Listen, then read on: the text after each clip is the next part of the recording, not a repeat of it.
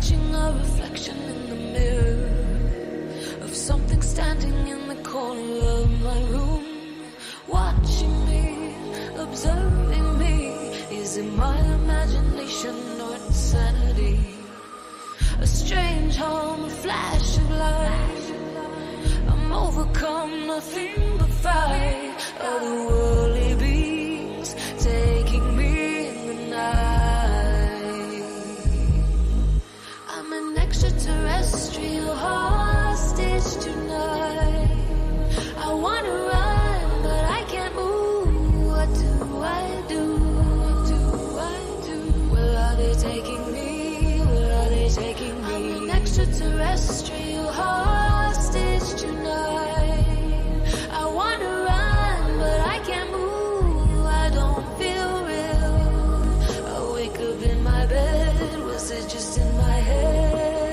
Looking at my hand, there's something there. Inside of me, I'm feeling oh so scared. Confusion and nasty fear. It wasn't just a nightmare. So loud, so bright, hypnotizing me figures lost in time. I'm tortured, surrounding me tonight.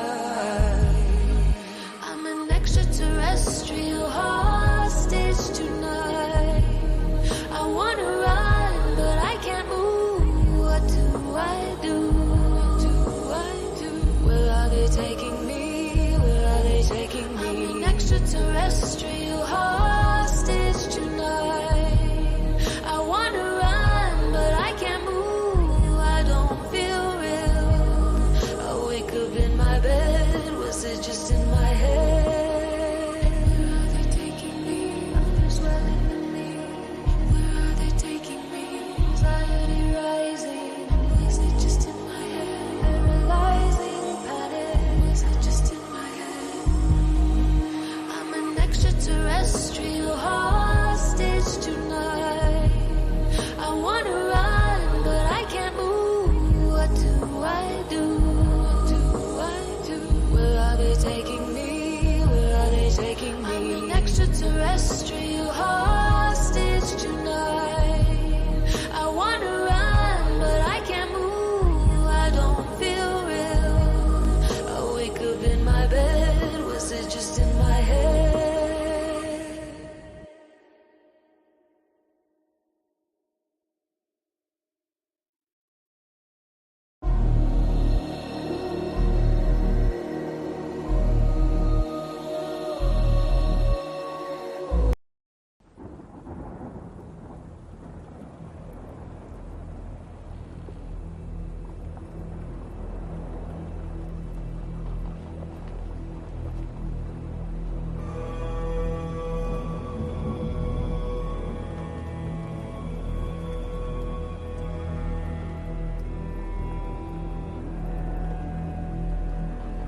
A dreaded flag, a vengeful sea.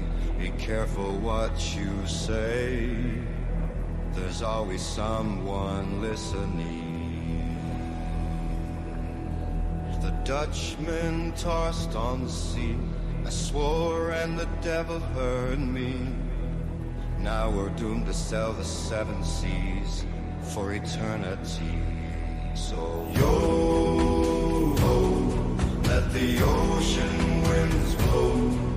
The line forever we must flow. We sail through them, cursed and condemned. Yo-ho, let the ocean winds blow. A sinister grin across his face said, you'll be doomed to this place. The devil heard my oath, shame of my boast.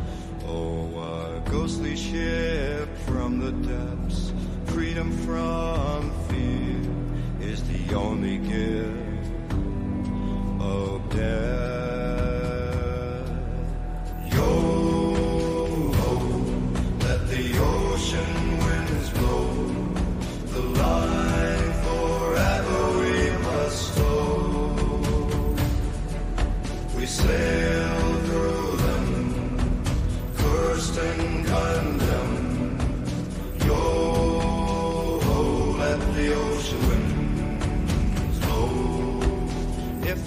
cast your eyes, you'll join us like those before. We're an omen of the ocean night. When you see the flying Dutchman, it's too late for your soul. To the waters we gave now our grace. Yo, ho, let the ocean winds blow. The line forever we must flow. We sail through them, cursed and condemned. Yo, ho, let the ocean winds blow. Yo, ho, let the ocean winds blow. The line forever we must flow. We sail through them, cursed and condemned. Yo, ho, let the ocean wind blow.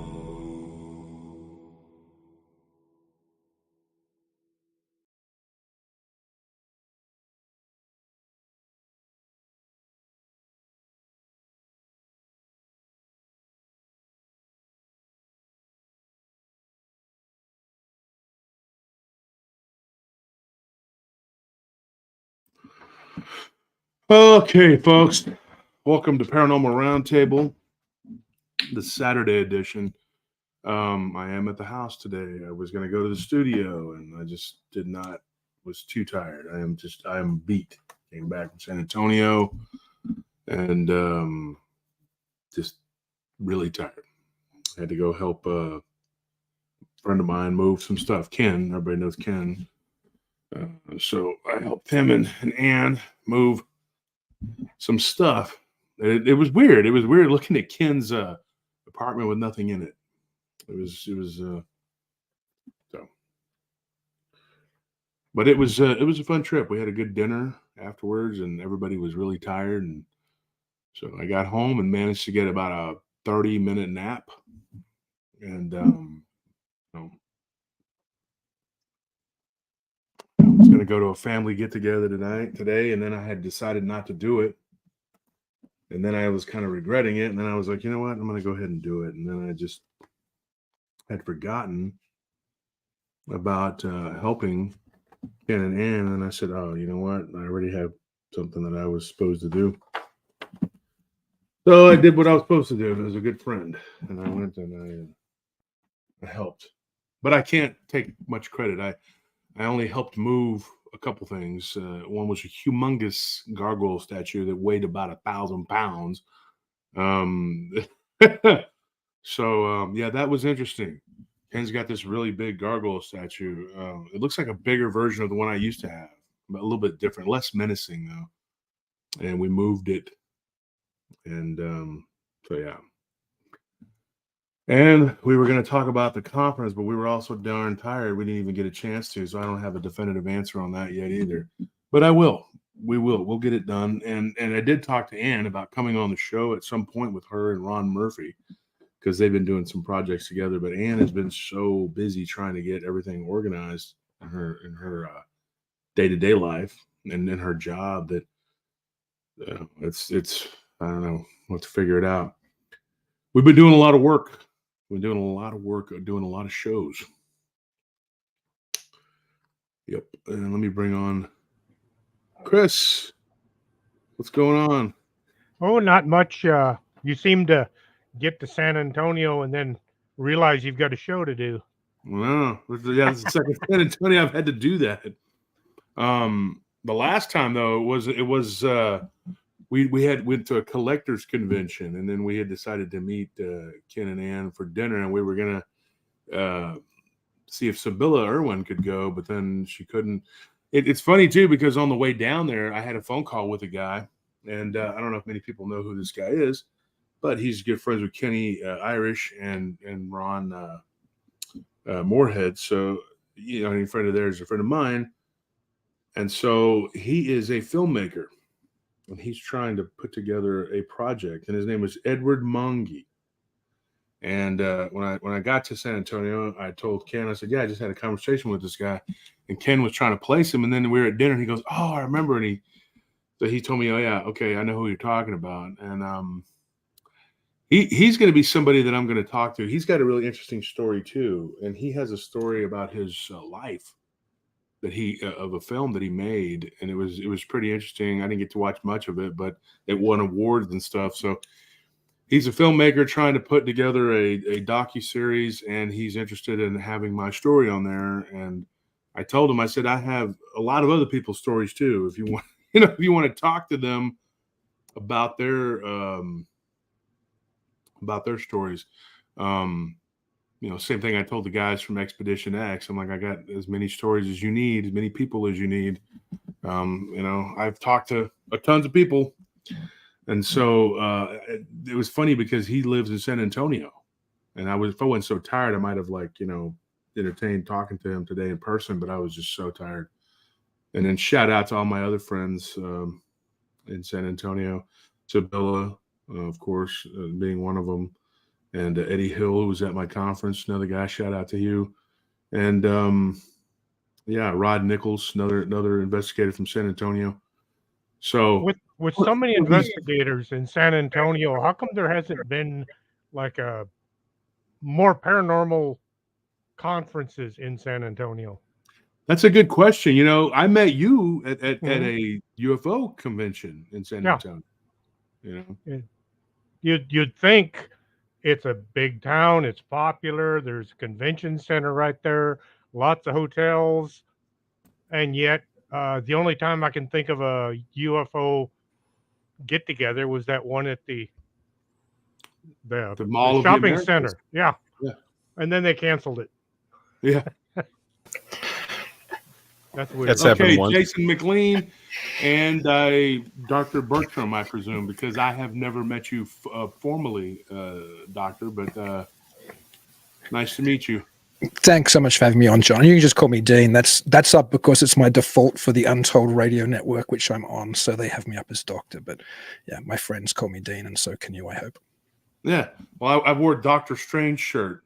That's fantastic. Same thing. Yeah. Because I figured you're Doctor Strange, right? I'm a little strange, yeah. Oh, don't be so modest there, Dean. You're quite strange.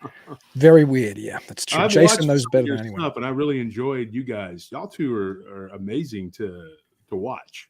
You two are really quite the duo. Well, that's very kind of you, Josh. I certainly miss doing the show regularly with Jason. It was probably the highlight of some of my audio career, was getting to talk to that handsome man every week.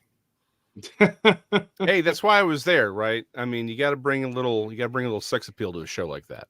Well, exactly. Very true. Strange things with Chris James. James, have you met Jason McLean and Dr. Bertram?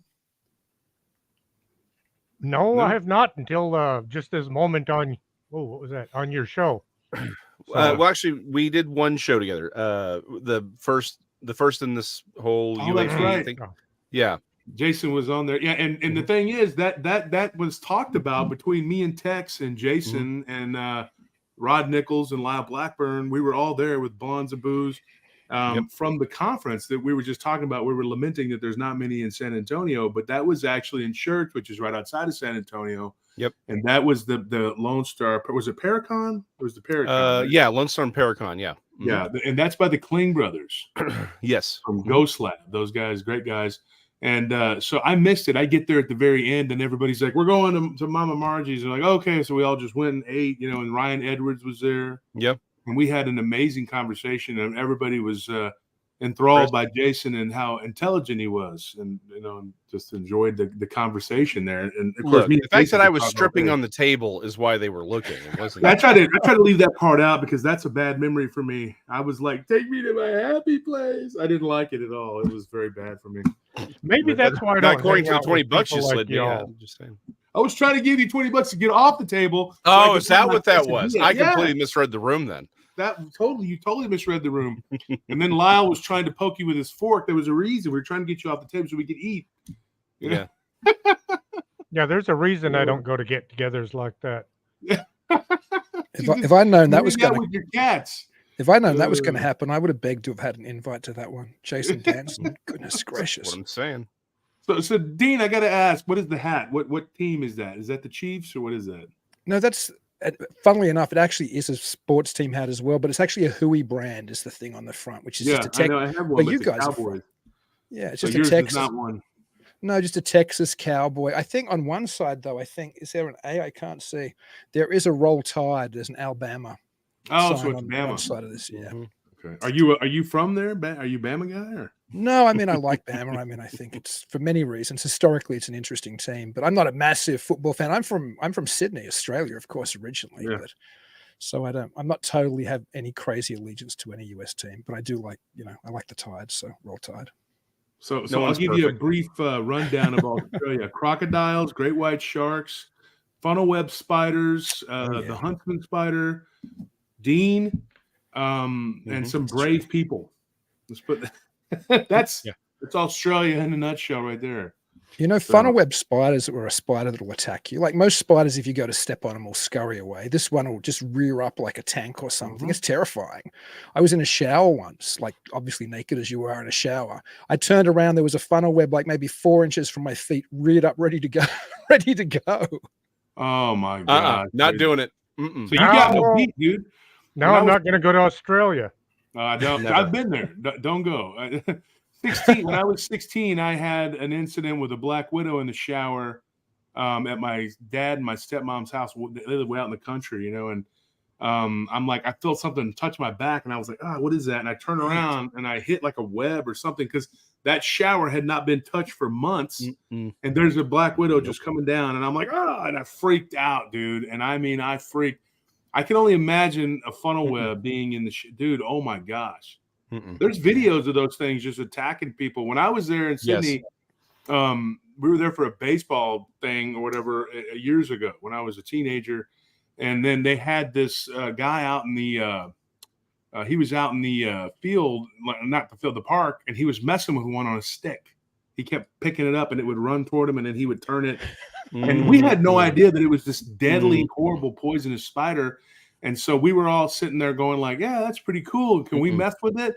And so somebody tried to get me to hold the stick, and I just kind of laughed, and I was like, no way. But one of my teammates did. And I said, man, you're stupid, dude. I mean, and then I looked years later, and my brother was like, hey, you remember? And I have a picture somewhere. It was like, I had like a camera I took with me because we didn't have cell phones back then. And I took a picture of that spider. My brother's like, the spider y'all were talking about? He's like, check this out. And there was a show about the Sydney funnel web. And it's weird. They think that it's some sort of it's not supposed to be the way it is. It's like super hyper venomous, and it's ridiculously venomous. One bite can kill like so many people, like several people, and they're like, it doesn't need to be that venomous, and they don't know why it is. But it's kind of funny if you look at some of the history of Australia, and this can be where we start. There are stories of giants everywhere, all over the earth, but in particular, Australia, in the middle of Australia, there's supposedly this alien whatever underneath. What if the funnel web developed its venom to kill them? Not necessarily to kill humans. Maybe.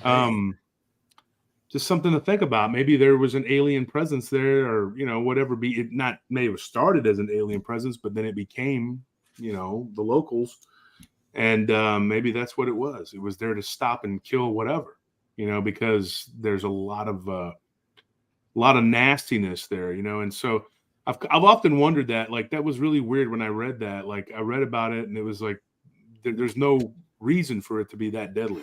You guys have another spider that's comparable to the black widow, and that is the redback. That's right. But it is like, I think there again, it's like 5 times more powerful than the bite of the black widow, which is horrible. I mean, and now they're finding those in like Japan and in like Indonesia and all these other places because they've hitched rides on freighters and stuff. So now they've spread out. The redback is spread out, but it's only a matter of time. I'm sure the funnel web will too at some point. You don't want that Australian. You don't want that Australian immigration. Believe me. Horrible, man. It is really horrible. Maybe they're that powerful so that it was God's way of saying, what where y'all shouldn't be immigrating to? This continent. Like this This place is where humans shouldn't live here. And we're like, yeah, let's go. I remember I heard that there was there were sightings and there was belief that there was still a living megalania in Australia. The giant lizard. Yeah. And I'm sitting here thinking, you know what? Because again, I think I think the megalania is a really good matchup for the Chinese dragon, also the Indian burra, which is the same thing. And so I was thinking, yeah, I've always wanted to see Australia. That looks like a really good thing. I started looking into it and I realized, oh no, those spiders there. Nah, screw it. It goes undiscovered. It's also why I'm never going to Brazil, because it has there's spider rain in Brazil. No, spiders raining, not a thing. Well, that happened not a thing I'm never going to do. That happened in Darwin, and it actually happened in Perth. In Australia, they actually had spiders that rained. Now, these spiders were not as deadly. Now, what people don't realize, also is that Australia is only populated on the coast, and the whole thing is not covered in crocodiles. Now, down in the south, down further down, there's different places where there's not, all this craziness, and those monstrosities are actually separated by thousands of miles. Because you're not going to find a Sydney funnel web in Perth, more than likely, because they're so far away from each other, and they would have to hitch a ride. So you could possibly, but it would be the same as like maybe finding one in Indonesia. It would have to take a freighter or something, because overland is almost impossible because of the lack of water. And of course, that's the thing I wanted to talk to you about is. What you think about the possibility that there could be something there in the middle, like right in the middle of this continent. Now, everybody talks about aliens and demons and all that, but here tonight, I would like to pose the question: aliens versus demons. Are they aliens? Are they demons? And are what we think of as demons just all really collectively a federation of outlaws from another star system that really don't get along, and they all fight each other just like demons do here? Now, is that a good topic, or what do you guys think? Or we could just talk about rugby. No, I think that's a great topic, and I think one of the biggest challenges facing anybody who objectively tries to approach the unknown and the anomalous or the Fortean or whatever we want to call it, whether it's a demonologist or a ufologist or a cryptozoologist or a specter hunter, whatever, is the difficulty in determining what these things are. Because of course there's no UFO that we've dragged back to a lab, unless you believe stories about Roswell crash retrieval stories, and then that's in the hands of a secret government group anyway. There's no Bigfoot on the table yet. There's certainly no ghost ever caught. So when people have these anomalous experiences, all we really have to go on is usually the stories that they tell us. And sometimes there might be some trace evidence, but it's in many ways like a fairy story. When you come out of a fairy tale, if you've encountered the fairies in fairyland and you've been lucky enough to grab a piece of gold and put it in your pocket to come home to show everybody as the proof, when you pull it out, it evaporates to dust. And that's normally what happens when somebody has an anomalous experience. I don't doubt people having anomalous experiences, but then the question becomes, what have they actually encountered? Is it, as you said, Josh, a demon? Is it an ET? Is it something altogether else? And this is what I think people who are interested in this type of topic should focus more on, than the assumption that Bigfoot is a flesh and blood, hairy hominid, or that the encounter at the end of my bed last week when I was abducted was really a gray man from Zeta Reticula. Like, we all have these experiences, or different people have different experiences, and they tend to instantly be labeled into different groups of Forteana, for lack of a better term, and everybody's sure of what these things are. I don't think anybody's sure of what they are, and anybody who tells you they are, I think, is being a little bit disingenuous. Yeah, they're grasping. There's people that will do that, though. They'll tell you, and a lot of it is based on their own experiences of hold on one second. Yeah, that is a common thing with a lot of people. They'll claim the title of being an expert: Bigfoot, UFO, ghost. Never met the thing, never sat down and talked to it. No photographs of them, best bud. But they're somehow experts on these items that, how did they get the expert? Did they go live in a cave with them? were they abducted? Now, Travis Walton is the closest thing to an alien expert that I've met because, well, he's met them. So, but yeah, there's too many people out there that just they'll claim the title UFO expert, Bigfoot expert, ghost expert. I just like to say we don't know, and as soon as you'll admit that, you'll be a lot happier. Mm-hmm. And I think the problem is just quickly is that even people who have genuine experiences, like I've met lots of experiences, and I don't doubt that they've had an encounter and they're telling me the truth. But I think what we have to be conscious of is that perhaps the beings or the entities might even be deceiving the witnesses. And that was another, I often look back to fairy faith because those older traditions, people had more regular contact with the anomalous and they developed systems over years and years and hundreds of years, sometimes thousands of years, how to deal with these things. And in Ireland's fairy faith, one thing that shines through is experiences were very conscious of the fact, because fairy faith had already taught them this, in that when they encountered some of the other crowd, some of the fairies, some of the she, whatever you want to call them, they might be being lied to. That beautiful palace they were taken to could just be a dark cave. That gorgeous feast that was served to them, the sumptuous food, was really piles of manure. The beautiful fairy maiden was really an old hag. So there was an understanding in fairy faith that your very perception might be deceiving you in an encounter with the anomalous. And I think that applies still today. You know, I think that that's pretty accurate. I think that the fairy abductions could be the modern day alien. That could be, you know, there are stories and stories abound, especially in Britain, the British Isles, of people being abducted by the Fae. And I've talked about this before, being taken to the Sealy court or the unsealy court. And really and truly, there's no difference between the clean and the unclean. They're just evil and then more evil, wretched and more wretched. That's all it is. And one thing I learned, you know, from talking to people who have practiced dark arts, you know, and that was somebody that I had recently talked about on the show. One of the things he told me was that there is no good or bad when it comes to their inner warfare or whatever. He's like, it's all bad on bad. There is no good. There's just varying levels of evil. And I think that that's probably the case, you know, and I think when you stop and you look at demons coming into your house, it's the same as an alien coming into your house. It really is, for me anyway. I think it's the same thing. The question, though, is, are aliens demons, or are demons aliens, or angels a type of alien? Are we dealing with some sort of like presence that was there were some good ones and then there were some bad ones? And then they fought wars and whatever else. And but you know, it does bleed over into a spiritual aspect, which is hard to fathom. And I've been just searching for years for the answers. I read a book years ago, Bud Hopkins, Intruders. And I was living in this one particular apartment, and it was with the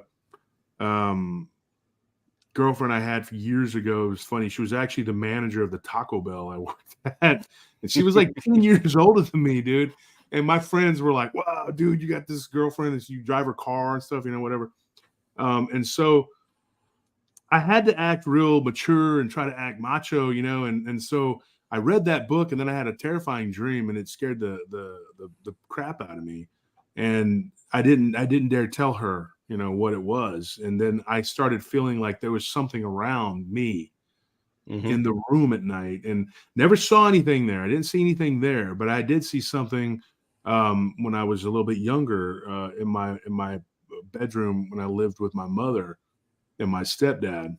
And so that was a weird thing. And then my friend, I'm almost positive, had an abduction scenario with these 3 tall blue beings. And I saw the same thing on that night, but I'm almost positive nothing happened to me. I think they came into my room and that was it, because he had told me that he would wake up feeling like he was flying and that there was something holding him. Then I had Jason Bland come on the show and talk to me about something grabbing him at night and taking him and showing him things. And that's kind of what happened to my friend Chad. And so it was really weird. And so that was the only really interaction I had with aliens, like, or any kind of, you know, whatever. And then one time I fell asleep on the couch at my mom's house, and she was in the bedroom, and there was nobody else there.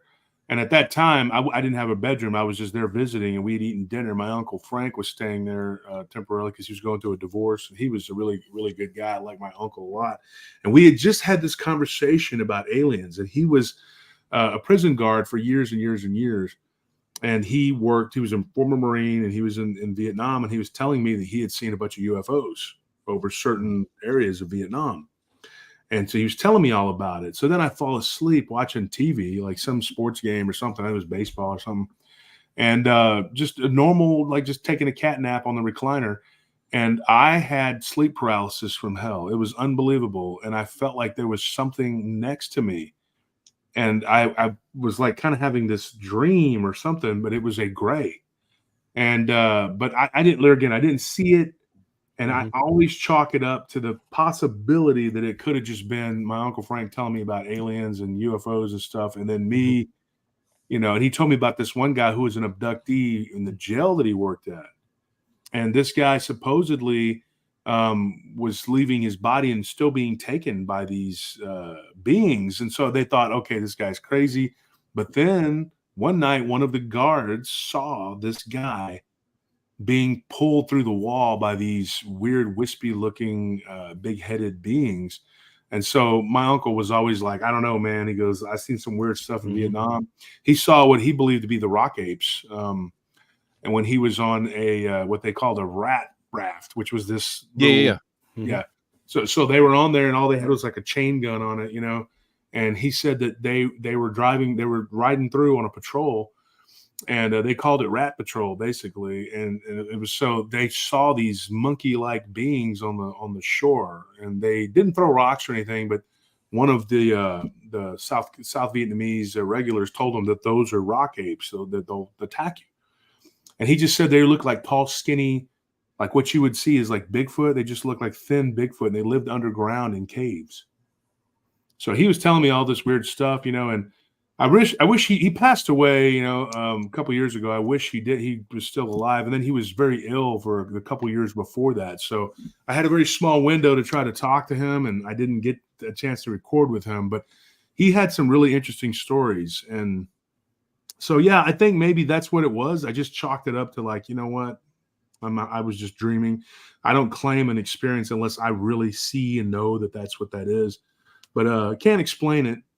And I've always wondered if it was, if these things were something other than what people think they are, which are aliens from outer space, because I'm not even sold on the idea of outer space, but your thoughts, guys? We'll start with Bertram.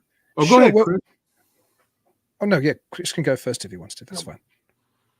Well, so many people have seen aliens for so long. And then so many people have had demon encounters for so long. And a lot of the alien descriptions do sound like what you'd expect a demon.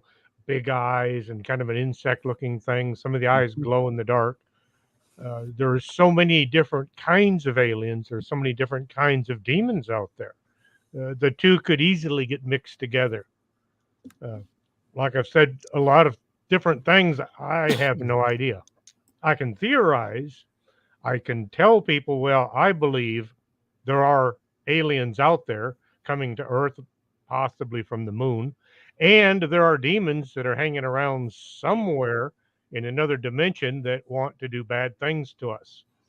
Are they the same? I don't think so.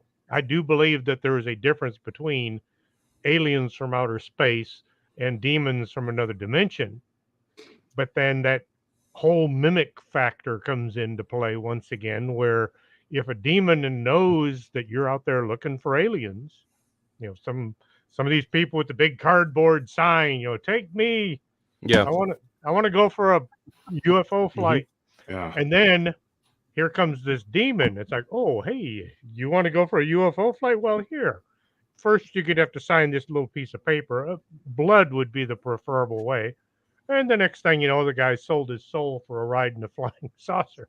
But I have met a lot of people who have met aliens from outer space, talked to them, have no reason to think that they were crazy or lying. But at the same time, I've met quite a few people that have encountered demons, and they were neither crazy nor lying as far as I could tell. I think Chris hit something really, really interesting, which is it's entirely possible that you have, again, not to get off on the Bigfoot thing, but Josh, we've talked about this. I've been very public about this for a while now. I think the Bigfoot phenomenon is actually multiple phenomena being put in the same box, right? Mhm. And that's the problem, is we're talking about multiple different things.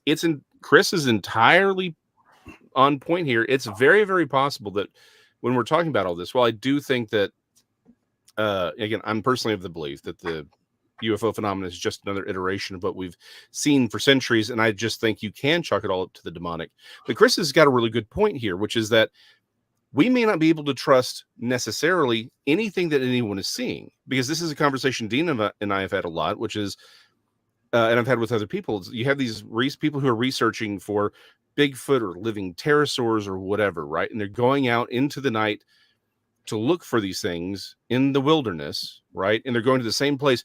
And I talked to so many researchers like, yeah, I'm getting these really good responses and I'm seeing these things. And I'm like, okay, but you don't have a lot of physical evidence here. Are you sure you're actually interacting with what you think you're interacting with, right? Again, everything from living pterosaurs to Bigfoot to whatever, right? And I think Chris has got a great point. It's like, it's entirely possible there is some sort of alien thing going on, but then there's also the demon stuff going on, and the demon stuff can want to look like the UFO stuff so that you don't recognize it for what it is, right? People have asked me, he's like, why, Jason, why do you think that maybe a lot of these Bigfoot encounters are actually demonic, and why would they want us to think they're Bigfoot? I'm like, so you don't realize what they are. What are your thoughts on that, Dean? Yeah, I mean, Jason and I agree on a lot of points.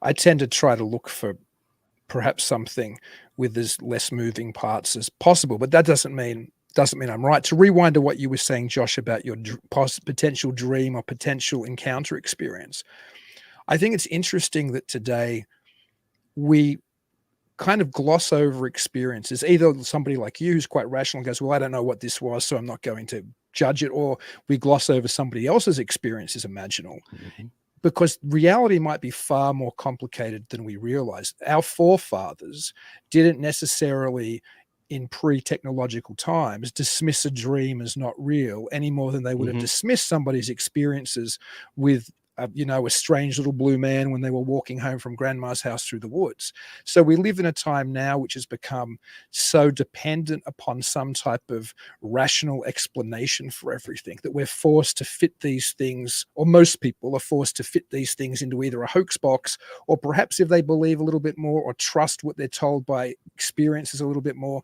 try to fit it into something which makes sense, like extraterrestrials or relic hominids or relic lake monsters, or things that they can kind of still fit within a modern scientific paradigm. But I think whatever these things are, they played with us for so long, and they've also been a part of us so long.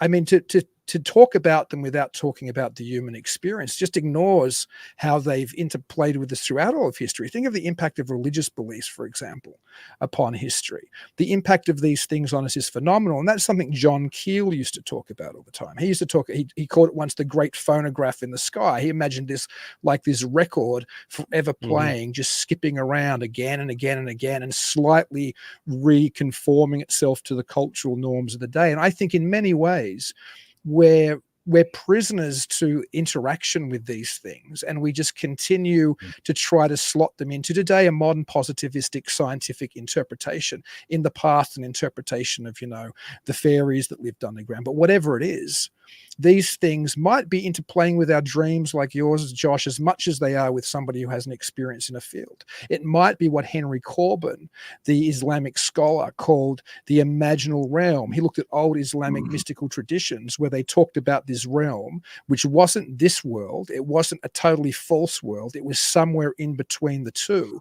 And the people who experienced it, and this is what you'll often hear when you talk to experiences, that experience with that other realm was realer and more important and more vivid than anything they'd experienced in their day-to-day lives, but it was still somehow intangible going forward. So I wonder if lots of what we're talking about doesn't fit somewhere in this other space that's always with us, but never really ultimately obtainable and explainable. I want to touch on something. You just had the comment up, but I think it's really, really important that everyone realizes that if you don't like and subscribe, like right now, then Bigfoot is going to eat the Easter bunny, and you will be getting no chocolate tomorrow. That's really important to remember. Could happen. If you haven't liked and subscribed, Bigfoot will eat the Easter bunny. Now that being said, also, Dean, by the way, or to Dean's point, like there's no one catching ghosts. I would like to point out that there were four gentlemen back in 1984 in New York that had a pretty good run at catching some ghosts. So maybe slow the roll on that one. But no, yeah, but look what happened to them. Yeah, exactly. The government came and shut them down like they always do. Right? Anytime we get close, government shows up. Walter Peck has been busy lately. Well, anyway, we're trying to shut down Easter too. I'm not going to get into that. I'm not going to. Yeah. I was about to, I can't even be mad about that anymore right now. Like I just can't even. I'm like, it's like, please, it's another day with these people. But yeah, so I think one great question to also ask, because I agree. Again, Dee and I, we agree on a lot. Is that? But one other question we need to ask is we do need to kind of define terms, right? Because what does alien even really mean in this case? Because if alien only means not native to this planet and this realm of existence, then yes, demons are by definition alien. So are angels. However, if we mean and define alien as an organic being that evolved somewhere on another planet, okay, then and that is what separates it from a demon. That's an entire, that's one way you can define it. But I was talking to a gentleman years and years ago, and he was talking about how he doesn't believe in angels or the supernatural. And I said, hold up. Do you believe that there are entities that do not come from this plane of existence that are comprised of energy? He said, yes, absolutely. And I'm like, okay, how would you define an angel? Right. So that's sort of the issue is if they're something that sort of organically evolves somewhere else on another planet, that's one thing. But if we're talking about interdimensional beings, then there may not be really a definition. Then the language is just old versus new, right? If we're talking about the interdimensional, or to Dean's point, there's the realm of the spirit world. If you want to use that phraseology, I like it. That it's a realm that is outside of the physical world that we inhabit, right? Something that's not this pen, if that's what we're dealing with in entities from that dimension, then these terms they're all just attempts to describe something that's outside of our realm of understanding, in which case we are we sort of have this wall where we can't really observe them objectively and know them scientifically. And that's an issue, right? Because then at that point, we are sort of reliant on what they're telling us. So that's when it's like, well, maybe it's then that branches off an entirely different conversation. But to get back to maybe one of the questions we need to ask is, how do we want to define these terms? And then what does the actual evidence show us? Because I go back to one of the things Chris said is, it's not that these people it's not that people are not having legitimate experiences. We all think that that everyone is having these these are all legitimate experiences that are being had. The question that does come into play though is the experiences being relayed to us by them an objective understanding of the event, or was there a glamour put over the person? Were they given a lie because that was their experience, but it doesn't mean they experienced a reality. Again, going back to the idea of the fairy, of the fae or the jinn or any 1,000 other cultural touchstones from throughout the centuries, as Dean pointed out, there's a lot of these same common denominators that keep popping up. And if we have the same touchstones, but everything looks different, then maybe the issue is we're not seeing them for what they really are. We're not actually interacting with them the same way we'd interact with this pen. Doesn't mean it's not happening. It just means we don't know that we can trust the actual thing, which means we don't know if that's an alien from Zeta Reticuli or Samael, right? To Chris's point, and you just sold your soul to take a joyride in a fake UFO. Like, we don't know what that is, right? And I think that's a bigger you know, a lot of this question just comes down to how do we define those terms, and then how do we objectively delineate what is what. So I wanted to say something here, and this is I want to tell someone's encounter on here, and then you guys tell me what you think. Now, this right here to me is very important, and this is somebody. His name is Nasir, and he's originally from Syria, but he ended up living in Jordan. And he said, I lived in Jordan for years, and I met him through another friend of mine, Hamoudi, and he's a Lebanese guy that I've known for years and years. And it's funny because the names of these, I know like 2 of every Arabic name you could think of. It's really, and I know a lot of people from the Levant, whether they're Arabic or Israeli or Turkish or Kurdish. I know a lot. I've studied a lot in the Levant. And so this guy, though, Nasir, gave me a really interesting encounter.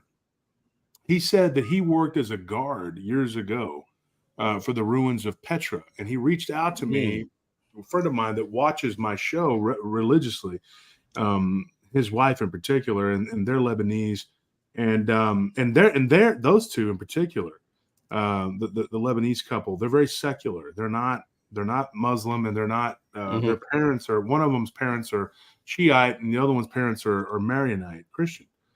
So they ended up meeting over here in the United States, and they're very secular. And so they're very unbiased. And so he reaches out to me and he tells me, he goes, I got a friend named Nasir, and I want you to talk to him. So when I talked to this guy, it was right after I did the show about it was called The Horrors of the Forbidden City, the Petra. And of course, the lady on there, she was a Dutch lady, Danish and Dutch, whatever. But and I'd said this before, we argued about some of the way that she handled her life, doing what she did. And I got into a UFO discussion with her because when she was there, she spent a lot of time there in Kathmandu, which was very popular for the backpackers in the 70s and 80s, these beatnik type people. I guess the 60s and 70s into the 80s. She was one of them, and that's in Nepal. And they would go up into these mountains, and they could see these UFOs like zipping around up there. And so she said that the Bedouins told her that these lights that she would see in the sky that looked very similar to what she saw in Kathmandu, she said that the Bedouins said that those are jinn. And in particular, the green ones were really nasty, like bad ones, And so she ended up having these weird experiences. Well, Nasir worked as a guard for the Jordanian government years ago. And he said that, when he was near the Forbidden City, at night, and this was in the late 70s, he said that, and he's an older man now, but he told me, he says he always talks the way he talks. I've talked to him 3 times now, but he always says, brother, let me tell you. So he says, there are 2 things going on there. One is the very bad thing, the jinn, and they are all over that place in the desert. But then he says, but there is another thing. Not the same. I think one time, same thing. He goes, totally different. He said, these are beings that come from these spaceships, like crafts. And he said that one time, one of the patrols, 3 of the guys, these Jordanian soldiers, were abducted and taken on board a craft. And they were not the same. They didn't look the same. They didn't talk the same. And they did not have the same sort of nothing. It was nothing like what they had dealt with before with the jinn. Now, to me, the jinn are just desert fae. They really are. That's what they are. They're just fae from a different region. If you go to Britain and you're in that area, or in certain parts of France, where the Celtic influence was, they're going to call them what they are, like fairies, fae, whatever, what they are to them. You go to the desert, that's the same thing. They're just a different type of being from the same sub-nature class, and that's what they are. And so he said these beings were totally different. And he had an interaction with one. And he said, I saw one come out of this ball of light, flesh and blood, as real as you and me. He described it as a 6-foot-tall lizard with 3 toes because he saw the tracks in the desert. And him and 2 other guards basically raised their rifles at it, and it totally ignored them like they weren't even there. and it just disappeared into the interior of the city, and they had to go through and try to find it. And he said that no one wanted to cross into that gate to go in and look for anything because the jinn were all over that place. And he said that they would do these things, like they would grab you and you would go unconscious. This is the jinn. And then you would wake up in another reality or who knows what, and you could die. And the belief was that those that their heart would stop beating. He said that the belief was that they were taken to the realm of the jinn and that they were gone forever. That's it. You're done. So it was a terrifying place, and they paid you top dollar to work there. And they did tons and tons of work, spiritual work on that place to get it under control. And it's another thing he told me. He worked there for 17 years. And he said, look, he said, you know, they brought in Christians and Muslims and Jewish people and Buddhists. And he said, and they all worked together to try to clean that place so that they could open it up to tourism and it would be safe. He said, because it was a very dangerous place. He said, but there were these beings that were coming and going from these balls of light, which they would come out of what he called spaceships that would be about, 200 or 300 yards up above, hovering. Some of them were triangular. Some of them were discs. Some of them looked like balls, metal balls, like giant BBs, the way he described it. And he said that these balls of light would come out of them. And there were different types of beings. The gray, he described a gray to me. He described like a lizard type creature, reptilian. And so he said these beings, and then there were these other ones with these weird diamond looking faces, heads or whatever. And he called them diamond heads. And those also were confused. Some people would confuse those with these like triangular pyramidal head looking demons, which lived inside that city, which the lady on my show talked about, which is what caught Hamoudi's attention. And he said, he's like, dude, you got to talk to this guy, Nasir. He can tell you. He used to work there. And so, yeah, his uncle worked there with him years ago or whatever. And after the Lebanese Civil War, some refugees ended up in Jordan. And that's how his uncle ended up meeting this guy and working with him. His uncle passed on and had a lot of crazy stories, but he goes, dude, Nasir can tell you point blank, like what was going on there. And it was common knowledge from their government and the United States and the Israeli government that were involved in dealing with some of these beings. And he said that it was very, very common, these aliens and jinn, but they were two different things. He was very, very adamant that they were not the same thing.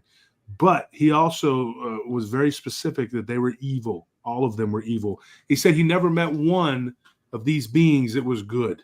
Like he goes, never. He said he encountered a couple different weird looking things. And I asked him about the dog man because, there were people that had claimed that they had seen these dog man looking creatures. And he knew somebody who did encounter these, but he had never himself dealt with or encountered anything hairy or furry. It was just the jinn in Petra. But he did tell me, my friend Hamoudi said to go and check out Baalbek, and do some research on it, which I am now in the process of doing. And I'm talking to 3 different people about that place. And another one is Al-Madam, which is another forbidden city, which was basically overcome by a dust storm or whirlwinds or whatever, dervishes as they call them. And it was swallowed up, and then it's just recently reappeared. And so I'm doing some work on that too. I got to find the name of this one witness, or the story from this one witness. And then, I'll be ready to rock and roll. But I really think, though, that there's something different about these aliens. And I know that a lot of people think, well, they're just masquerading, whatever. But I ask this question all the time. If they are just doing that, I still think that there's a preferred form that they take because they like to look like, certain types of beings very, very often. And that doesn't mean that they can't shapeshift. Now, I believe that these people that practice lycanthropy and vampirism, like I've talked about recently on the show and some of the information I've gotten, they can shapeshift and do if humans can do it, I believe the Fae can do it. I believe that these interdimensional, I don't want to call them aliens because that's not what I believe. I call them interdimensionals. They can do it too. but they do have a true form or like an avatar that Mhm. they particularly use. And I do believe that that's their true form, but they can warp, space and time. And one of these races of beings actually refers to their leader as the Lord of Illusions, which in many cultures is Satan. That's Mhm. the head guy, which is a title. Satan is a title, but Shaitan is also a race of beings. So anyway, that's a lot to unload. I'll start with you, Dean. What do you think of that story? I mean, I think it's certainly interesting. I do think if there's an imaginal realm like I talked about before, or if there's the invisible realm like the late Christian author Michael Heiser talked about, or if there's a demonic reality, the way that Patrick Harper talked about, or any of these type of ideas of another existence where things are impacting on ours, it's quite possible there are different things in that existence. It doesn't, like any even a Christian type demonology is going to have different kinds of demons. You know what I mean? Fairy faith is going to have different kinds of entities. Any of the different religious and cultural traditions tend to have different beings in it. So maybe one manifestation does appear entirely different to another one.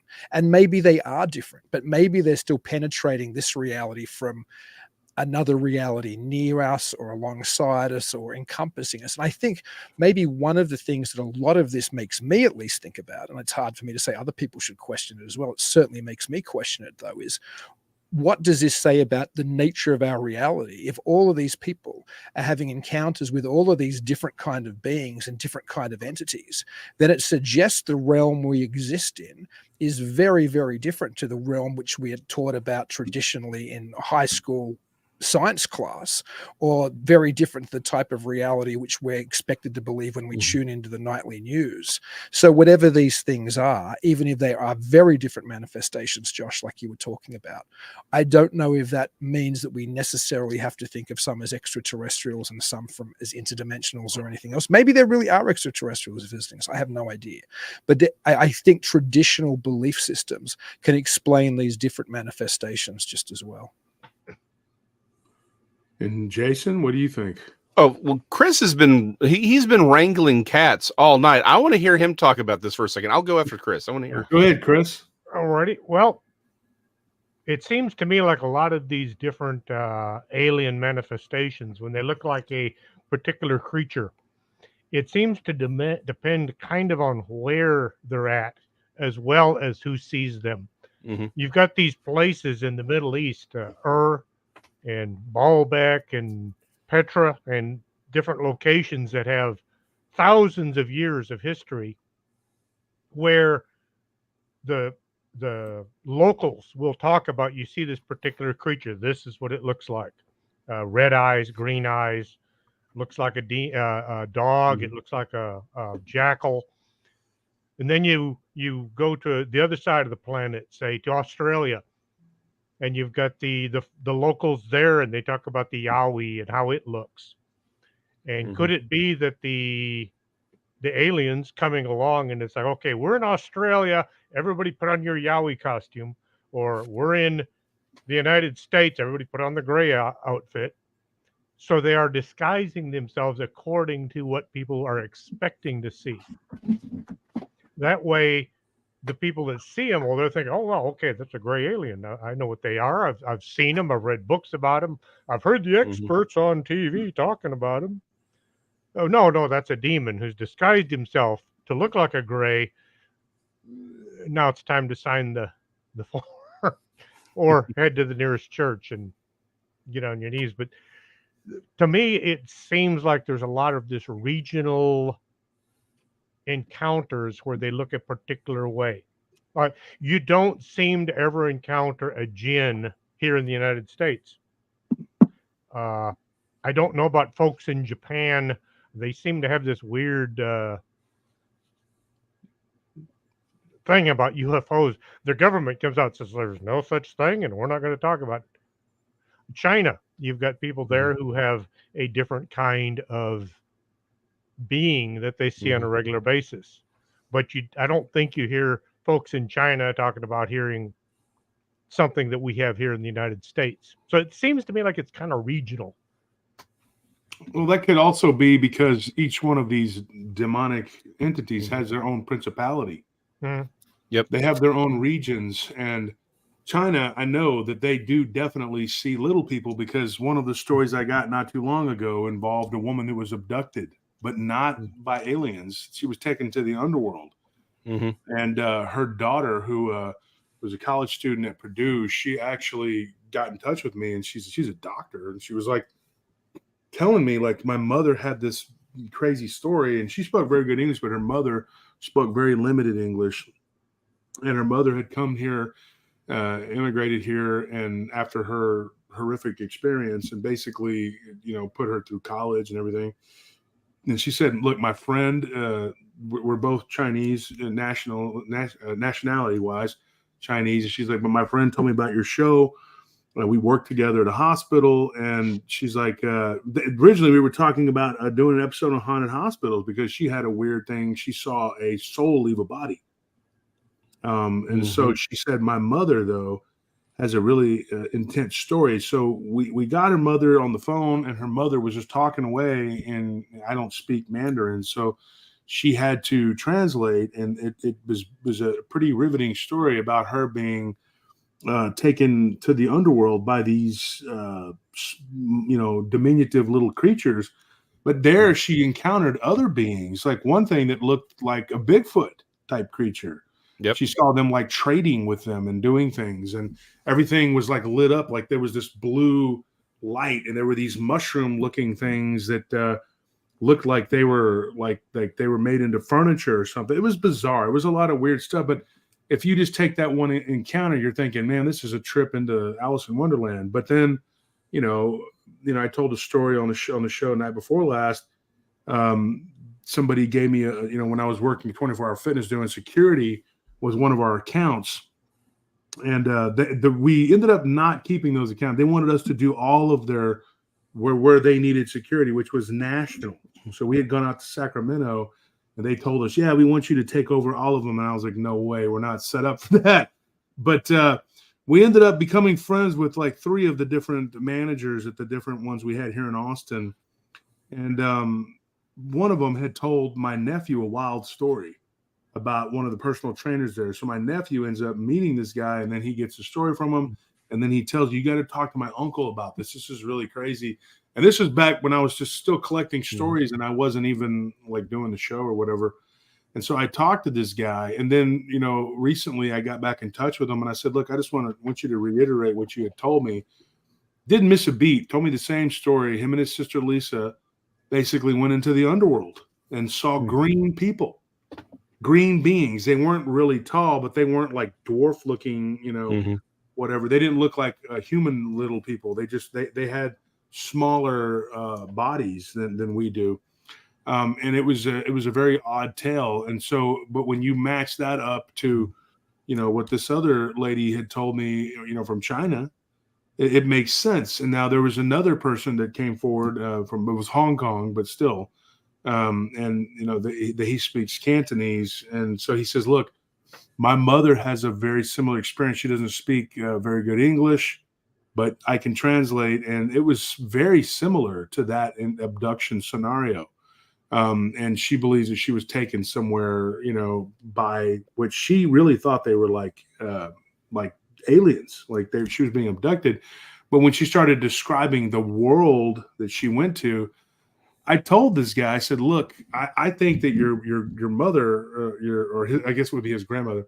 I said, your grandmother was not taken off world. I think she was taken to the underworld because she was unconscious. And when she woke up, she was in this place. Whereas the other girl who was a doctor, her mother's experience, she saw where she went. You know what I mean? Like, so, when you wake up in a place like in a lab type setting, and you're like, oh, I'm aboard a craft, I'm aboard a ship. It could just be, like Dean says, a dirty old cave, or, like a hologram, or it could be an actual like place, like a facility that they've dug out or bored out, and they're just pretending, they're just playing around with you, and they're doing whatever they got to do.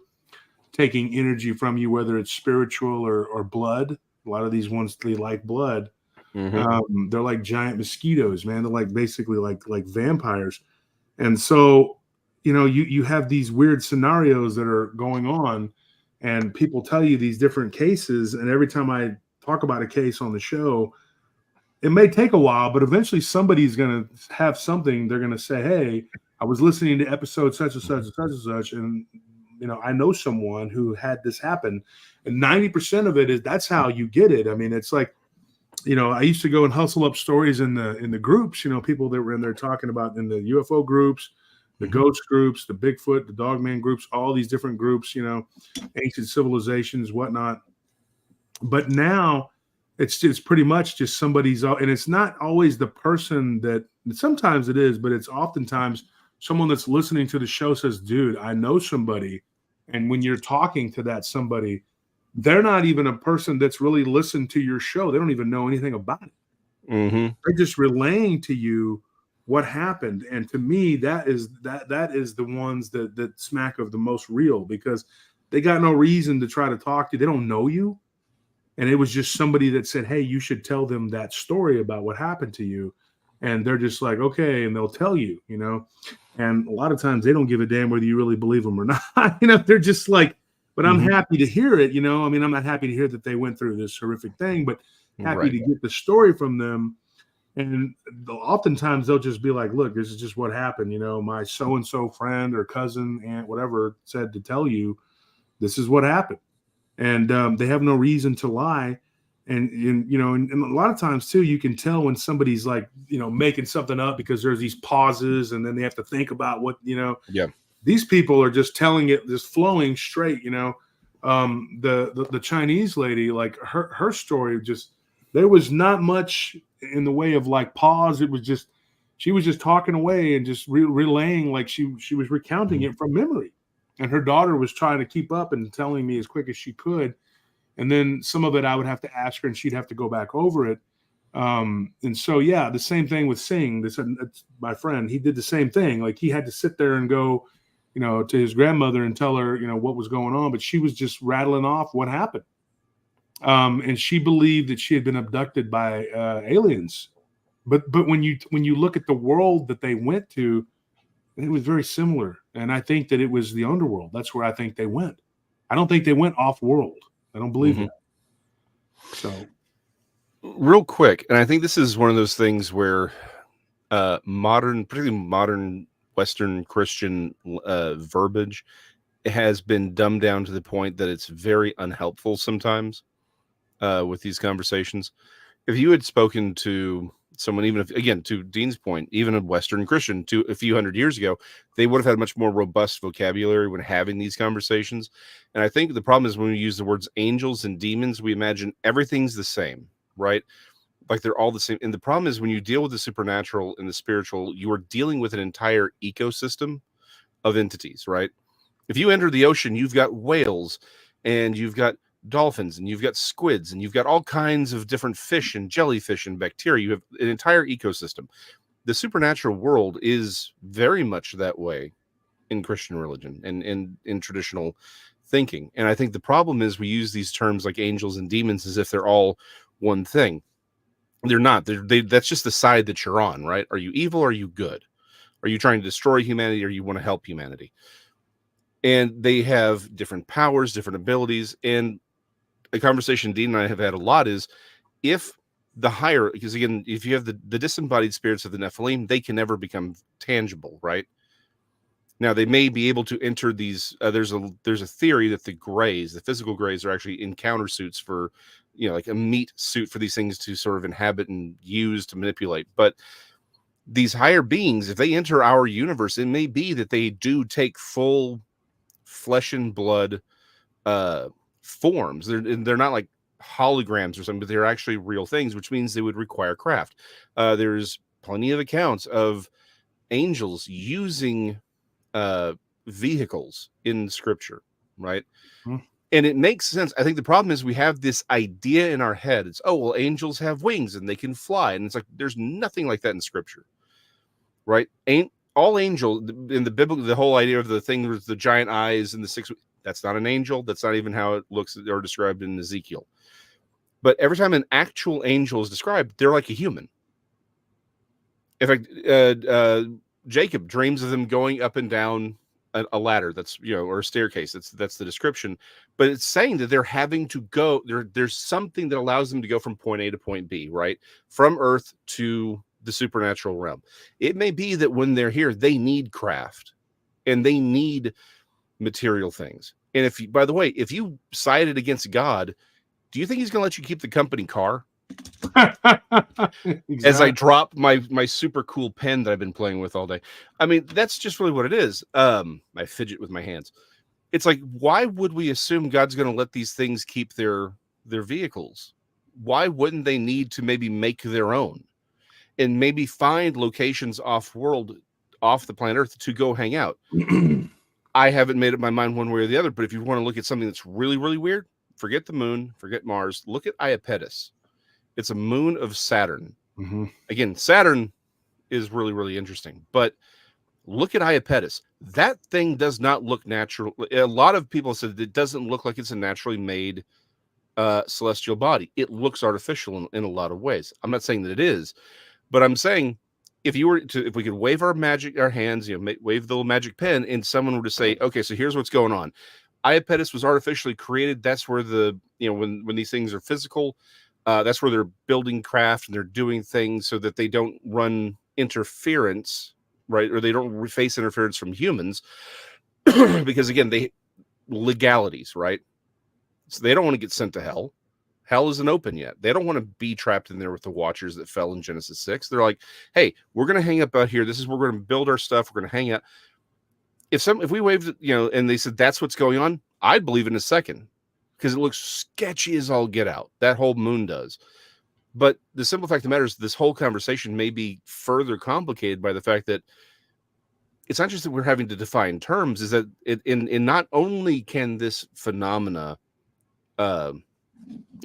create illusions that makes us maybe not understand exactly what we're seeing. It may be that we're dealing with entire ecosystems of beings and it's a mix of interdimensional and physical creatures and things that can't take physical form and a reality that is so far outside of our realm of comprehension that we don't even properly understand or have a language for describing it. And that may be the bigger complicating factor in all of this, right? So unfortunately, it's one of those things we have to sort of accept. Is like to Chris's brilliant point, with the exception of those 4 gentlemen from New York, there are no experts in any of this, right? Because we can't objectively observe anything until we have an actual Bigfoot body on a table, publicly speaking, right? Who knows what the government has, but until we have that, we can look at. We don't know that Bigfoot that all Bigfoot are physical. Like it's real hard for me to maintain the idea that there is a physical Bigfoot after my encounter with Tex a few years ago. Like it's really, really hard for me to maintain that idea, but I do have to look at what the physical evidence is. But to Dean's point, my entire point of saying that there is physical evidence may be completely moot if when they're on our side of reality, they have to become physical, meaning fully organic, fully biological creatures. Then that evidence itself is even in question because it's not necessarily it would just then be evidence that they are biological when they're in our neck of the woods, so to speak. You're talking about the moons. I'll say this, and to me, the most interesting in the entire solar system is actually Europa. Mm-hmm. It's very interesting, and it's a moon of Jupiter. Yep. And it's one of the largest moons in the solar system. I think it's like, I don't know, top 5 or something like that. Real big. Yeah, it's real big. But it is, it has the atmosphere has oxygen, and then it's primarily composed of silicate. Yeah. And silicate really is just silicone and oxygen mixed together. That's what that is. And then it has a crust of ice. But scientists are pretty much in agreement that below that crust, there is an entire world, and there's water there. Yep, liquid water underneath. There's even a remote viewer that claimed that the largest creature in the galaxy actually lived on Europa. I mean, It was a very massive underwater creature, like Leviathan type creature. You know, that's just somebody saying that they can remote view. We've all heard of people saying that they could do it and whatever. But I thought that was interesting, though. It was just food for thought. You know, and when you look at like our moon, it there's a lot that could be said about it possibly being and not, you know, not, it's like it's artificial. Somebody made it, you know, it was like it didn't just naturally show up there and start moving around. And it could be a base. And a lot of people have said that. We only see one side of that moon, you know, our moon, you know, and we're able to see other angles of these other moons on these other planets even better than we can see the dark side of our moon. So it's like almost like it was made that way. And a lot of people claim it's hollow.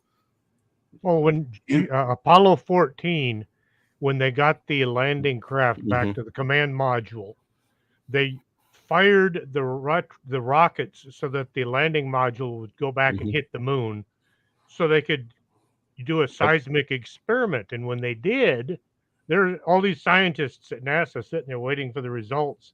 And when the results came in, they were all panicked because the moon rung like a bell. And it rang for, was it an hour and a half, something like that? Yeah, it was a long time. In my mind, I can just picture all these aliens inside the moon.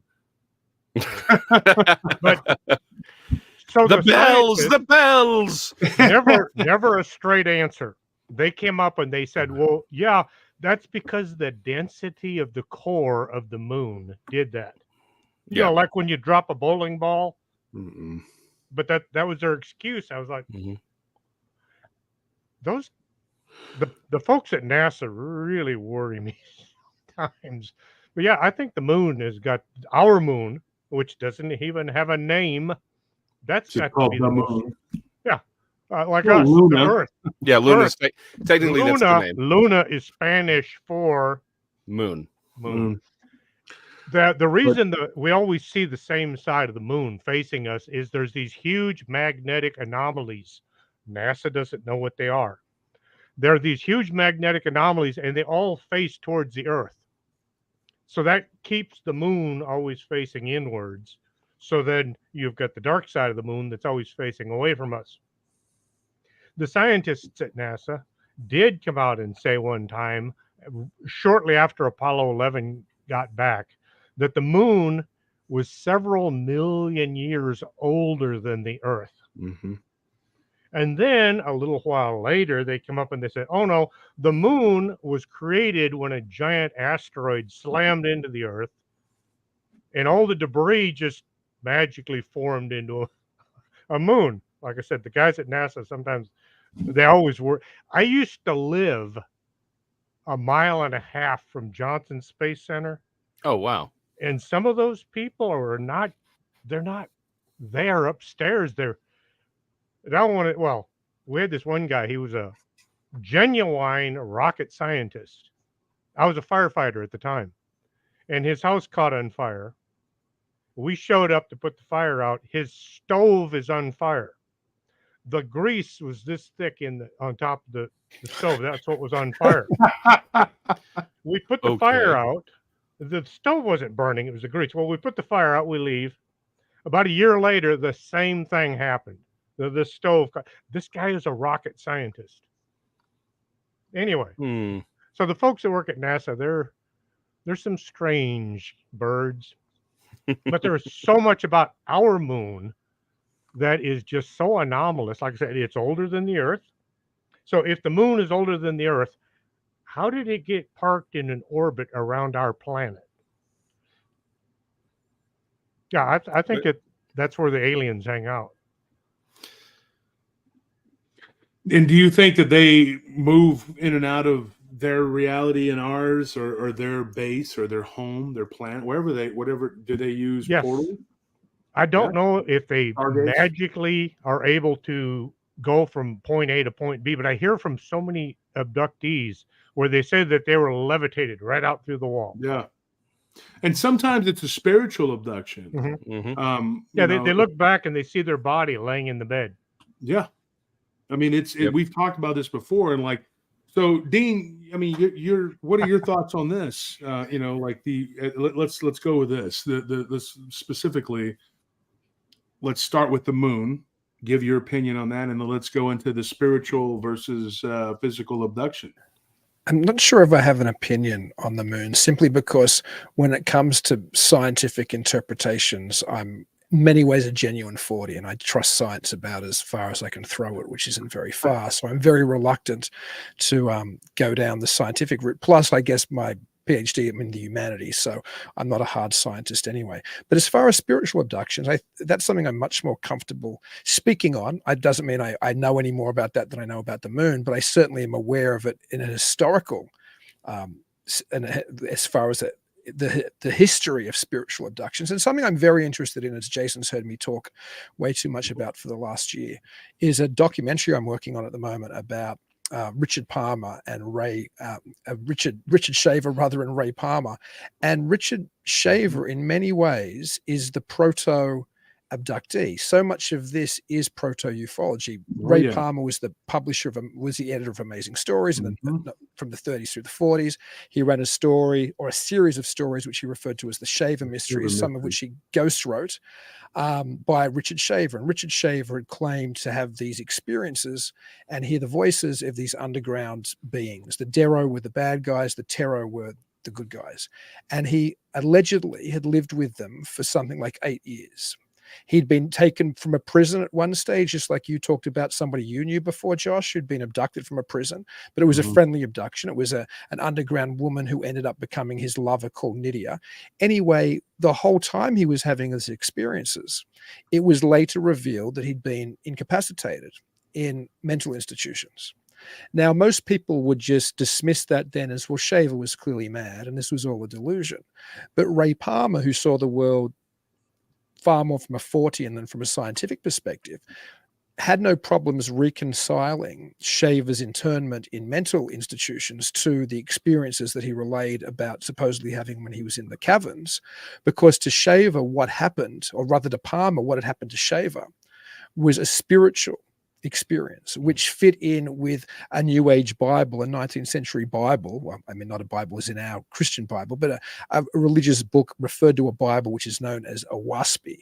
And that book, which supposedly had channeled in information, talked about various regions, kind of like the different dimensions we were talking about before, or the different realities where these different levels of beings lived. And so Parmer, when he was introduced to a WASPI, already having known Shaver, the two seemed to reconcile. He could imagine that Shaver had been taken out of body to these other places by these beings from elsewhere.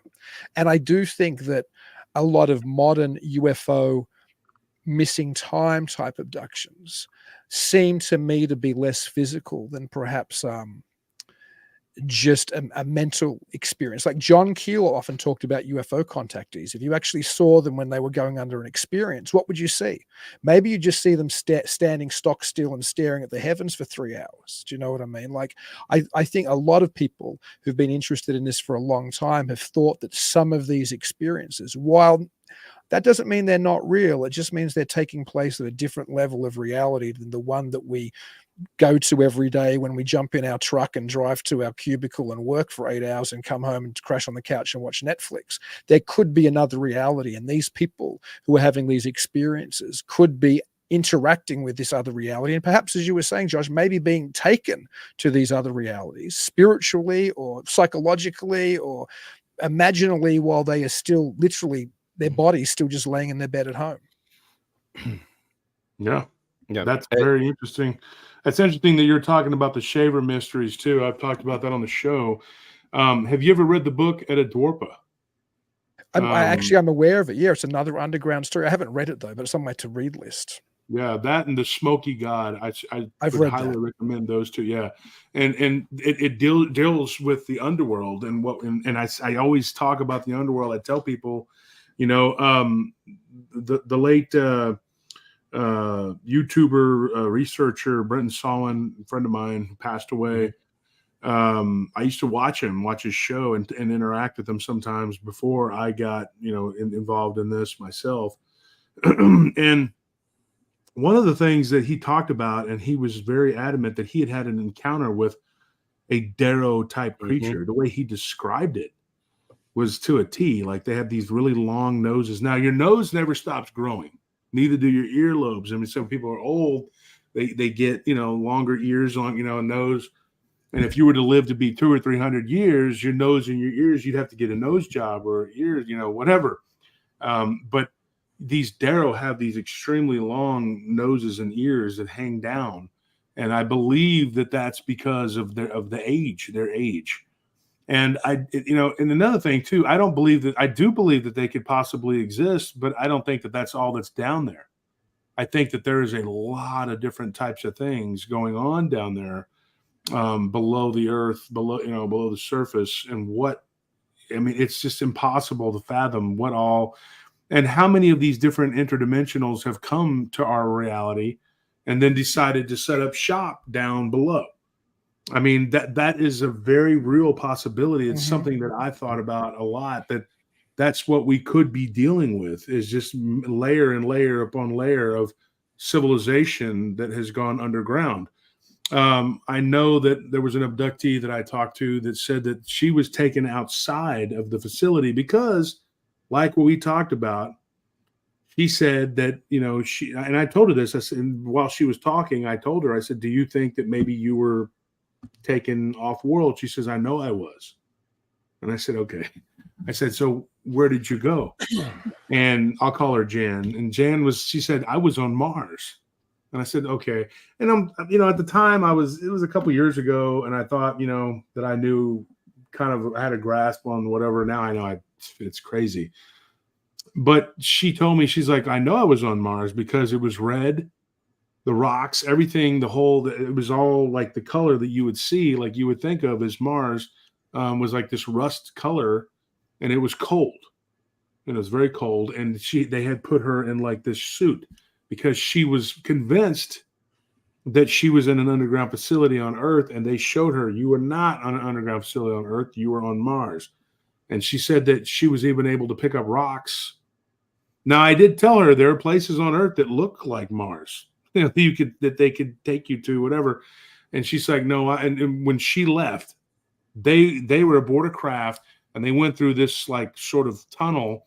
It looked like just like a blur in the sky. And when they hit it, it was like a tunnel. And then they came out this weird white spraying everywhere. And then they were on Earth and above an ocean. And it was like an instant stop.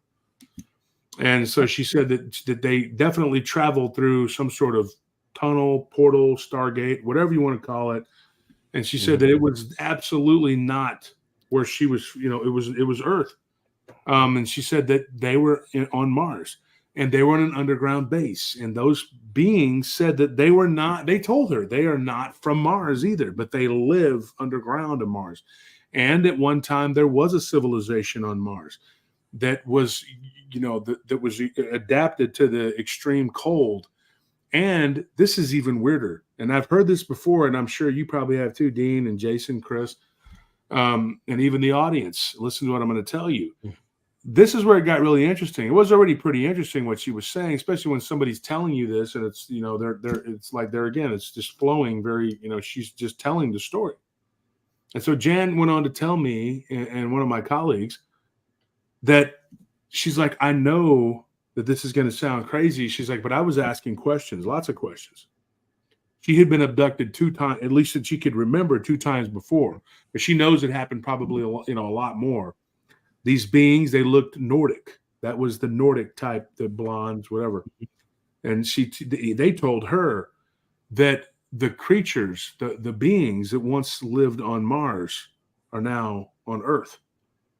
And she was like, what do you mean? She goes, they are interbred with humans. They're you. That was really startling for her. And she was like, and they went on to describe like different ages and how they were like 3 or 4, ages beyond these different cycles and stuff she couldn't understand. I kind of did grasp what she was saying about that. It was like she was repeating what they said, but she didn't grasp it. I kind of did, because it makes sense, because I do believe that we live in different ages within cycles that go on, that keep repeating. And she basically these beings said that their ancestors were Martian too. But they didn't use the word Mars like we do. They didn't call it that. But she said that they all had lived at one time. There were these tall Nordic giants that lived on Mars, and there was a war, and their planet was devastated. And they ended up coming here, and they procreated with humans and created, another species. And of course, that would have been at the beginning, I believe, would have been the beginning of the age of the Satyuga, as they call it in India. But this is where the Nordics would have, that's where they would have been. And there was 100,000-year lifespan. Because their lifespan, they didn't reproduce like we do. It was very common for them not to breed for 10,000 years, and they developed mentally very quickly. So they were super intelligent. Their bodies didn't develop as quickly. And there was no disease. There was no sickness. There was no anything.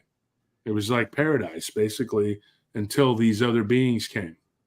The beings that she described were, to me, what I've heard of as the Draco. And I think that these were these giant, tall lizard beings that came to wage war. And I think that, and these beings were not the Anunnaki. This was a different species. But I believe that they all kind of interbred, and it got all mixed up because there was just perpetual warfare. And everybody was fighting everybody for control of different planes of existence. Now, one of the things I've recently started to kind of come around to is the theory that we are living on this sort of like multiple planes of existence that are kind of bouncing off of each other. And you can kind of jump from one to the next.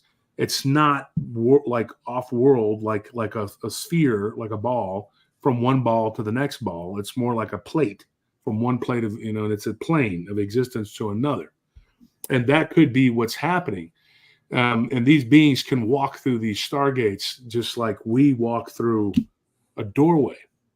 And if you stop and you start to look at time, the idea of linear time really doesn't exist. It's something that we have created ourselves.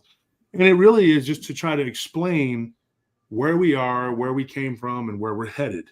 And so we say, okay, this is time, which is where the ridiculous idea of a hot dot exploding and becoming something. Well, what made the hot dot? Okay. Like made it explode. Yeah. There has to be a beginning somewhere at something, but not really. That's only something that we construct in our minds because we are conscious beings. And there's been theories that have been proposed that we are literally someone else's consciousness, and they're trying to discover it. And so we're kind of in a simulation that's playing out an organic simulation to understand and try to reconcile with the idea of time and space and, just basically everything quantum, trying from the beginning to the top to the bottom. But I don't know if I believe all that. I mean, it's just different theories that people have thrown out there, and they've claimed that different beings have told them different things. So what are your thoughts on that, guys? Chris? A lot of the old abductees, they didn't call them abductees, they called them contactees. George Van Tassel and guys like him, they were always preaching about how the aliens said, stop building all those atomic bombs or we will step in and do something about it. But they never did. No, they never did. Look how many atomic bombs we've got today. It just seems to me as if the aliens have changed their story with the advancement of time, nothing else we can call it, to do whatever it is that they are trying to do. Good, bad, otherwise, I don't think they're here for our benefit. I think they're here for their benefit. And we just happen to once in a while benefit from what they tell us. It's like with okay, now I'm drawing a blank. Anyway, with Travis Walton, he swears that the alien saved his life. I wasn't there. He was.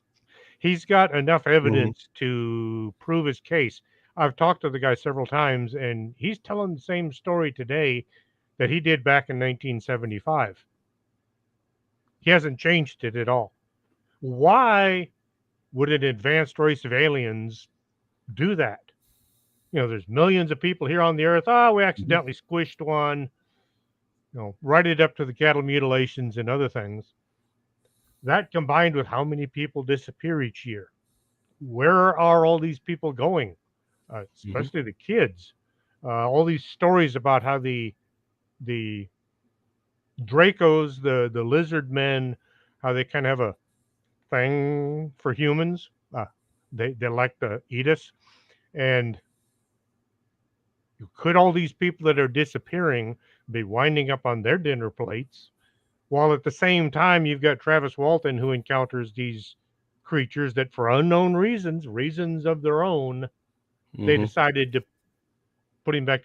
He told me he's never been sick a day in his life since that happened. Yeah. So why would they do that? Until they come down from, or come up and tell us, well, this is how it is, boys. Until that happens, we're not going to know.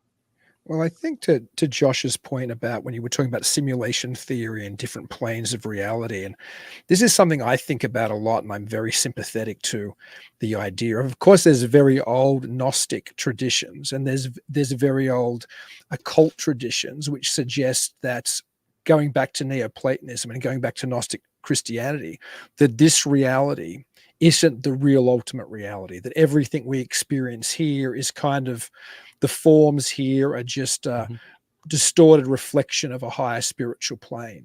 And that goes all the way through history. And it's talked about consistently through history up until what we think of as the Matrix today, which we can use as a good analogy because everybody's aware of that movie. The idea that somehow we're just bodies in vats and we're having all of this information shot into our head and we're really prisoners. But perhaps the most interesting modern person who's talked about it was Philip K. Dick, who was also quite aware of UFOs and the like. And Philip K. Dick, who wrote stories like Blade Runner, which most people are aware of, wrote a number of novels towards the end of his life, which was semi-autobiographical. And one of them is called Valus, and it might be my favorite science fiction novel, which stands for Vast Articulate Living Intelligence System. And when Dick was nearing the end of his life, certainly in the last, I think, 7 years or so, he began to have experiences with this alien intelligence, which he first experienced after he had had dental surgery and was waiting for the delivery of pain medication from a pharmacist or a pharmacy. Apparently in those days, the pharmacies would deliver your pain medication, which I don't think they probably do today. But anyway, so when the delivery person comes to the door, I believe it's a young woman with the Christian fish symbol necklace hanging around her neck, and this pink beam of light shoots out of the fish symbol and hits PK Dick square in the middle of the forehead, supposedly, at least according to PK Dick, which he writes about in Valus, and he also writes about in his nonfiction works, his exegesis, for example. And then he realized that the reality he was living in was really somehow superimposed. So 1970s America was superimposed onto ancient Rome in immediate pre-Christian times, like first century ancient Rome. And the Roman Empire had never ended. And at least as a spiritual metaphor, that made an awful lot of sense to Dick, that somehow we were all captured in what he called the Black Iron Prison.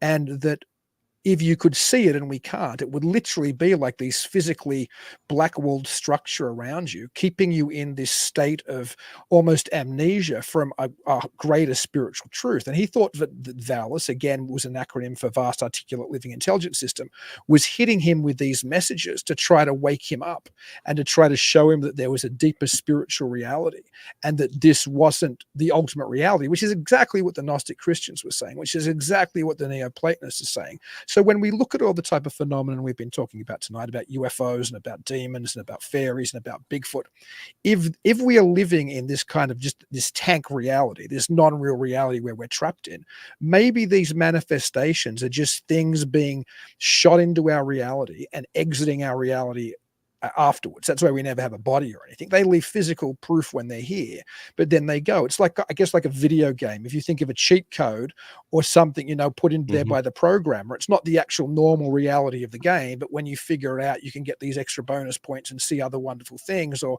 when the programmer wants to drop a demon on you in level 15, it mightn't have to apply to the same rules that were applying to the orcs that you were fighting on level 1. to me at least, and I don't actually think we're in a computer simulation, that said, although certainly people like Elon Musk have suggested that we are, but perhaps that's the best analogy I can think of that might explain some of these anomalous phenomena that we encounter. Because if we aren't in the ultimate base reality, something else could shoot into this reality and could interact with us very much to all our understanding as physically real. And it is real when it's here, but then it leaves and goes back to whatever higher reality it, beamed into us from. Yeah. I mean, to follow up, I've always liked the simulation theory as a metaphor again, as a metaphor, right? Again, to Dean's point, I don't think we're in a brain in a jar in a computer, but if it is a great metaphor that our reality was, again, created by a higher entity, which I'm a Christian, that's what I think we are. Everyone who has these near-death experiences or has these visions of heaven, one of the things that keeps constantly being said, and you can see it in some of the texts of the Bible as well, is this idea that reality is reality, that ours is not actually real. They said it's more real than real. Mm-hmm. Everyone has said that, I mean, pretty much across the board. So if we are in a reality where our reality is a lesser version of something that's higher, and that there is a reality that's also below us, and that there is wars with these entities on both sides, right? Then, to Chris's point, and this is a point I've made as well, and Dean has made as well, is why do they keep changing their stories, right? Why are there hundreds of accounts of people who either call in the name of Jesus or use traditional Christian exorcism rites, and the abductions stop? Not just a history of people with histories of them, it stops, or they'll even stop in the middle of it by calling out on Jesus, and they reappear in their bed again, to the point of this being maybe a lot of them, again, not all of them, but a lot of them being perhaps even spiritual in nature. There is a huge connection between, I know way too many abductees that I've talked to, and you get to know them a little bit better, and they talk about ostensibly satanic ritual abuse in their childhood. There is a connection to all this. Why is there such a huge connection between the occult and high technology? What was it that the Watchers offered for women in Genesis, right? Well, technically the Book of Enoch was knowledge. Demons offer knowledge. That's why to the Greeks, the demons were the good guys. The reason we use the word demon as a negative thing was because when the rabbis were translating it from Hebrew into Greek for the Septuagint, they said, hey guys, these spirits, these daemon that the Greeks are talking to, they think that they're good guys. They're not. They're the Nephilim. They're the disembodied spirits of these things. That's why Peter in 1 Peter refers to, we translate it as hell, but it's Tartar, meaning to be thrown into Tartarus. When he says Jesus descended into Tartarus to talk to the spirits that had been imprisoned since before the days of Noah. Those are the Watchers. The fact that he's calling it Tartarus and he's not using any of the other Greek words that they had means he was telling his readers, guys, Tartarus is where the primordial Greek gods, right, the Titans, are imprisoned. Mm-hmm. He's saying those are the Watchers, and that the Olympian gods are the Nephilim. He's making that connection. We don't see it because we read in English and we don't have those thoughts in our head. That right there. You just said it, Jason, because I've been trying to tell my audience that, and now I have this whole cabal after me because they think that I'm trying to preach that Zeus is God and all this other stuff, because they're not grasping what I'm trying to tell them. And you just nailed it right there. That's right, because Kronos was Zeus's dad. And he was the original god. But according to Greeks, and that's the whole point, is that the Christians, they were saying, look, it's not that these things aren't real. Again, a lot of people say, well, look, all throughout the Old Testament, God is talking about the other gods. Does that make them real? Yes, they didn't say that. It was never the Christian and traditional Jewish view is never that these things didn't exist. It's that they weren't the creator of the universe. That is species specific. That is Jehovah, that is Yahweh, that is God. Everything else is lesser than, but that they are trying to take worship from him. They want us. They're after our souls. So again, it goes back to, why do we have such a huge connection between the occult and technology, in the same way that there was a connection between these watchers and technology in the past? Why do we have if it was one or two, it'd be one thing, but we have hundreds and hundreds of accounts of these creatures and these abductions ending with, again, either just speaking the name of Jesus or undergoing an exorcism ritual. Again, we're not saying these things aren't happening. I'm not even saying that some of these things aren't even purely physical, but there's a connection here that makes a lot more sense if maybe we're not seeing the whole story here. Nick Redfern, very publicly, and I talk about this all the time. We've talked about it. He doesn't think, in fact, he really doesn't necessarily think that the exchange that supposedly happened, the contract signing that was done in the 50s with Truman, right? Eisenhower. Eisenhower, thank you. Military industrial complex. Yeah. He doesn't think that thing happened, because his whole point was, why would these alien beings that have these abilities need our permission to do a damn thing? To which I completely agree, unless they aren't what they're telling us that they are. That makes a demon has to make something that is spiritual in nature. There's authorities that can be given. They have to ask permission. They can't just come and do whatever they want. But they could make a contract with the president of the United States, who is a representative of all of us, and be given permission, and they can give it and they can exchange. So I'm not saying it did happen, but I'm saying that aspect makes a lot more sense. If these things could do half of what we think they can do, and what they're classified as doing, what they're described as doing, they don't need our permission to do jack diddly crap. But they would if they aren't what they are appearing to be. Again, Jacques Vallée, all of the old first gen guys, they're all saying, look, whatever this thing is, it isn't what it appears to be. I can never Steiger. He famously pointed out in Communion, it's like, look, this isn't what they are. What I'm seeing, they're not letting me see what they really are.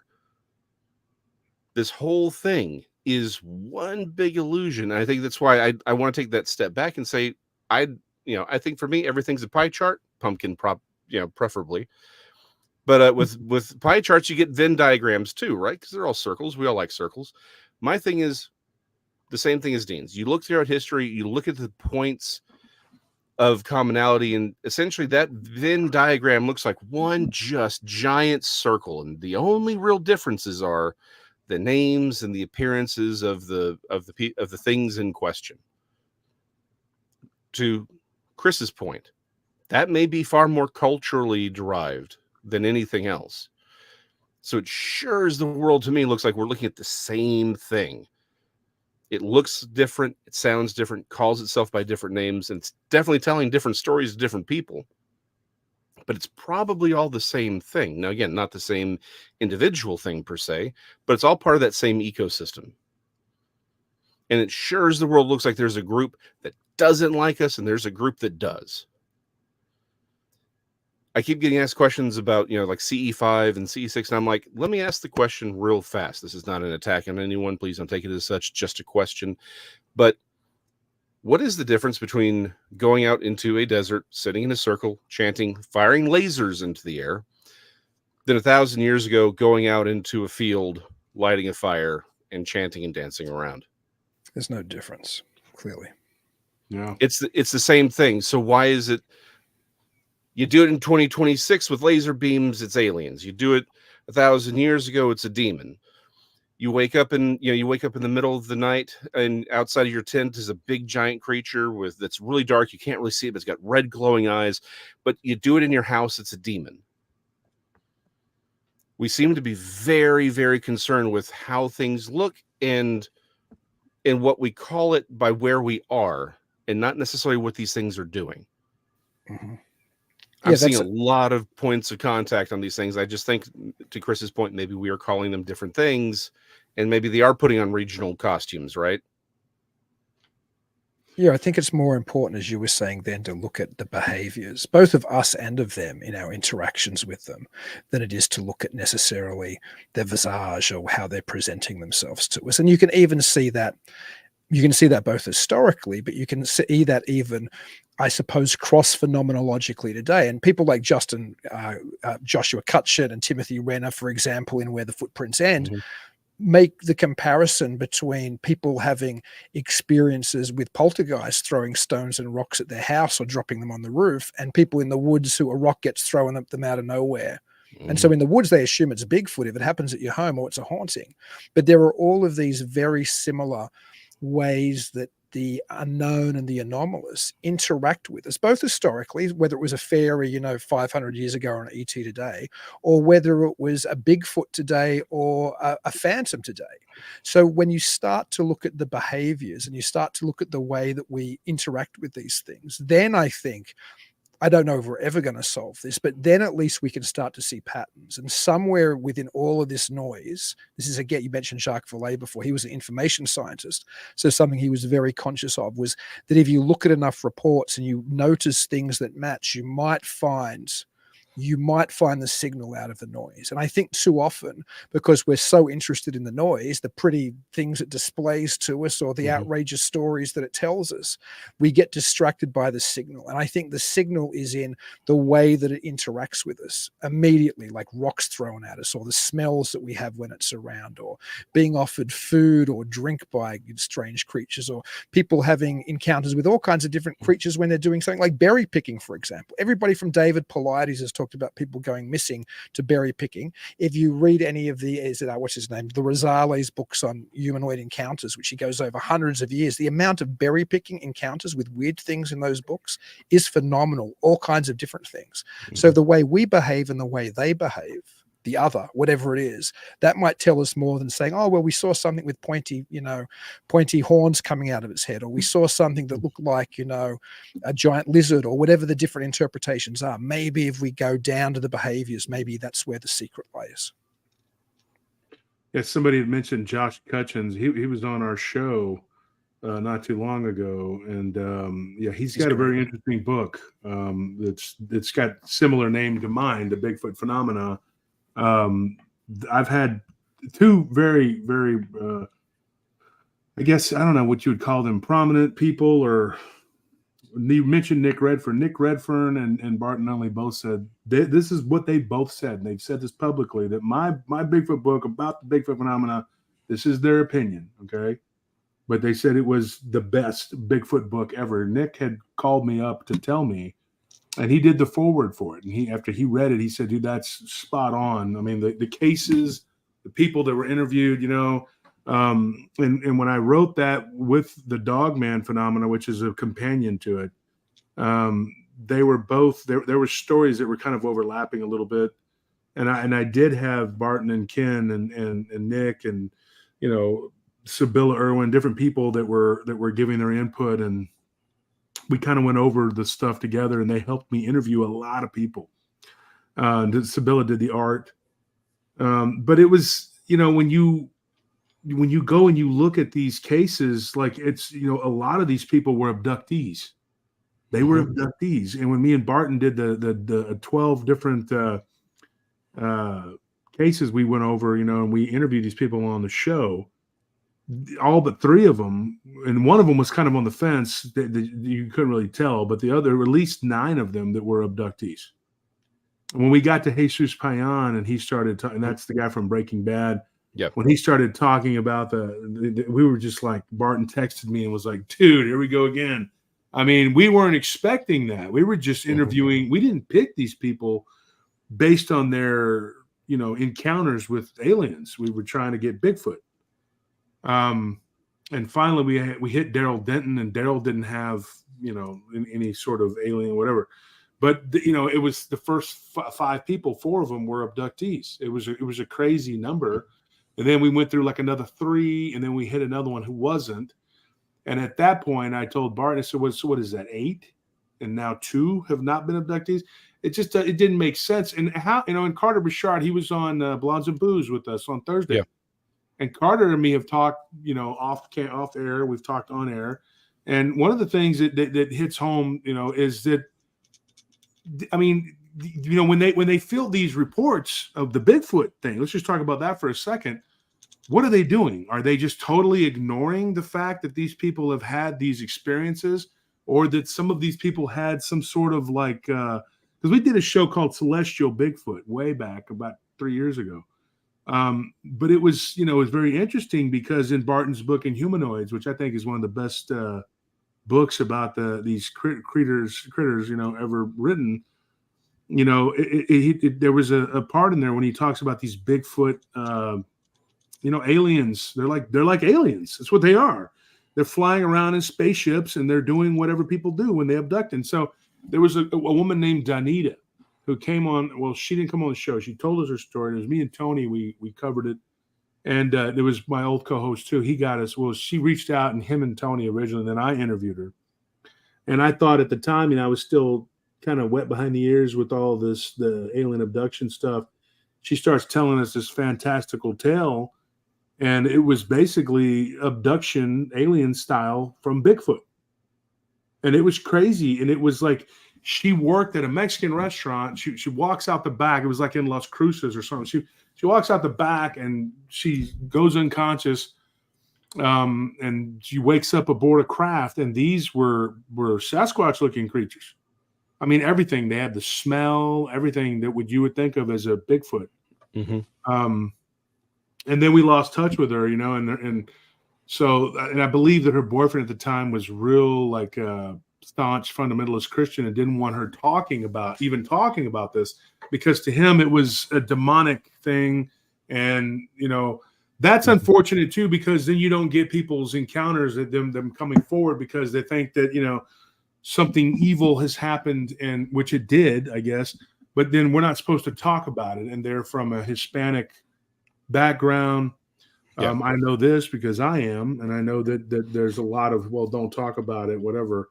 Some interesting things people were saying in the chat. One of them, I wanted to cover this real quick, was Mike Turner, no relation to me. And I want to thank the people who donated tonight. For some reason, we don't get many donations on the Saturday show. It's like people are still kind of looking at the show going like, what is this? It's a little different than what we normally do, but I think we come to a lot more conclusions and answers on this show than we do. And certain people are obviously absent from the chat, I noticed, on this night. Unfortunately, I had somebody who was kind of a termite who went through and threw a lot of shade on me for this show, and people sadly listen to this guy, but it's unfortunate. But anyway, I want to thank everybody who donated. I see Liberty and a few other people who are, always in the chat. And one of the things that was said was Mike Turner, and what Mike said was about Brenton Sawin and the blue that he saw around the nose and the mouth of the Darrow, which he believed was like a fungus or something. And that's spot on. And that Mike mentioned that because that's something I had forgotten about, and him saying that one of his shows a long time ago. And I vaguely remember that, but he reminded me when he wrote that. And you remember I said earlier in the show, one of the abductees, which I call her an abductee, even though she was taken, what I believe, by the Fae and taken underground, she talked about this blue everywhere. It was like a blue glowing growth, something everywhere. So it's something from the inner earth. I don't know what that is, but that is a weird thing, and I just wanted to point that out. And then someone else, people were applauding you guys for what you were saying. You guys were bringing the heat, man. It was really good. I enjoyed listening to that. That is what we have to do. I mean, when we get together and we talk about this stuff, it has to be, you got to put it out there. You just got to put it out there, man, because so many people are going to say, no, that's not correct, or they're going to judge you, whatever. But there's going to be a lot more people that are going to be awakened and listen to what you're saying. And what you were saying about Tartarus and then, of course, the Bible being Greek. And then you were talking about the Platonians, like Plato people, because Plato had a lot of influence in the Bible. People don't even know that. They don't even realize how much Plato played a part of, because he set the tone, and a lot of the Bible was written in ancient Greek, and that's something that people they just don't think about. They don't realize that, and that's a very important thing. I'm glad you pointed that out too. And Dean, your idea, you're working on a project about the Shaver mysteries. Yeah, I'm shooting a feature documentary called The Man Who Invented Flying Saucers, which is about Ray Palmer and about Richard Shaver and about the creation of modern UFO belief. And I'm actually just taken one segment out, which is a Shaver mystery standalone part, which I'm about to start submitting to film festivals, because it's going to take me another year to finish the feature documentary. But there's a nice little Shaver mystery bit which stands alone, and I think is a great overview of the Shaver mystery, because I think whatever anyone's belief of the Shaver mystery is, whether they think it's real or it's unreal or it's somewhere in between, the importance that had in the mid-1940s, just before Kenneth Arnold saw those flying saucers near Mount Rainier, it set the tone for so much of UFO belief that followed. So much so that when Arnold saw those saucers, the very next issue of Amazing Stories, Ray Palmer editorialized and said, we've been talking about this for years. We've been talking about people in ships capturing people and taking them to space and taking them to the underground world, and these things whizzing around in our atmosphere. This is what the Shaver mystery has been partly about. So enough people were reading that magazine that later commentators like John Keel, for example, that probably most listeners of your show are aware of, suggested that Ray Palmer was literally the man who invented flying saucers, which sounds like hyperbole, but he was also the person who later employed Kenneth Arnold, the first flying saucer witness, to write for him in Fate magazine, who sent him out to investigate Maury Island. He also went on to be the first publisher of the major flying saucer magazine in the country. So much of that early belief system, which still is part of what we think of when we think about UFOs today, can be traced back to Amazing Stories and then the magazines that Palmer founded immediately afterwards, including Fate magazine. So I think it's important that anybody who has any interest in this topic should go back and read about the Shaver mystery. Richard Toronto's written a number of excellent books about it, including a book called War Over Lemuria and a book called Shaverology, the Shaver Mystery Home Companion. So if people want to, or if they don't want to buy a book, go to shavertron.com. That's Richard Toronto's site, which is fantastic. That's worth checking out as well. Something interesting too, somebody had mentioned the Roman Empire being on Greenland. I want to say something about that. Then Wendy Eater said Valiant Thor. That's another very interesting. Now, what you said about, of course, Phyllis Galdi is the one in charge of the Fate magazine, but she would post these in the later issues of Fate, as it was dying. It was, because it was a magazine, and of course everything's digital now, and it was a slow death to the, but I remember the even like 3 or 4 years ago getting the Fate magazine. It went to like a bi-monthly or something like that, like 6 times a year. And it was just a little small little pamphlet thing. It wasn't very big.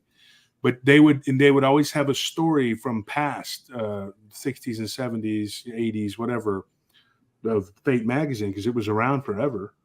And one of them was, I remember Lemuria. And I remember that story, and it was talking about Lemuria. Of course, the lost continent that was alongside India, and the Lemurians actually being a race of beings, but they're also connected to Mount Shasta. Now, somebody would ask the question, what would Mount Shasta have to do with India?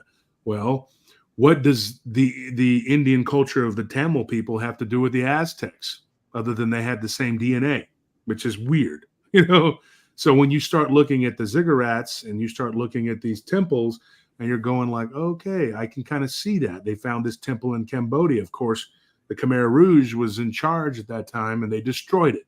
Yep. Because as we know, communists are really smart people. And they always make good decisions. Yeah, really, really useless. But they destroyed these ziggurats, and they blew them up. And they were like, well, we don't need that. What we need are child soldiers killing everybody and putting their parents in camps. And then, but like I say, the F in communism stands for food. But, it is what it is. I'm a commie hater. I'm sorry. I'll come out and say I don't like it. I don't give a crap. I'm not into this bull crap. I'm not on board with it. Somebody tried to tell me Jesus was a communist. I'm like, no, he wasn't. Okay. He was a realist. Okay. But what ended up happening, the Khmer Rouge destroyed these temples, and they were basically small ziggurats that were identical to Teotihuacan. And so Teotihuacan was not inhabited by the Aztecs. That's a falsehood. People say that. No, they weren't. They stayed out of it because they thought that it was created by the gods and it was a haunted place. And if you slept there, you would go mad. And so they didn't. In Tenochtitlan was where they made their capital. Teotihuacan was the sister city that was completely unoccupied. And it was very odd, just in particular, the Tlaxcalans, who were their just absolute enemy, that just avowed to never give up and never stop fighting. And they were completely surrounded by the Aztecs. And for centuries, they had been fighting them. And finally, when the Spaniards came, the Tlaxcalans thought they were a new breed of Aztecs. So they fought them. And then they stopped and said, hey, let's not fight here. And one of Cortez's guys said, look, we want this city with all this gold. And the Tlaxcalans said, oh, you're after the Aztecs. Well, we'll help you. And then they overthrew them and their neighboring tribes that were sick of being captured and again having their hearts cut out. And one of the Spaniards, he wrote a book, and I can't remember his name off the top of my head, but I will get it and I'll talk about it on the show. He lived with the Indians for a long time, and he called them the Indios, And one of the things he said that they were terrified of the city of ghosts, the phantasmos. And it was Teotihuacan because it was created by a far superior race of beings that came from the heavens, the gods. And they lived and they died there. And if you go there and you stay, you would go mad. And some of the Spaniards went there to test their mettle because the Indians, who at this point now were their slaves or servants, whatever, would challenge them. Yeah, go stay in the city of the forbidden city, their forbidden city. And it was just like Petra. It was like, if you go there, weird things happen. One of these, Orozco, I believe was his name, was one of the lieutenants who, like years later, was stationed there. And the Mexicans had driven out the Spaniards and they had their independence. And Spain, of course, ruled Texas for hundreds of years, the longest, even longer than the United States. They had Texas longer than anybody. So when people say this used to be Mexico, I'm like, yeah, it used to be Spain too, right? And it was Spain a lot longer than it was from Mexico. But they were told, hey, Orozco was this captain or lieutenant, and it might have been in Fate magazine too, because Dean, and me and David Weatherly were talking about this, the Fate magazines. We were both avid readers of it, and I read this story, and Orozco ended up in Gibraltar by going into Teotihuacan and staying the night. He wakes up and he's in Gibraltar, which is off the coast of Spain, and it was controlled by Britain. And the British immediately took him prisoner and said, where did you come from? And he goes, I don't know. Yesterday I was in Mexico, and now I'm being taken prisoner by British soldiers. I don't know what's going on here. So they thought, oh, this guy is a spy.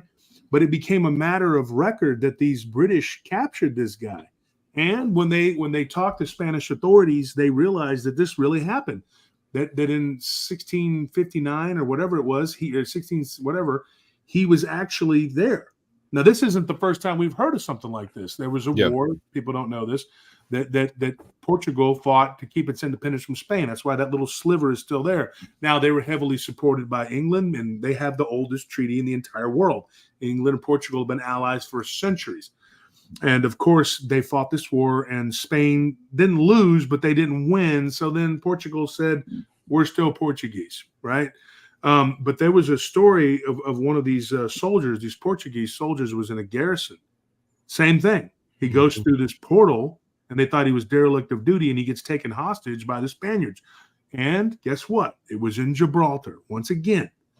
And it predated like hundreds of years, the other guy from Mexico. Yeah.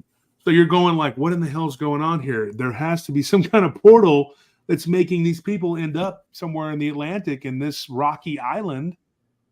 So there has to be something there. Now, Gibraltar does have a history, a lot of history of UFOs, people seeing them, and especially seeing them in the water. So they're accessing some sort of Stargate or something, and it was happening. And so when the connection there is amazing to me.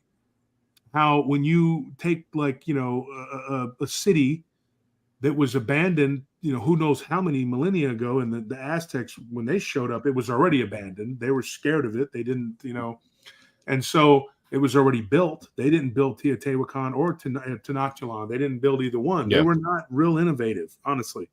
But they were warlike and barbaric, and they took over things. And so, this Spaniard, he ends up going to another place on the planet from being in this forbidden city. Now, there was a story that I got from someone who claimed, well, he's an American, and I worked with him years ago, and he listens to my show. His name is Troy, and he's actually Cambodian, but he's an Americanized, Cambodian. But he said, my parents, he's like, were there when the Khmer Rouge was doing what they did, and they destroyed these temples.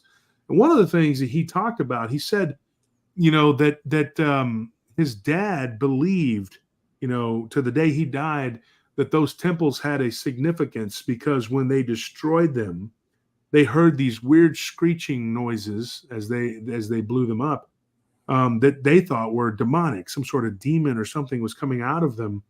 And he said that none of those people lived. Everybody that was involved in that was eventually killed and wiped out. Some of them were even killed by their own people, which we know there's no honor among thieves, and that's what they are. They thieve your freedom. But he said, that they were stalked and killed by these, what he believed were these spirit guardians.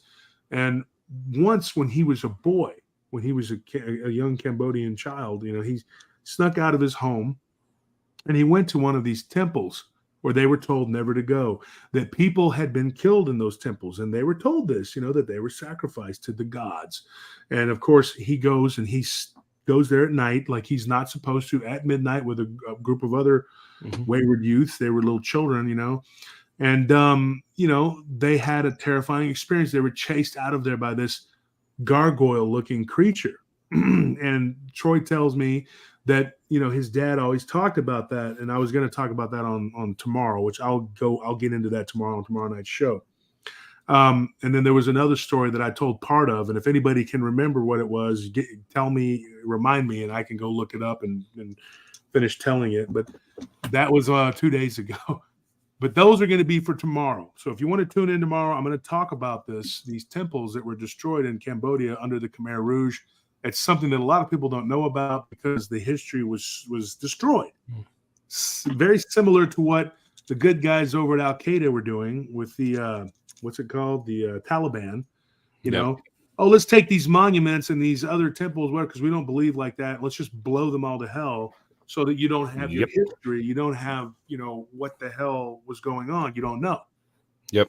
ISIS did the exact same thing. It's same thing. I mean, it's like communism and them are just lockstep. Yeah, we had a bit of that going on here in the U.S. too. Yeah, and I don't like that guy anymore. Tear him down. Yep.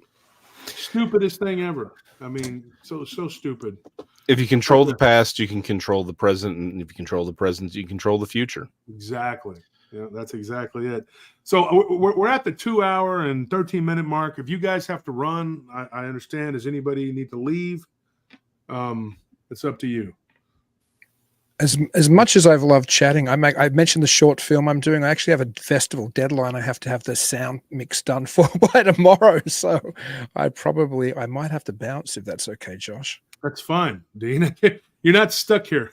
No, I've enjoyed it. It's been such a great show. Yeah. And, if you guys want to come back next weekend and we can continue, that's up to you. If you guys are welcome to come back next Saturday, because I don't have anybody booked next Saturday. So, but I can always find someone. I have to get you on Talking Weird. When are you going to come do Talking Weird with me? Is that your show? Yeah. Mm-hmm. That's my okay. show. Well, I'll come and talk weird with you. Let me know, because I good. told Jason, and Jason knows this, and so does Chris. I only do people's shows that I know that I'm friends with. Oh, excellent. And I'm not rude about it. I just, if I don't know somebody, there might be some uncomfortableness there. And sometimes I talk about things and people get like, well, wait a minute, I don't believe that. I'm not going to get into a verbal fist fight with somebody. So, it's just like I try to keep it, civil. And so if I know someone and I know that I can talk freely, Of course. So that's, I'll definitely check out. I'll come and talk with you for sure. Yeah, that'd be fun. I'd love to have you. Yeah. So we'll let you run, Dean. It was good having you on, everybody. Dr. Bertram, Dean Bertram. Thank you so much for having me, Josh. It was a blast. All right. Night, I'll Dean. see you. See you guys. Bye. Yeah, I think I'll join him too. It's way past my bedtime, which it's always past my bedtime. But Well, Chris, big, thank you for sharing with not just being here, but sharing with your great co-hosts with us. oh yes, there's 6 of them. You've only seen like 3 or 4 running around here. But Wow. yeah, I thought this was only going to go till the end of March. Well, it is the end of March, but I enjoy it and I like it. I mean, we don't do as big a numbers. We don't usually hit 600 on here like we do on the other shows. And, we don't really do real good with the donations, and we don't really do, whatever. But you know what? I like it. I enjoy it. And it's something that I really, really enjoy. And so I'm going to keep doing it. And it's up to you, Chris, if you want to keep going. I'll give it a couple more shots. Yeah. I enjoy it. I've had a lot of fun here, and I've always loved talking to you guys and Jason. Ever since I met both of you, I know exactly where I met you, Jason. I met you in Mineola. Yeah. And ever since then, we've been friends. And Chris, you met me at the UFO conference there in San Antonio, and that was a great time. And yeah, so you guys can attest that I am not a lunatic. Well, I wouldn't go that far. That's okay. Yeah, right. That's a little far there, dude. No, all the lunatics with it. Instead, you got to give it away that all the lunatics are in Washington. That's what I thought. And the word lunatic is brings it right back to the moon. Mm-hmm. Although crazy is probably too good a word for them, but that's a whole different kettle of fish. Yeah, you could go on and on, but look at how many times they've done the exact same thing over and over and over, and they always expect a different outcome, which is insanity. Yeah, it's like in the Border Patrol, we had this catch and release program. Oh, those guys are going to show up for the trials. Yeah, right. It didn't work the first 20 times they tried it. Yeah, but it's going to work this time. Well, again, if they thought it would work, it would be crazy. Thing is, I think they know what they're doing. That's the real issue. That's the scary part. That is. It's hard to raise money when you've solved the problem. Mm-hmm. Well, that's why all these companies that they ask for donations to find the cure for every known disease on the planet, but there's no money in the cure. All the money's in the research. Yep. Anyway, I've got to run. I've got a big day tomorrow. Okay. I'm not particular into Easter, but everybody in my family is, and guess who's providing dinner? Yeah. There you go. See you all next time. Have a good night. I'll see you, Chris. Good night. So it's me and you, Jason. Just the two of us. Well, so here's the thing. I have one more show tomorrow, and then I'm on a 3-month podcast hiatus. I've got too many irons in the fire, as the History Channel would say. Mm-hmm. So I'm gonna stretch this one out a little bit. Okay. So far, I think there's 3 major takeaways from tonight's show. Really, there's 3 big ones. One, always buy your berries from the store. Never go pick them yourself. That is so weird. The berry picking thing is so bizarre. That is weird. 2, again, 6 animals. That is a man who is beloved by nature. He's a Disney princess. 3, and probably the biggest one is, if y'all don't like, follow, subscribe, particularly like this show, like, follow, and subscribe, then Bigfoot is going to eat the Easter bunny, and you will get no chocolate tomorrow, and that's on you. We've warned you. That's on you. Those are the 3 big takeaways from me.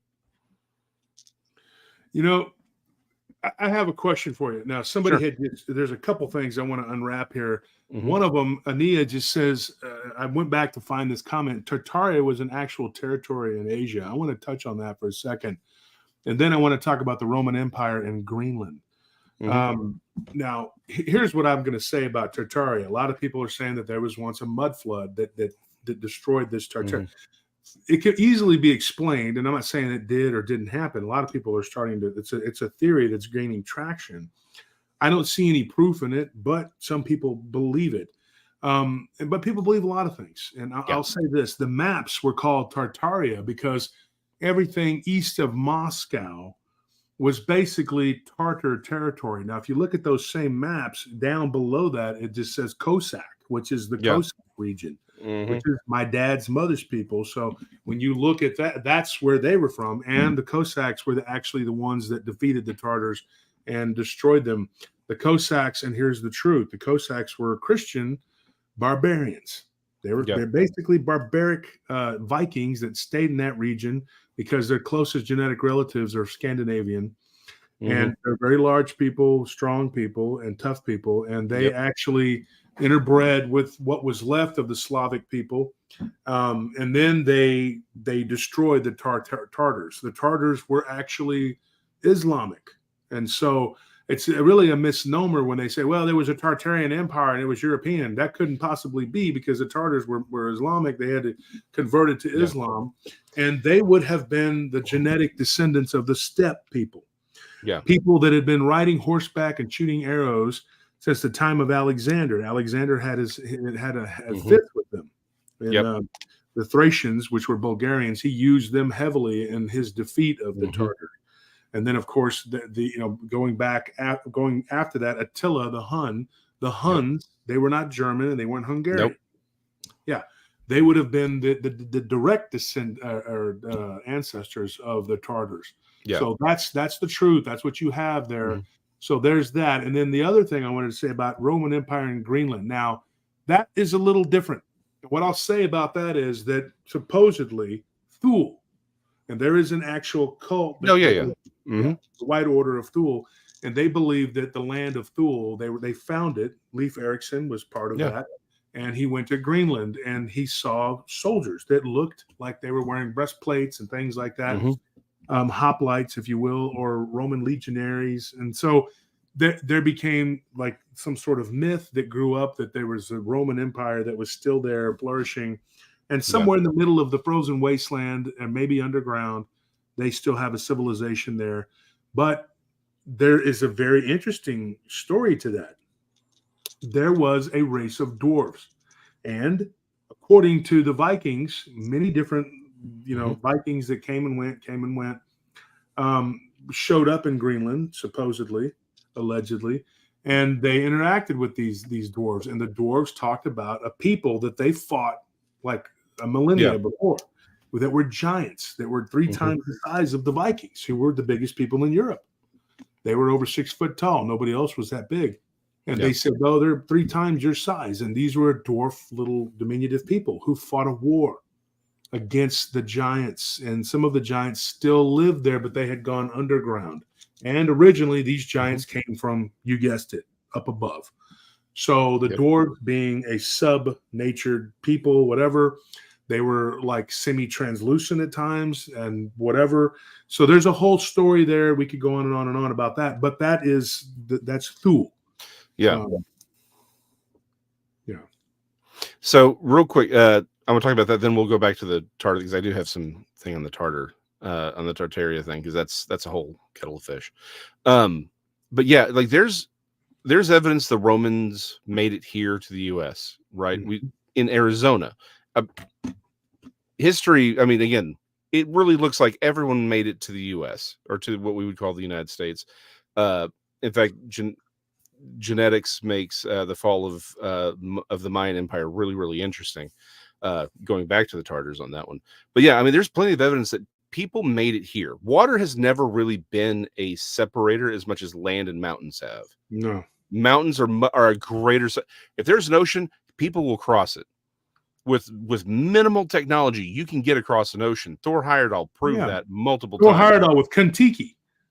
Kentucky and Ra too. Like, he proved you can get here in a reed ship from Africa, and you can make it across the Pacific real easy. So yeah, the idea that Romans made it here, not a problem at all. Particularly, I mean, anywhere. The Romans were real big on conquering things anyway. They wanted to see what was out there.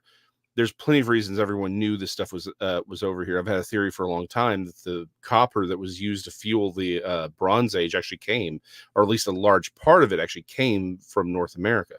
That's a whole other kettle of fish. Back to the Tartarian Empire. To your point, yeah, the Tartars weren't even, like, it wasn't an empire. They were nomads. Essentially, they just said on the map, we know this area is here.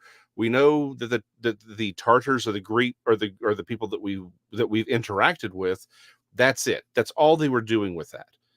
We've made this whole mud. Honestly, I think the mud flood thing may be a full-on psyop because Yeah, the requirement of it is insane. You're like, you're telling me everyone on the planet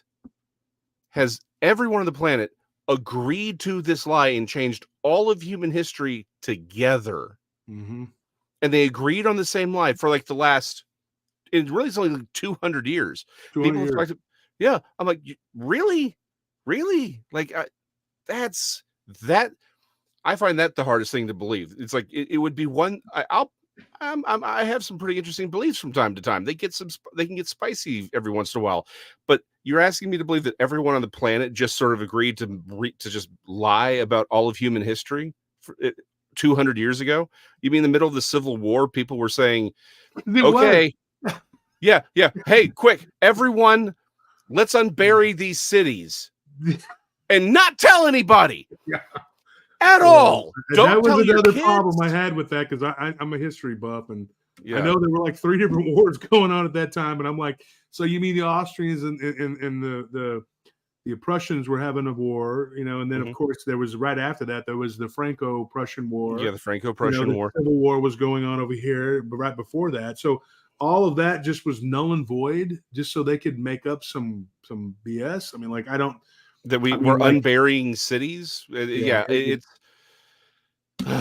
spinning reality big time. It really,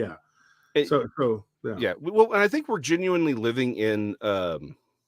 I also am an anti-communist. I believe it is fundamentally evil, but I'm terrible. You know how bad I am with names. I literally just talked about him the other day too on another show. Yuri Bezmenov, right? His interview. Mm-hmm. One of the things he talked about, and people like every 20 years, people seem to rediscover this interview because I remember hearing it in the early aughts, late 90s. Or as the kids are saying, the late 1900s. You say that to my face, I will punch you. The late 1900s. I'm like, I don't care that it's right. Respectfully, shut your mouth. Secondly, but it's like Yuri Bezmenov said, one of the stages of demoralization in a person, and then by extension the culture, is the inability to determine reality. That you could be given actual photographs, actual documents, and still not believe anything, because I think that's a much bigger point of all of this than we realize. Demoralization, so that we will accept what's coming down the pike, so that we will accept a removal of all of our freedoms, so that we will accept worship of a new false god that's coming. I think that's what all of this is ultimately about. Is just, it's one more psyop after the other, to demoralize us to the point where we're like, well, I don't know what's going on. And so we will eventually accept whatever they feed us, because at some point it's going to get so bad that people are going to beg for a solution, because that's how history works. They get us demoralized, and then we're just like, fine, we don't care anymore, just fix it. We'll do whatever you say. That's what they want us to do, because communism is just the newest version of what Nimrod instituted. Oh, yeah. That's all it is. It's the newest flavor of the totalitarian Nimrodic empire, which is epitomized by, in my opinion, the great philosophical work by Pink Floyd, Brick in the Wall. I was listening to a rabbi one time, and he pointed out that the first 2 tyrants listed in scripture, because they clearly weren't the first to ever exist, but they were the first 2 listed in scripture, Nimrod and Pharaoh. What did they both do? They made people make bricks. That's a very important point. Why? Because what is a brick? It's mud, it's dirt, it's water, and it's a form. Humans are water. We were made from the earth. We're mud. And a mud brick is just uniform. They're all the same. They have no individual value. Their only value is to create this empire for the emperor. That's it. No value, no individual value whatsoever.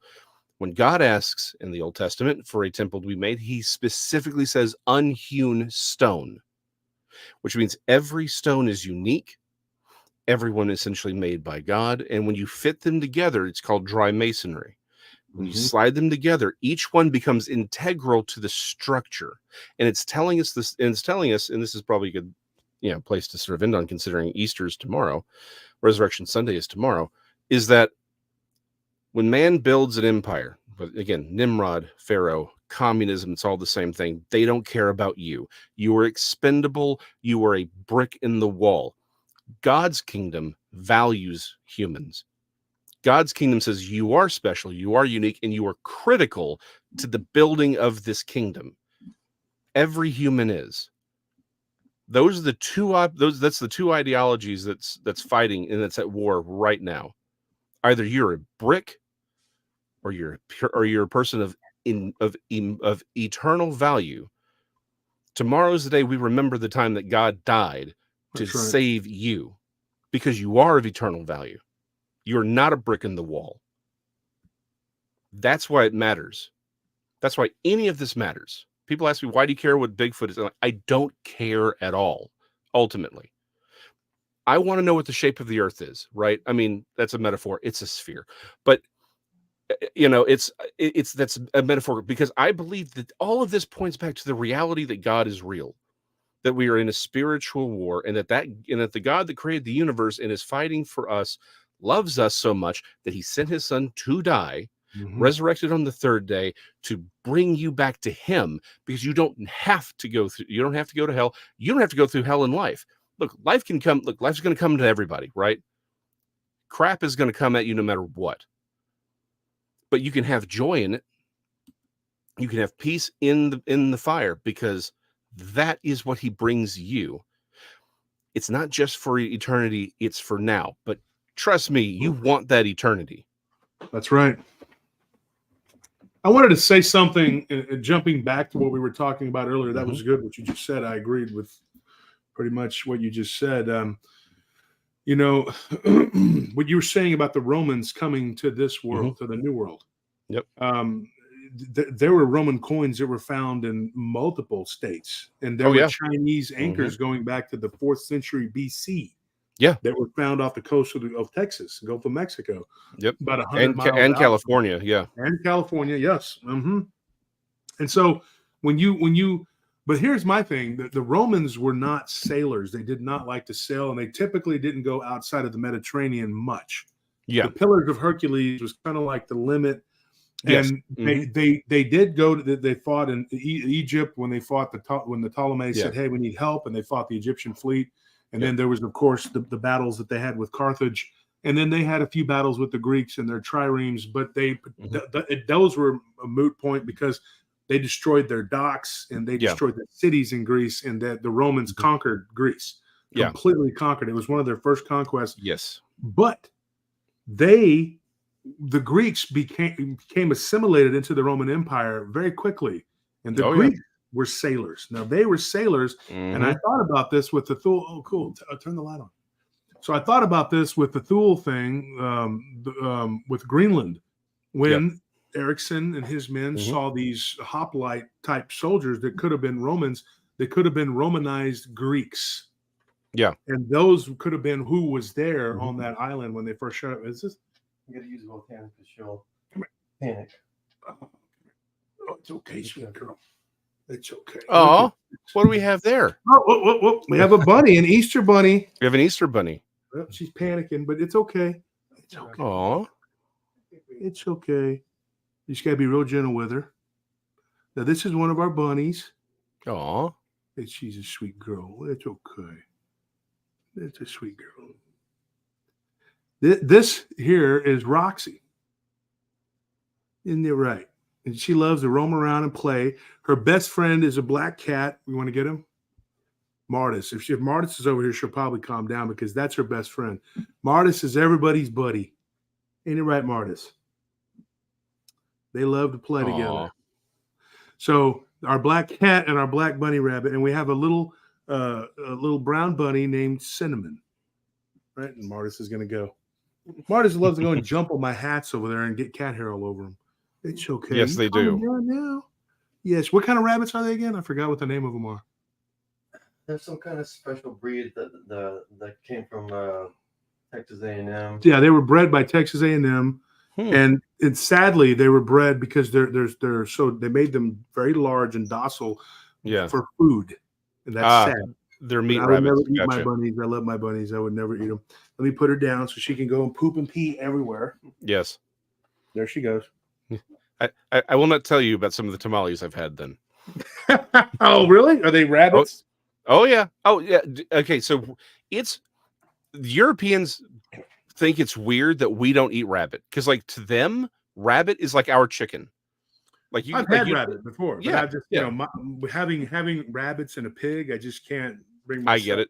Oh no, I get it. Yeah, it's let's just say some of our pets were a little more procreative than we had anticipated, and so yeah, we got to we've had rabbit tamales from time to time. When I was a kid, I never heard of a rabbit tamale. I've heard of all kinds of tamales, but I've never heard of a rabbit tamale. That's crazy. yeah. But I have eaten rabbit multiple times. Of neighbors of ours from our church when I was a kid, they actually raised rabbits and they had them in the cutches or whatever, and they would go out there and get them, and they kind of tricked me. I went out there and helped pick out my dinner.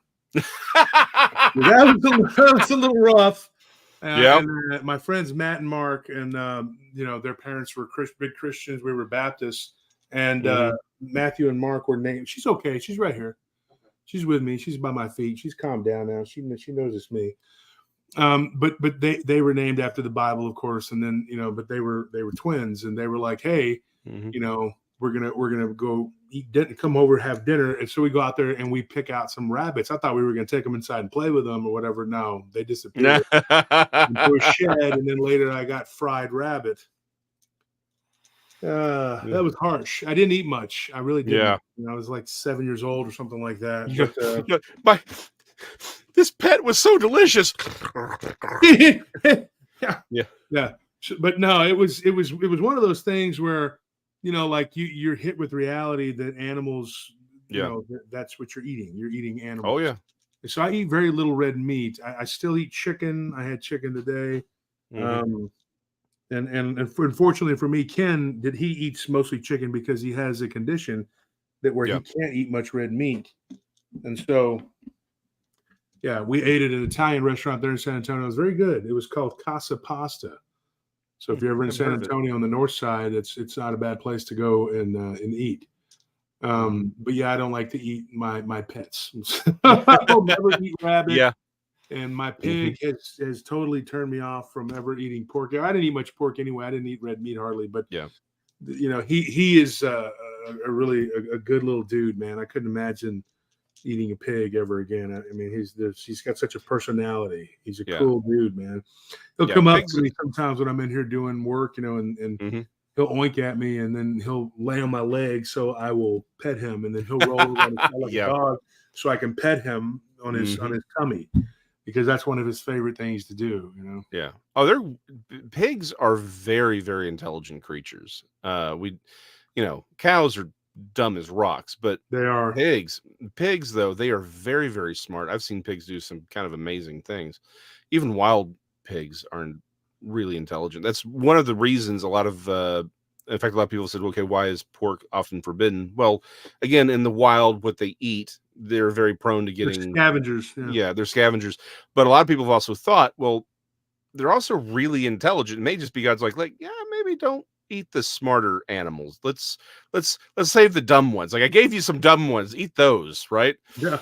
But yeah, again, chickens. God, you want to talk about how stupid a chicken is? You can reboot a chicken.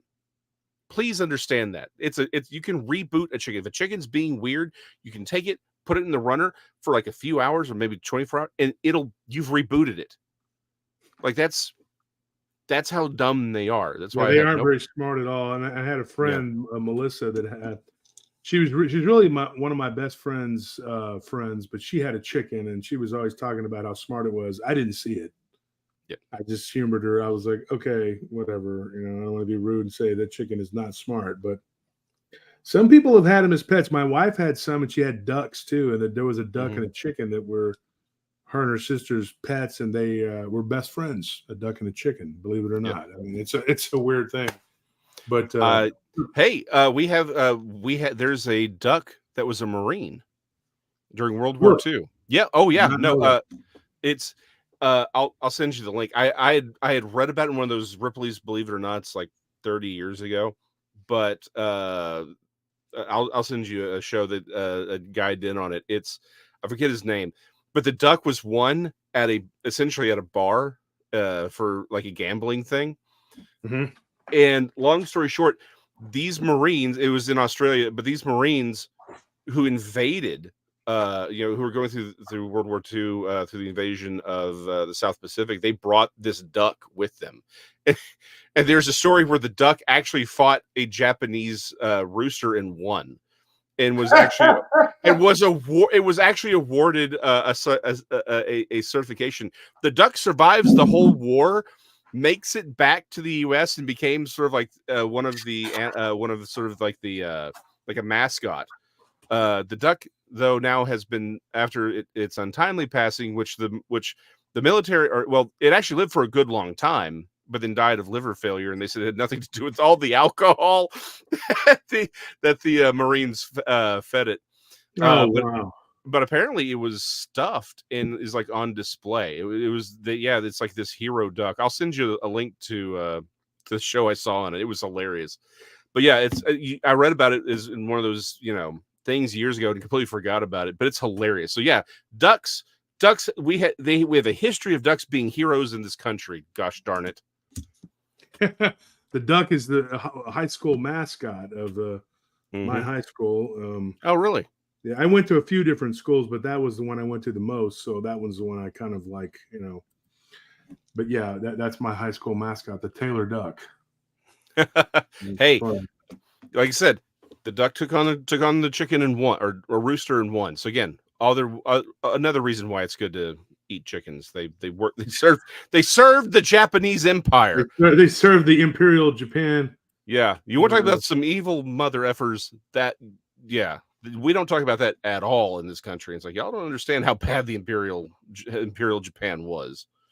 But when you look at the real enemy of mankind, the chicken is its relative, and that was the dinosaur, aka Godzilla. Yes. No, exactly. No one wants to talk about Godzilla and the constant threat that his chicken relatives, because there's gonna come a war one day when the chickens rise up and try and take us on. You better be preparing for that day. There'll be many a chicken sandwich that day, but it's gonna happen, and it's gonna be led by Godzilla. That's all I know, and I'm here for it. Bring it on. Jason, are you still drawing? Are you still doing the cartoon? Oh yeah. So one of the projects, I finished up one book for Arcadia just like a week ago. I've got another one I got to do. I'm working on a project with my wife. It's a series of educational books for children. She's a teacher, and so she's been wanting to do this for a while. So I'm like, well, let's just do it. And I got a couple more books that I'm working on. They're going to be a lot more along the lines of what I've done before, but in many ways probably just rehashing a lot of it. But I'd like to do it differently. I would like to make it more so far, a lot of the work in this space that I've done has been to other people's specifications, and I want to kind of go out with a bang on that and just do all of my thoughts on all of these topics my way, the way I want them to be, illustrated the way I wanted to do. And then after that, I'm going back to doing a lot of fiction work. I've got some comics I want to do. Actually got a comic coming out. It's one of two stories in Horror Comics number 34 coming out from Antarctic Press. It's called Gray. So yeah, I mean, we're, I got a lot of irons in the fire, as I mentioned before. So yeah, a lot of art coming from me, and I'll be doing a lot more comics and things. So you can follow. And Sierra Papers is coming back. We had to move it from the site that it was on. I'm going to be retooling it here shortly, again, making it look the way I want, and it'll be up shortly. But yeah, you can follow me on Facebook and Instagram, and I'll be posting a lot more art coming up very, very soon. So, Jason, tell everybody where they can find you, your work, and whatever you're doing these days. Right now, again, all most of my book, well, all of my books actually can be found on Amazon right now. They're all there. But yeah, just you can follow me on Facebook, Jason McLean. There's one artist, Jason McLean. That's where my beautiful visage is drawn in ink. And yeah, I'll be posting everything there. I'll repost links to all the books and everything. So yeah, that's where you can find me. And I will. I'm about to like I said, I'm about to take a 3-month hiatus. I'll come back, and hopefully a lot more work will be done. So it will be, y'all can actually see what I've been working on. Sounds good. All right, Jason, I'm going to let you run. It was good having you on. I enjoyed the show. I enjoyed the talk. Thanks to Dr. Bertram for coming on and bringing him along. And of course, I enjoy Chris James always being on the show. Yep, he's cool. Whenever you want to come back on, dude, and you want to hit me up, I'll throw you a link. If I'm on, and I'll throw you a link if I'm on StreamYard. Sounds like a plan, man. Again, always a pleasure talking to you and everyone on the roundtable. Again, great audience. Y'all are great. Next time I'm down your way, I'll give you a few days heads up. Yeah. Last time I was like, oh, look, we're here. I'll give you a few days next time so we can hang. But yeah, no, I'll be around, man. Appreciate you. All right, Jason. I'll see you, brother. Good night, everybody. Good night. Oh, I think he was saying Happy Easter. Let me put him back on real quick. Yeah, I was just saying Happy Easter. Yeah, that's it. Okay. All right, I'll see you. Bye. Bye. So that's Jason McLean, a good friend of mine, and wonderful conversationalist, a guy that's a pleasure to talk to. The first time I had ever got to talk to Dean, that was interesting because I had been wanting to talk to him for a while, and I just never got around to it. But had watched him and Jason do work together, and I thought these guys, they make a good team. And when he had him on his show, and Jason used to have his show, and I would see Dean on there, I would stop and listen. Always very insightful. And so it was a pleasure and an honor to have them on as guests tonight. And of course, to Chris James, who's always on. Michael Anthony was going to come on, but he had, at the last minute, he said, well, you know what, I'm just going to listen, and he said I had a full house on there, but he always brings a lot to the table. And him and Rob Yachts, they got an open invitation to come anytime they want to the roundtable. Of course, this is what we envisioned, for the roundtable. And of course we do with me, Tony, and Anthony, we go around the horn and we talk about all these different subjects, and they give their opinions on it, and they help us, help me field reports. And so does Nelly. We all work together as a team. So does my brother, and so does Scorpion. But, and just an FYI too, folks, I'm going to tell you this, and you got to know this, you got to hear it. Whenever you see the Paranormal Roundtable person talking, that's not me. I don't use that. I use Josh Turner. That's who I am. So I don't always know who's using that Paranormal Roundtable logo. I don't always know who's using that account because there's 3 other people that can use it. Well, 4. So I don't, but Nelly usually just uses her own deal. Anthony's usually the one that uses it, but sometimes Scorpion, sometimes Tony. And then sometimes Tony just uses his own deal. I don't know which one of those knuckleheads is using it, but they've trolled me before with it and saying, hey, guys, this is Josh Turner. They were talking completely not like how I talk. And I was like, that's not me. And I was on there telling people that's not me. And they're like, hi, Josh. Hi, Josh. And they're like, hi, everybody, and saying silly stuff. And I was like, that's not me.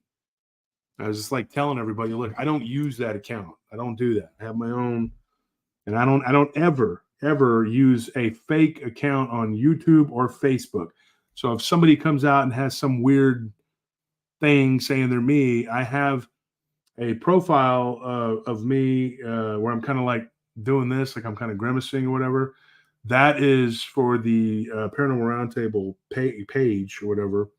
And then there is one that's got, it's the original logo, whatever, was like just the Hat Man.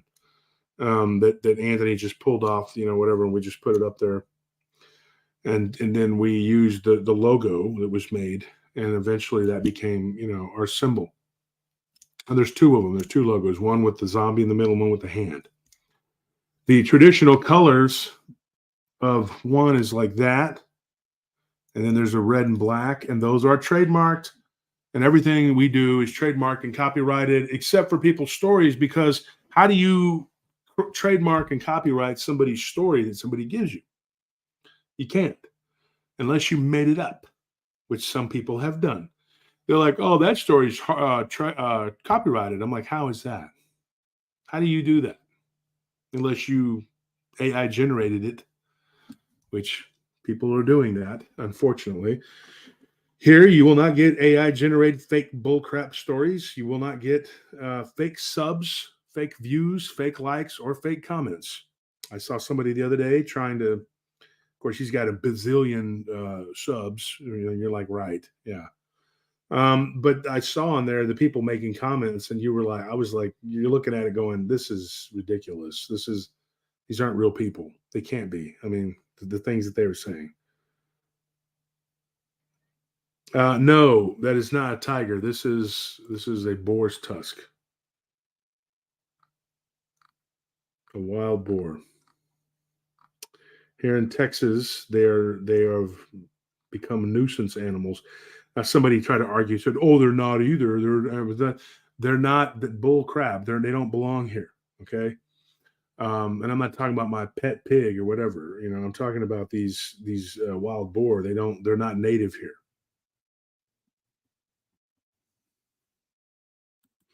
Brett, that sounds awesome. Starscream. Your comments are fake, Starscream? Okay, right. Sure. What are you doing up tonight, Starscream? Are you just hanging out doing nothing? Do you want to jump on for a minute and say hi to the audience? He's one of my friends from back in the day. He handles the security whenever we do a conference. He's done the security for me at 2 different conferences, and then in Jefferson we had him go with us because at that time we were getting knuckleheads saying they were going to show up and do this and that to me and Barton, and it didn't happen. Studying AWS, what is that?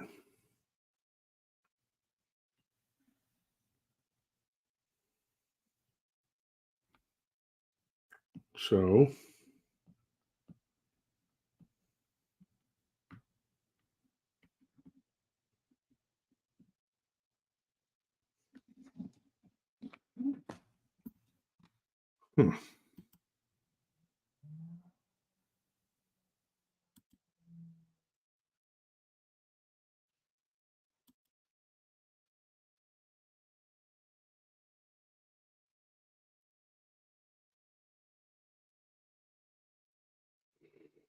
Hmm.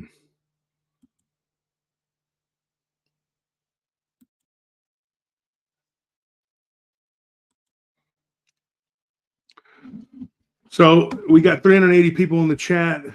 I guess I'm going to bounce. Let's Starscream, if you want to come on and say hi for a minute before we go. That's up to you. Josh, any mermaid stories? Yes, we've told them too on the show. They want stories. Yeah, well, tomorrow night is definitely story time. I tell you what, I'll tell you another encounter if Starscream comes on the show. He says not tonight, so he's not going to do it. If he comes on the show, I'll tell you a story. But he didn't want to do it. See, so blame Starscream. Way to go, Starscream. You ruined it for everybody. You ruined it for everybody, man. Updates on the werewolf stuff. Nothing really new. The Carlos thing. That's probably one I'm going to talk about on Tuesday. And now, if you want, we can take a vote. Do you want an hour-long podcast episode that's pre-recorded? We can do that for you. Or I can just come on and do a live stream for an hour on Tuesday. But I can only do an hour because then my friend and colleague, BMR, comes on. And so I don't want to step on his toes.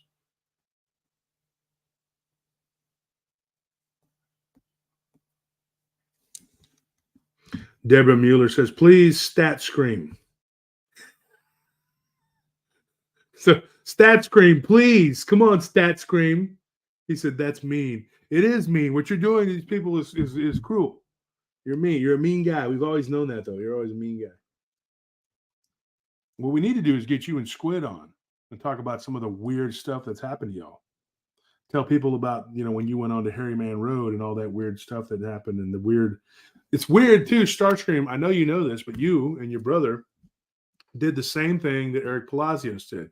Eric Palacios is a guy from Media Palace. You'll probably get to know him a little better as we go later into the spring. I'll be doing a project with him. He's been on the show, but he talked about this weird doorway, like a gate, grate, whatever. And he found this like underground tunnel that was closed off and locked with this ancient looking gate. Starscream, you talked about something very similar. Starscream gave my husband a hard time at the Paris conference. Did you give Jared a hard? Amy is Jared your husband, right? Did you give him a hard time at the conference? Sec Matt says, "What is your idea, or have you encountered vampires in real life?" Go listen to Vampire Confessions. Okay, that's all I can tell you. And I've never. Well, I don't know if we encountered a vampire. I can't say. We might have. We really might have. William Bedard, that's I don't know. Starscream says, "I don't remember." Yes, you do. Stop acting. I think I owe him a beer. Oh, you don't remember? Oh, you don't remember messing with her husband? Yeah, yeah, you do. You probably did because you're being a jerk right now by not coming on the show. So Monica remembers you at the last conference we did, and how good of a security you were, and how good you did. See, I feel like I trained you guys. And we were all a big clique, back in the day, and we had a lot of fun. Okay, fine. So he's going to come on, and William, I will do that. If I could get one more $1,000 donation, folks, that'd be great, and then I will go ahead and proceed to tell this amazing encounter. Let's see if anybody throws it out there. I'm waiting for the $1,000. So we'll see what happens. I'm looking.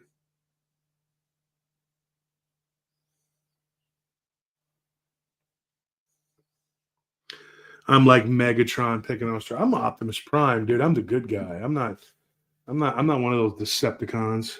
Starscream is a converted. He was a bad guy, became a good guy like me. I don't know. Let me see if Anthony can get this done, and I'll be right back. I got to go in the next room, and I'll be right back. Don't go anywhere. If you want to hear an encounter, don't go anywhere.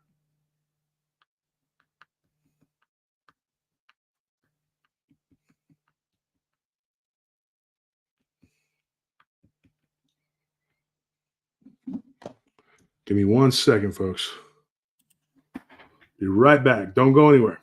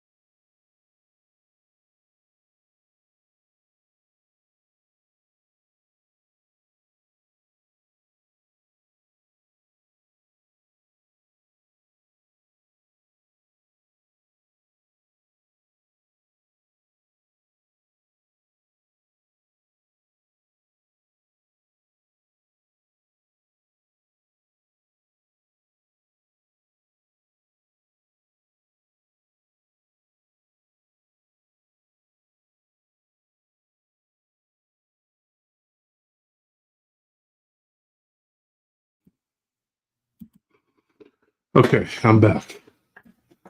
So we had to do something. I had to get the link. So you got the link, Scream. It's up to you. Let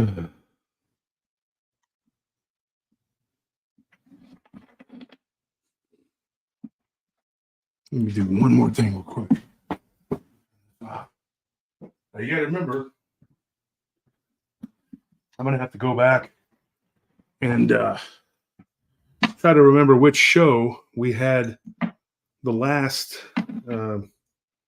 show I did. I was starting to tell a story, and then I said, you know what, I'm going to wait. If anybody can remember what that story is, because I had it earmarked on my notes, and apparently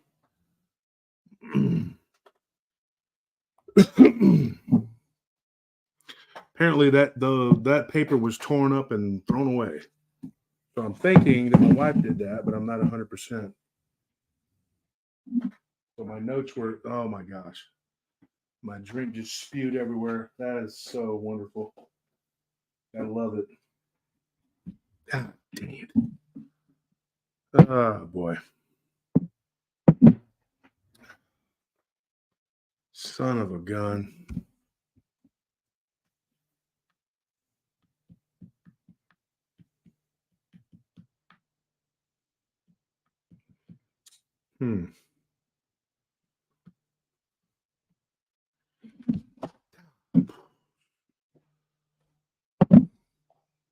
All right, here we go. Sorry about that, folks, but my drink just got all over the place. It's all over the freaking, trying to keep it from getting on the computer. Oh man, I don't know why this thing is like that. It's soaked. Hang on. Dang it. Freaking hell. Trying to keep it from getting on the computer here.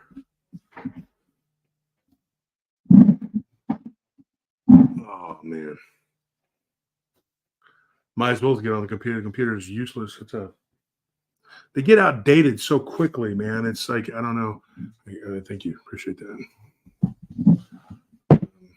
Maybe a wet one or a wet wipe or something I could use to clean up this mess here. But I'm drinking a kombucha and it just like got everywhere.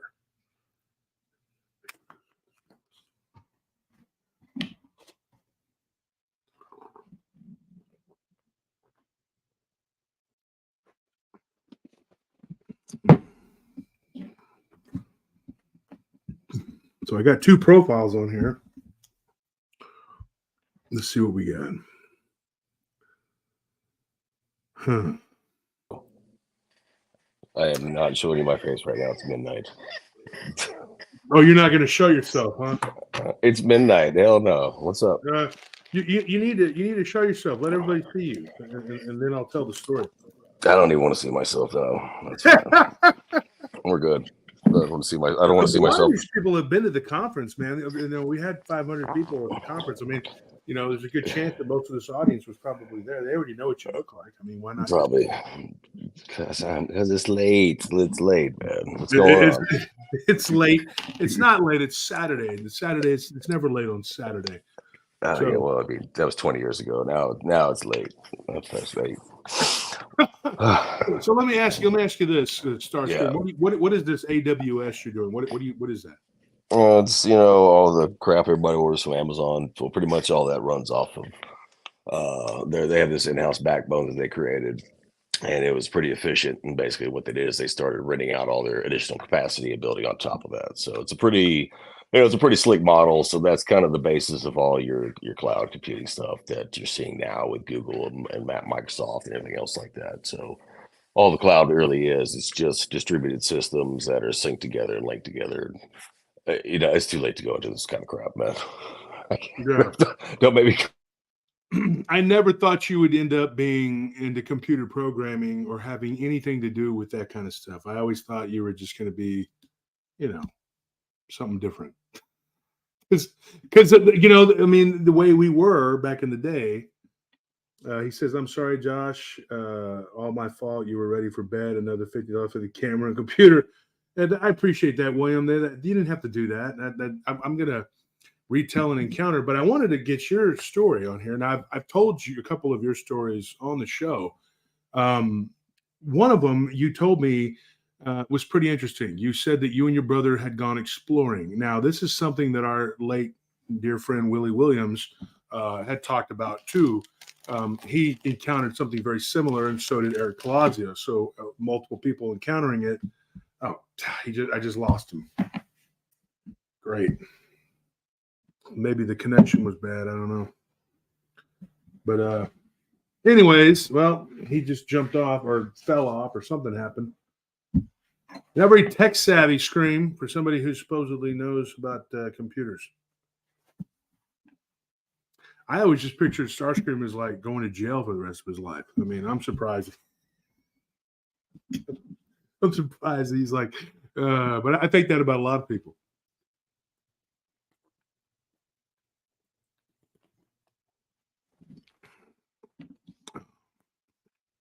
Anyways, I'll tell the story. Oh, there he is. He's back. Okay. The connection here. That's why I got two different internets. I don't know what happened. Aren't you still living up there north of Dallas? Yeah. Grand old Allen, McKinney, Frisco. It's like Austin Round Rock too, man. It's great. Yeah. I think we got Fairview. Reminds me a little bit. Yeah. Flat wasteland of an area, and you're pretty much. Yeah, so you're living up there, and you can't get a connection. What's going on? No, I have two internets running in the house. So one's for the kids and one's for me and Jenna. And so I switch. I've got like a lot of devices connected. So I was on the kids one earlier because I was trying to lock somebody out of their PlayStation because he's spending 10 hours a day on it. Locked. I don't know. A lot. He's 12. He's 12. He's doing what all 12-year-olds do. Lock himself in the room, playing PlayStation all day. He comes out, gets some food, gets some drink, and goes back. And I'm like, okay, well, good to see you too. Wow. He's 12. What are you gonna do? Well, that is what kids are doing nowadays. I know that Squid, one of our former associates, friends, brothers, whatever, had the same thing similar with his daughter. I know that he was saying that she was playing Fortnite like all the time. And he's like, I'm not a fan. And you and I and Squid all played games. We were gamers at one time, but the kids now, like I had the same problem with Zane. I raised Zane, and it was a video game. Him and Tony, that's all they want to do is play games. And I was like, damn it, you're not just going to play video games. You got things. Let's go outside. Like I forced them to go outside one day and throw the football, and they were like letting it hit them, like, and the ball was laying on the ground, like they were like I was killing them or something. Well, I watched a video about that today, and it was spoof video. They're like, why is anybody doing anything? And the guys pretty much summed it up that a lot of people are really just saying F it, and they're tuning out and smoking weed because what are you going to try for right now? You don't try to start working or get a job where you can afford a house. Okay, what kind of house are you going to afford now? Like, tell me that. Where the hell would you afford a house down in Austin? I can barely afford a house up here. And I think I've got, a pretty okay job, a heck of a lot better than the ones we had in our 20s. So it's. You speak for yourself. I was the boss.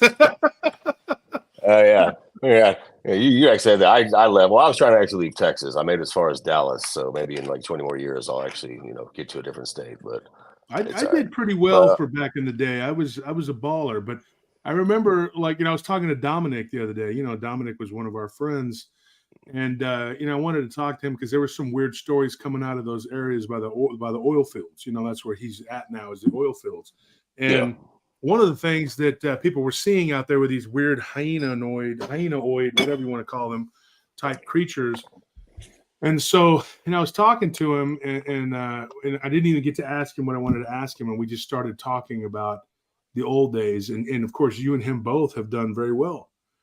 He's got a really good job. He's a big boss, out there in the oil fields. And honestly, you two, I thought would be did not have high hopes for y'all to do anything. And so I'm very proud of y'all. I'm very proud that you guys took care of business, and you hit some rough patches, but you're both doing very well. I know you guys got to be surprised to see me doing this.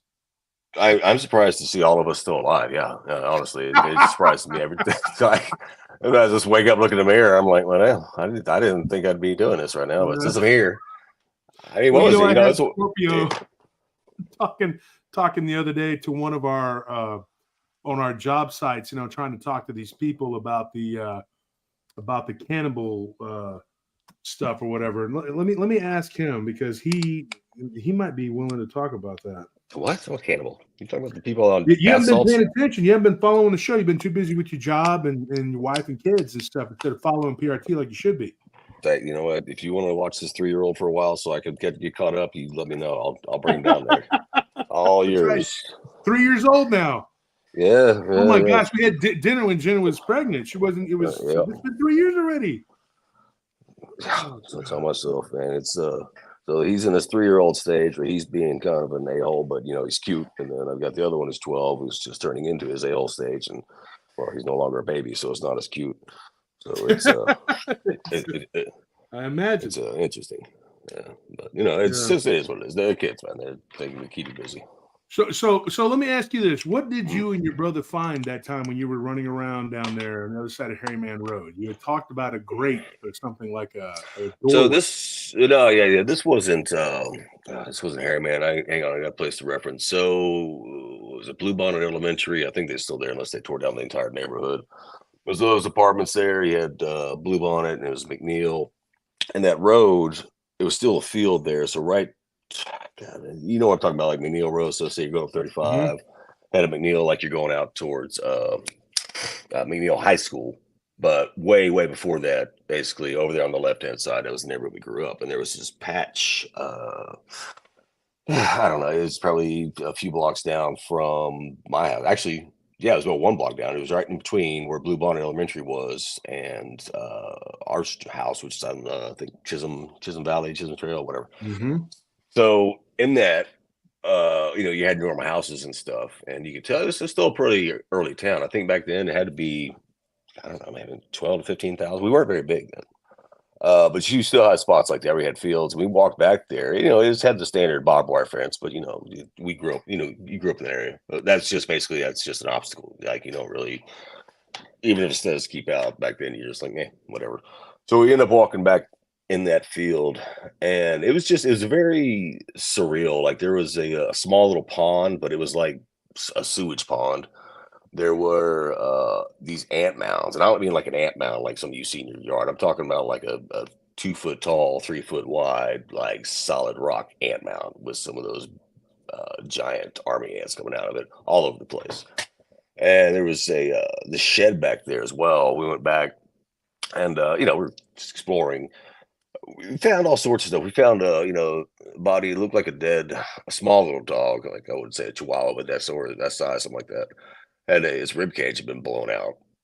Looked like some kind of like shotgun or something. Well, it was the bones that were left in there, but you looked at it and you're like, that didn't end well. It's just a lot of weird stuff like that. And as we're walking the field again, we came across, it was basically just like a piece of plywood. And hey, what's up, bud? Hang on a second. Yeah. PlayStation Wi-Fi turned off? Well, yeah, it's midnight, man. So get some sleep or watch YouTube. All right, love you. All right. Oh, he's just now finding out that it turned off. Yeah. He's like us, you know. You got to cut us off. It's like just like us in the bar. You got to cut us off. Like, hey, get some sleep, get some rest, go home. We'll see you tomorrow. So he's fine. That's what we get. So he's been having a little bit of headaches. You know, staring at the screen for 8, 12, 14 hours a day. Man, that's not good. Yeah. Where was it? Oh, so anyways, on the same property, I guess you'd call it. It's probably, I don't know, it's 10, 20 acres. I mean, it wasn't that big. There we stumbled across this basically a piece of plywood, and it had a lock on it. It was a very weird setup, very weird contraption. And obviously it was a dummy lock, so we just open it up, and there's this hole underneath that had been basically dug into the mud. And this wasn't like you know the limestone mud that's in that area. Basically, you dig down and it's mud, but really it's like clay and just gray mud, and it's just digging it up. It built and wedged out of that, And of course, I got to hop down there because I was the youngest, so I was always the guinea pig. Like, hop down there, let us know what you see, and we'll pull you back up. But there wasn't much, like, they hadn't been dug that far. I could tell there was one tunnel dug, I don't know, maybe 10, 20 feet, but I didn't see anybody, which would have been even more awkward if I jumped down there and someone was in there. But I don't know, I guess it was some homeless person or some crazy person. But we heard the same stories. You heard the same stories I did growing up. That area, that's where the Texas Chainsaw Massacre is. Blah blah blah blah blah, and all that crap. There were so many stories around that area, and it's all up and down 79, and I don't know what was real and what was. I think that because that house, and it's funny because we were talking about Eric, who grew up in that area too, who's the guy that has Media Palace, and he's also the guy that's the producer over at the cable, that the UT channel, whatever, to where I'm going to get my syndication done. And he went through there and did a bunch of exploring and stuff. And his aunt owned that house, the Texas Chainsaw Massacre house, which consequently Christopher Garetano, and of course you met him at the conference. Garetano is doing a whole thing about that, but it's like he wrote that book, South Texas Blues, about how crazy it was writing, or for the people who were making that movie. Weird thing, we're talking about aliens and stuff and the connection. We've talked about it on the show. Eric's aunt owned that house. Her whole family woke up outside one day asleep in the front yard. Now, me and Nellie about 2 months ago went and visited that house in Kingsland. It's now in Kingsland. They moved it. Where La Frontera is now, right? That's where that house used to be. Yeah. And none of that was there. 45 wasn't there. There was 35, and then there was a county road that kind of led off to it. And then yeah.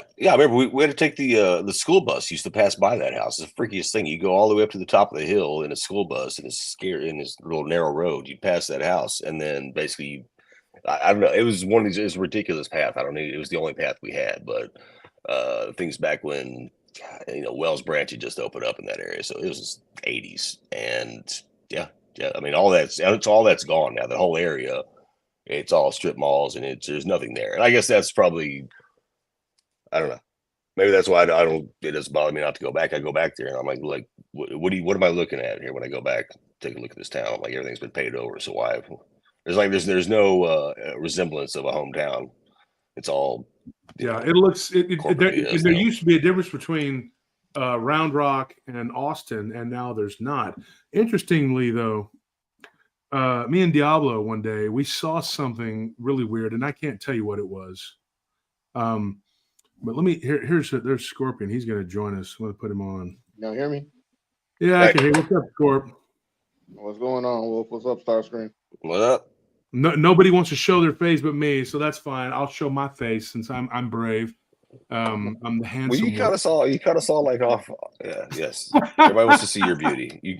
You caught us off guard. We didn't have time to prep and prune, man. So and so what ended up happening?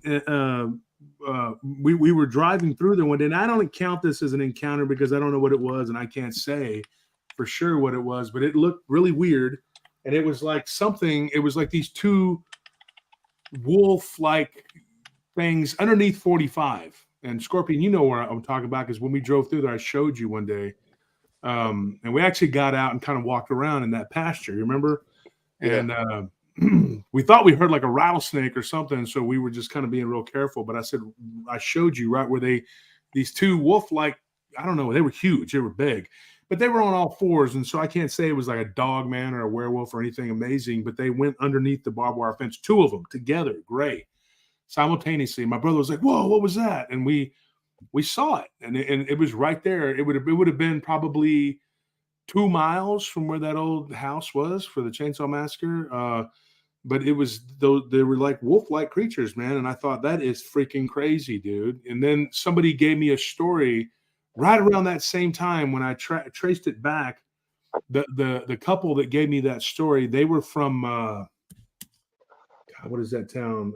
It's a small town up in Northwest Texas, and on the tip of my tongue.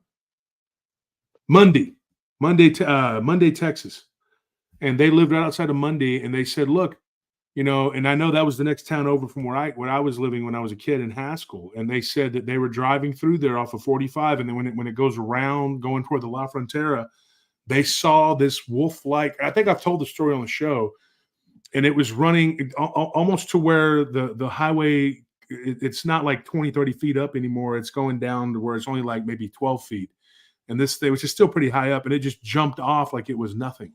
It was like a wolf stood up on its hind legs and then just jumped down into that pasture, and then they didn't see it anymore because it went underneath the overpass, which is weird because that overpass is where me and Diablo saw those two things go underneath the barbed wire.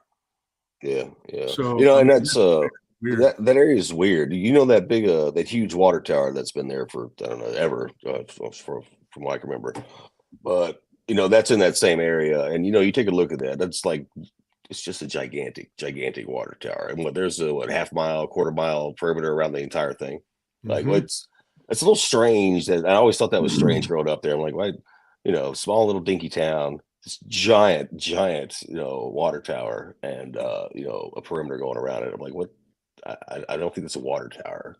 You know, what if it's one of their little government places where they use it to make? Yeah, because they had it's this giant spaceship looking thing. Yeah. You know, it looks like a damn alien. My wife always says it looks like a UFO or something, and it's cordoned off. Like, what are they doing? Like, why? Yeah, because you know they had those islands where they did the experiments, the genetic experiments, and that's kind of looks like a place where they do it. And that gives them, I guess, maybe enough running room to snipe or shoot anything that tries to escape. Right? Do you remember Mick? Do you remember Mick, loudmouth Mick from New York? Yeah. He's like, you like Star Trek? You like Star Trek? And he went to school with you. Y'all, you and him and Willie were all Round Rock Dragons. Oh, jeez, yeah. Oh, Willie so was he went to school with you guys, and I remember him telling me a really weird story. I don't know. I haven't seen him in years. The rumor is that he died, but I thought I found him on Facebook. But you know, he owed a bunch of people money. And so he like disappeared right after you did. He like went off the grid or whatever. And so I tried to look him up because I ran into one of our other friends from back in the day, and he told me, yeah, he was still alive. That wasn't true. That he started that rumor because he owed some bikers some money because him and Gallo, who ended up in prison in Mexico. I don't know if you know about that, but he shot that guy, but he ended up in prison in Mexico for like 11 years, and then he came back, and then he came to back to the States, and then he got in trouble here. But I ran into Chico, who was the door guy, you know, for a long time. He's a luchador wrestler, whatever. And he said, "Nah, man." He goes, "Mick's alive, dude. He's not dead." And I remember, now he's telling me you just ratted him out to the entire world. So now he's definitely dead. Well, it's been like 20 years now, 20 something years. Man, some people don't forget how much money was it. Yeah. that's but him and Gallo got into some trouble with some bikers or something, and so but I think he moved away. But anyways, a really interesting story, folks. These people, I'm talking about the old days, and I'm talking about, like, we're not going to say anything too crazy, but let's just say that it was not the life that most people live. And so Mick was one of those people, and his dad was like a cop or something at one time in Austin. Everybody knew his dad. So he said that he had a UFO encounter off of that old county road right there, going between Round Rock and Cedar Park. And I don't remember what it was 620, but it was like there was another road that connected it before 45. And they just dug it out, and they 45 smeared all over it. But whatever that was. Yeah, he said that he had seen he had missing time and everything, but he claimed to have seen something like this tall, pale crawler type thing come down out of a cedar tree. And he's like, I'm sitting there staring at it. Next thing I know, I see this ball of light in the sky. And then me and my three friends we wake up, and it's like daytime, and we're laying in a pasture. Yeah. And where he was laying was right there by where that old Chainsaw Massacre house was. And that was a story he told me a long time ago. And I know that you've heard this story before, Scorpion, because me and Willie and Jerome were the ones that he told that story to. And D, of course. Do you remember hearing that story, Scorp? Yeah, I remember hearing the story, but I can't recall the exact details of it. You know what I mean? Yeah. It's been so long, and it was one of those over drinks type thing, you know? Yeah. So, Scorp, tell Starscream and the audience any word or news on the situation with who I call Queen Boudica. Yeah, I talked to Queen Boudica the other day, and she said she'd be willing to come on. She also said she'd be willing to find a couple of people who have may either have had experiences with them or have heard of others having experiences with them. But I haven't seen her since then, so I don't know exactly when that's going to Well, tell happen. them what we're talking about. Give the people. Yeah, she says she's had some experiences with some cannibalistic homeless groups that they've had to kind of fight them off so they could survive, because the way those people live, they're all dog eat dog out there, and they steal from each other, and then these cannibal groups will sit there and kidnap people and make lunch and dinner out of them. And it doesn't surprise me, and we've heard this before. This is not something new. Yeah. In fact, speaking of Willie, when we were working over at Menlo, there was a I don't want to call them tribes, but there was a little tribe of them out there, and they were in that big. Remember that big open field, Scorpion? Yeah. Behind the construction, and there was like a tree line. Yeah, You I remember that? Yeah, and then there was a camp of gypsies out there. And some of them lived on the edge of those woods, and the other ones lived in the apartments. It was really weird. And the city owned that lot, but they let them camp out there because there was this camping ban, but then they removed it. And I don't know if you know about that, Starscream. And then they let these people be there. And then one night, one of those gypsies came. They call themselves Roma, and they came to Willie and to Dee and told them that there were some people that had grabbed one of their people, and they wanted us to call the police. I wasn't there, but so Willie calls me, and I was like out doing my guard checks, and I was like somewhere way in the middle of Austin somewhere. And I remember Kim, the patrol captain, was there.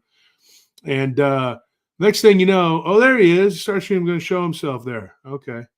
So what are you flashing the devil horns for, man, you evil bastard? So anyways, this is really weird.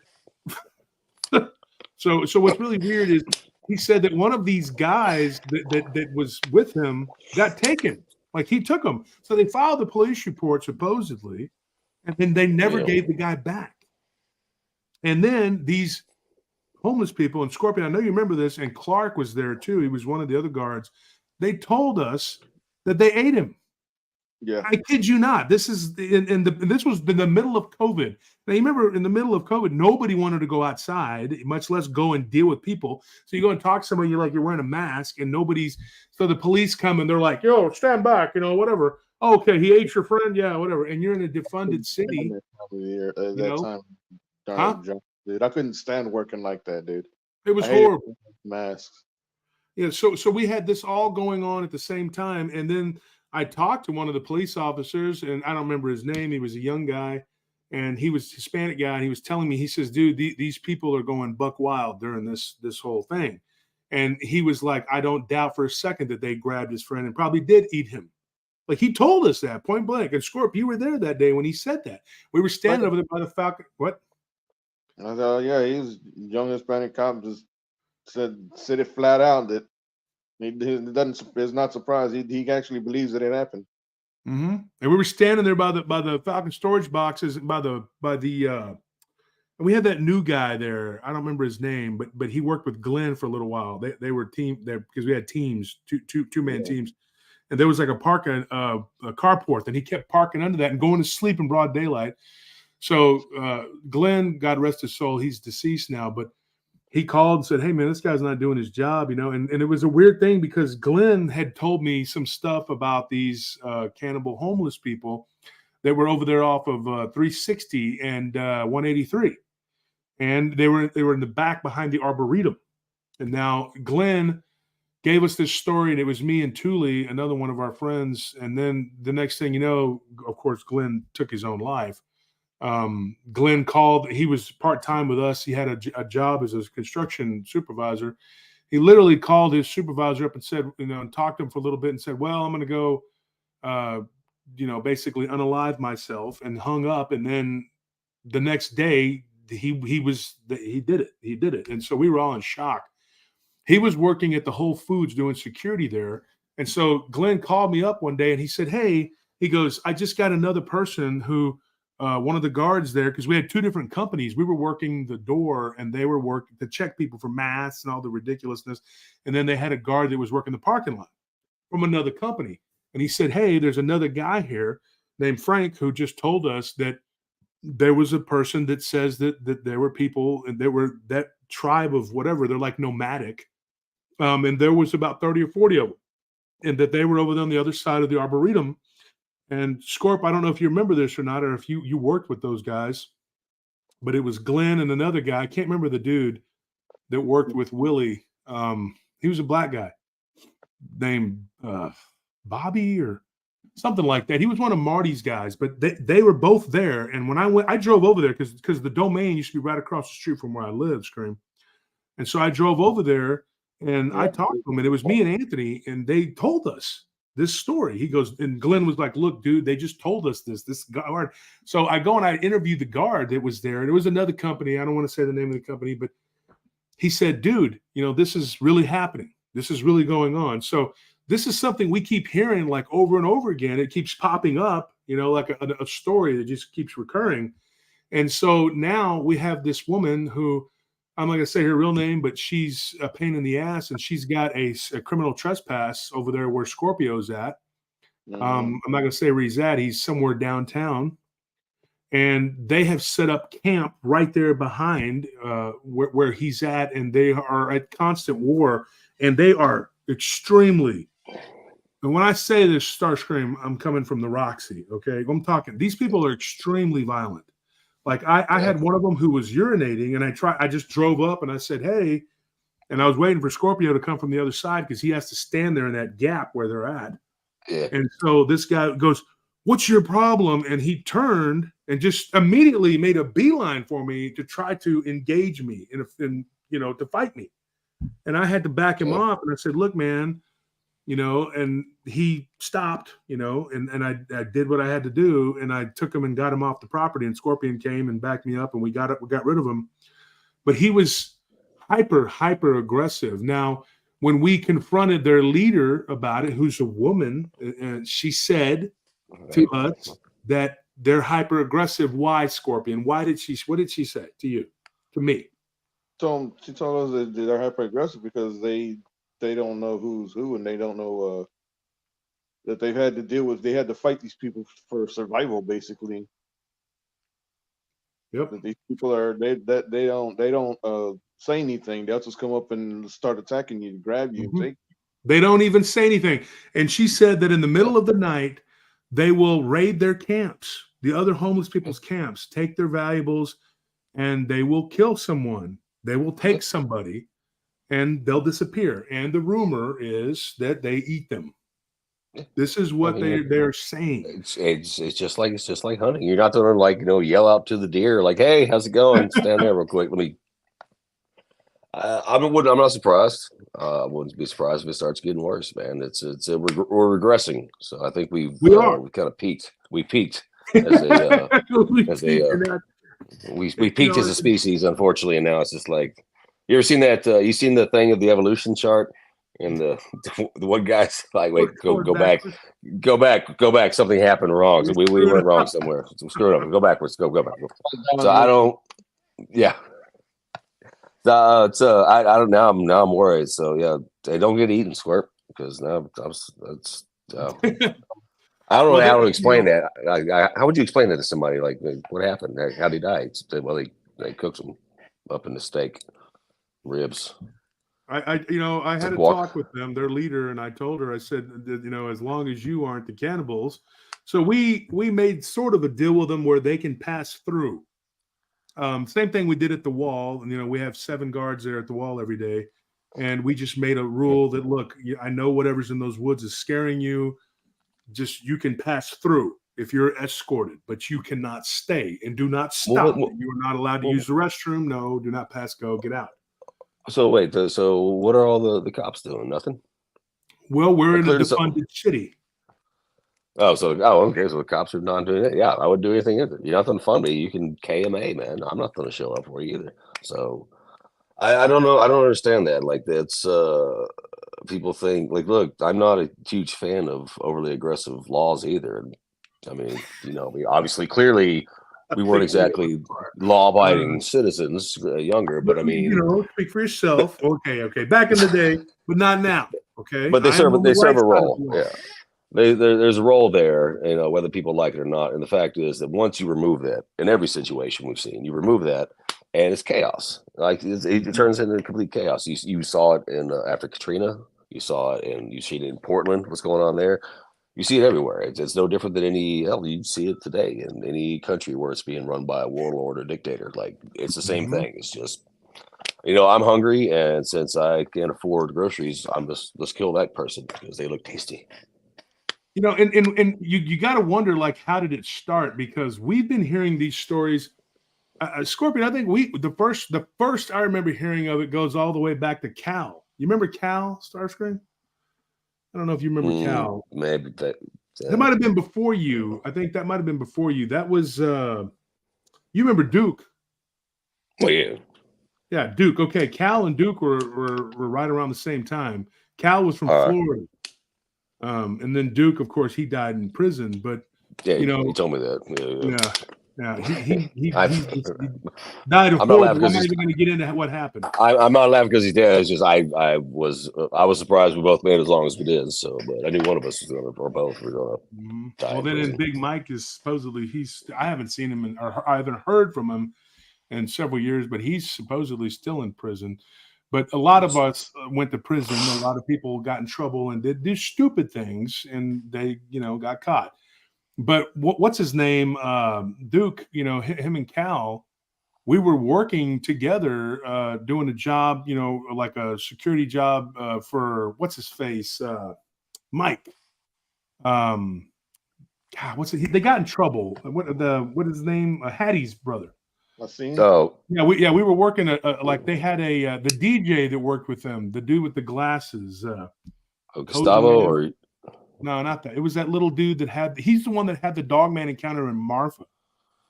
Forgot his name. What's his name? Scorpion, remember?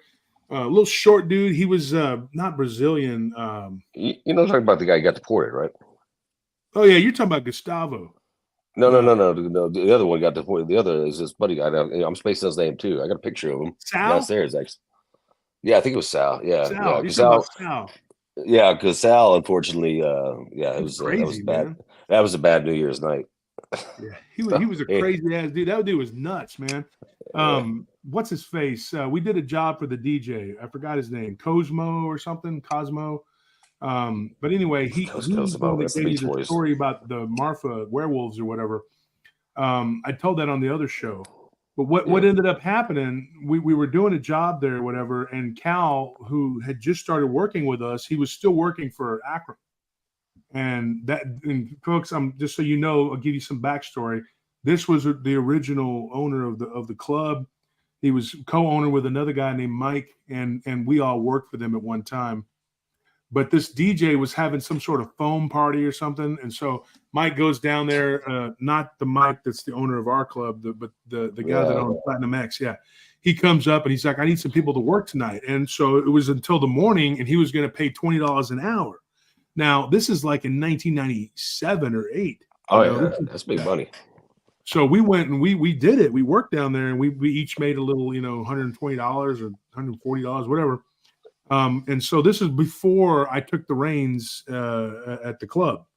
I wasn't even the head of security then. I was just a bouncer and flyer guy. Really, you start out as a flyer guy, then you work your way up to bouncer or whatever. And I think you started out as like a bar bag or something, didn't you? I don't even remember. Yeah, for like 10 minutes, you said I could not be a bar back. So yeah, you said we already had one. I remember I hired you. Yeah. So this was for 10 minutes, and then I was moved to security. Yeah. I was a flyer guy for like a week before you moved me up to be the what they called the caller at the front door, and then the caller was the second shift, the second position. Then you got to go inside, and eventually, and you cleaned up stuff, and then and everybody wanted to be inside because Roxy had all the brawls and all the babes. So everybody knew that our club was a place to be, and it was a 3-level dance club, and it is still one of the largest capacities in the state. I kid you not. So it was a huge place, and it was a very wildly popular place.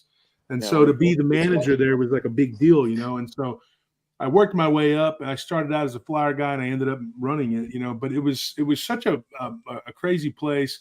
So this was at this other bar. I think it's where Lucky Lounge is now, but it was called like something else, like Stallion, some goofy name, whatever. And I remember Cal was the first time I worked with him, and I didn't like him, but he was friends with Mick, and Mick was like, "Oh, he's okay, he's a good guy," and I was like, "No, he's not a good guy. He's a prick. You know, I don't like him." And so I got to know him, and then I found out that he was homeless. So one night I gave him a ride home from work because he was working down at what was it called, Eden 2000, which was a freaking slaughterhouse that was our sister club, and it was always something bad happening there, always. And Rock, you remember Rock? He had like beat some dude up, beat him to a pulp or whatever. And Cal had gotten into it, and the guy had cut his hand. And Cal was like, what do you call that? People who are like always worried about germs. What's it called? Germophobic, whatever. Germophobic, like, yeah. To the hospital. I got AIDS. And I'm like, dude, I'm not taking you to a hospital, man. You want to go home? I'll give you a ride. And he tells me to drop him off across from Barton Creek Mall. So this is how it ended up happening. So we ended up working together. And I dropped him off across the street from Barton Creek Mall. I said, what do you live back in there? He's like, yeah, I'm homeless. So then about 2 weeks go by, and he comes to me at the club, and he says, hey, man, because I had told him, I said, man, I felt bad for him. Even though I started off not liking him. I said, dude, if you need a place to crash, you can crash at my place, man. Everybody did anyway. And I said, look, you know, it was like a flop house, dude, at that point, you know, and until we got more structured. But I said, look, man, all the bouncers and bartenders, they crash at my place. I don't care, you know. It's haunted. I told him that. He laughed, but he found out. So he ended up living with us for like almost a year. And I'd say about 8-9 months. But he told us this wild story. He was the first one to ever say this. So this was years ago. And he said that one of the guys that he was, you know, bunking with out there, they just slept in hammocks, whatever. And they always had like their machetes and stuff right there by them.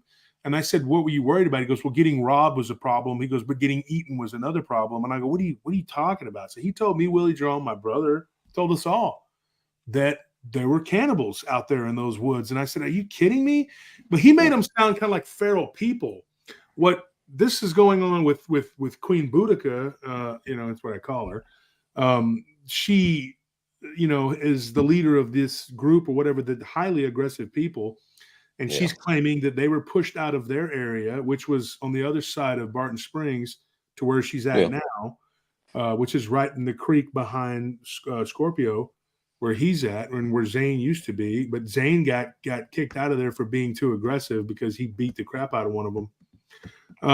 And so, you got to be pretty violent to get kicked out, but Zane is. So what ends up happening, she tells us that these cannibals had driven them out of their area.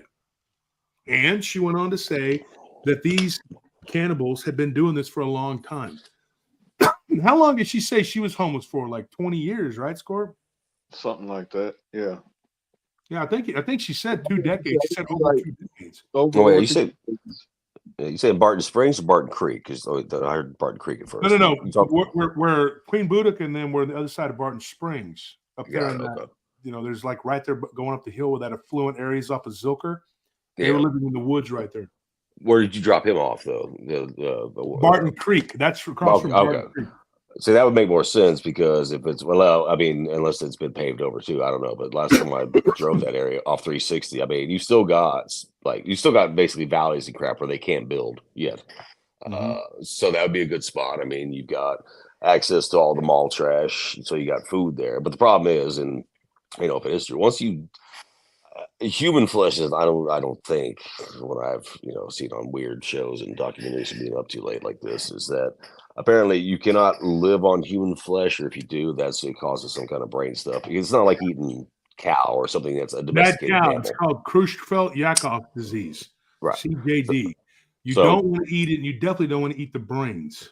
So, but people used to do that. These people might be doing that, and they could just be nuts and going more and more crazy. So it's hard to say. I wouldn't be surprised, just given the state of the world and hell, man, given the state of the prices. So, people live under Vegas and people live under New York and under any of the major cities. You have entire. You know, I'm not talking like a few hundred. I'm talking like thousands, like tens and hundreds of thousands of people.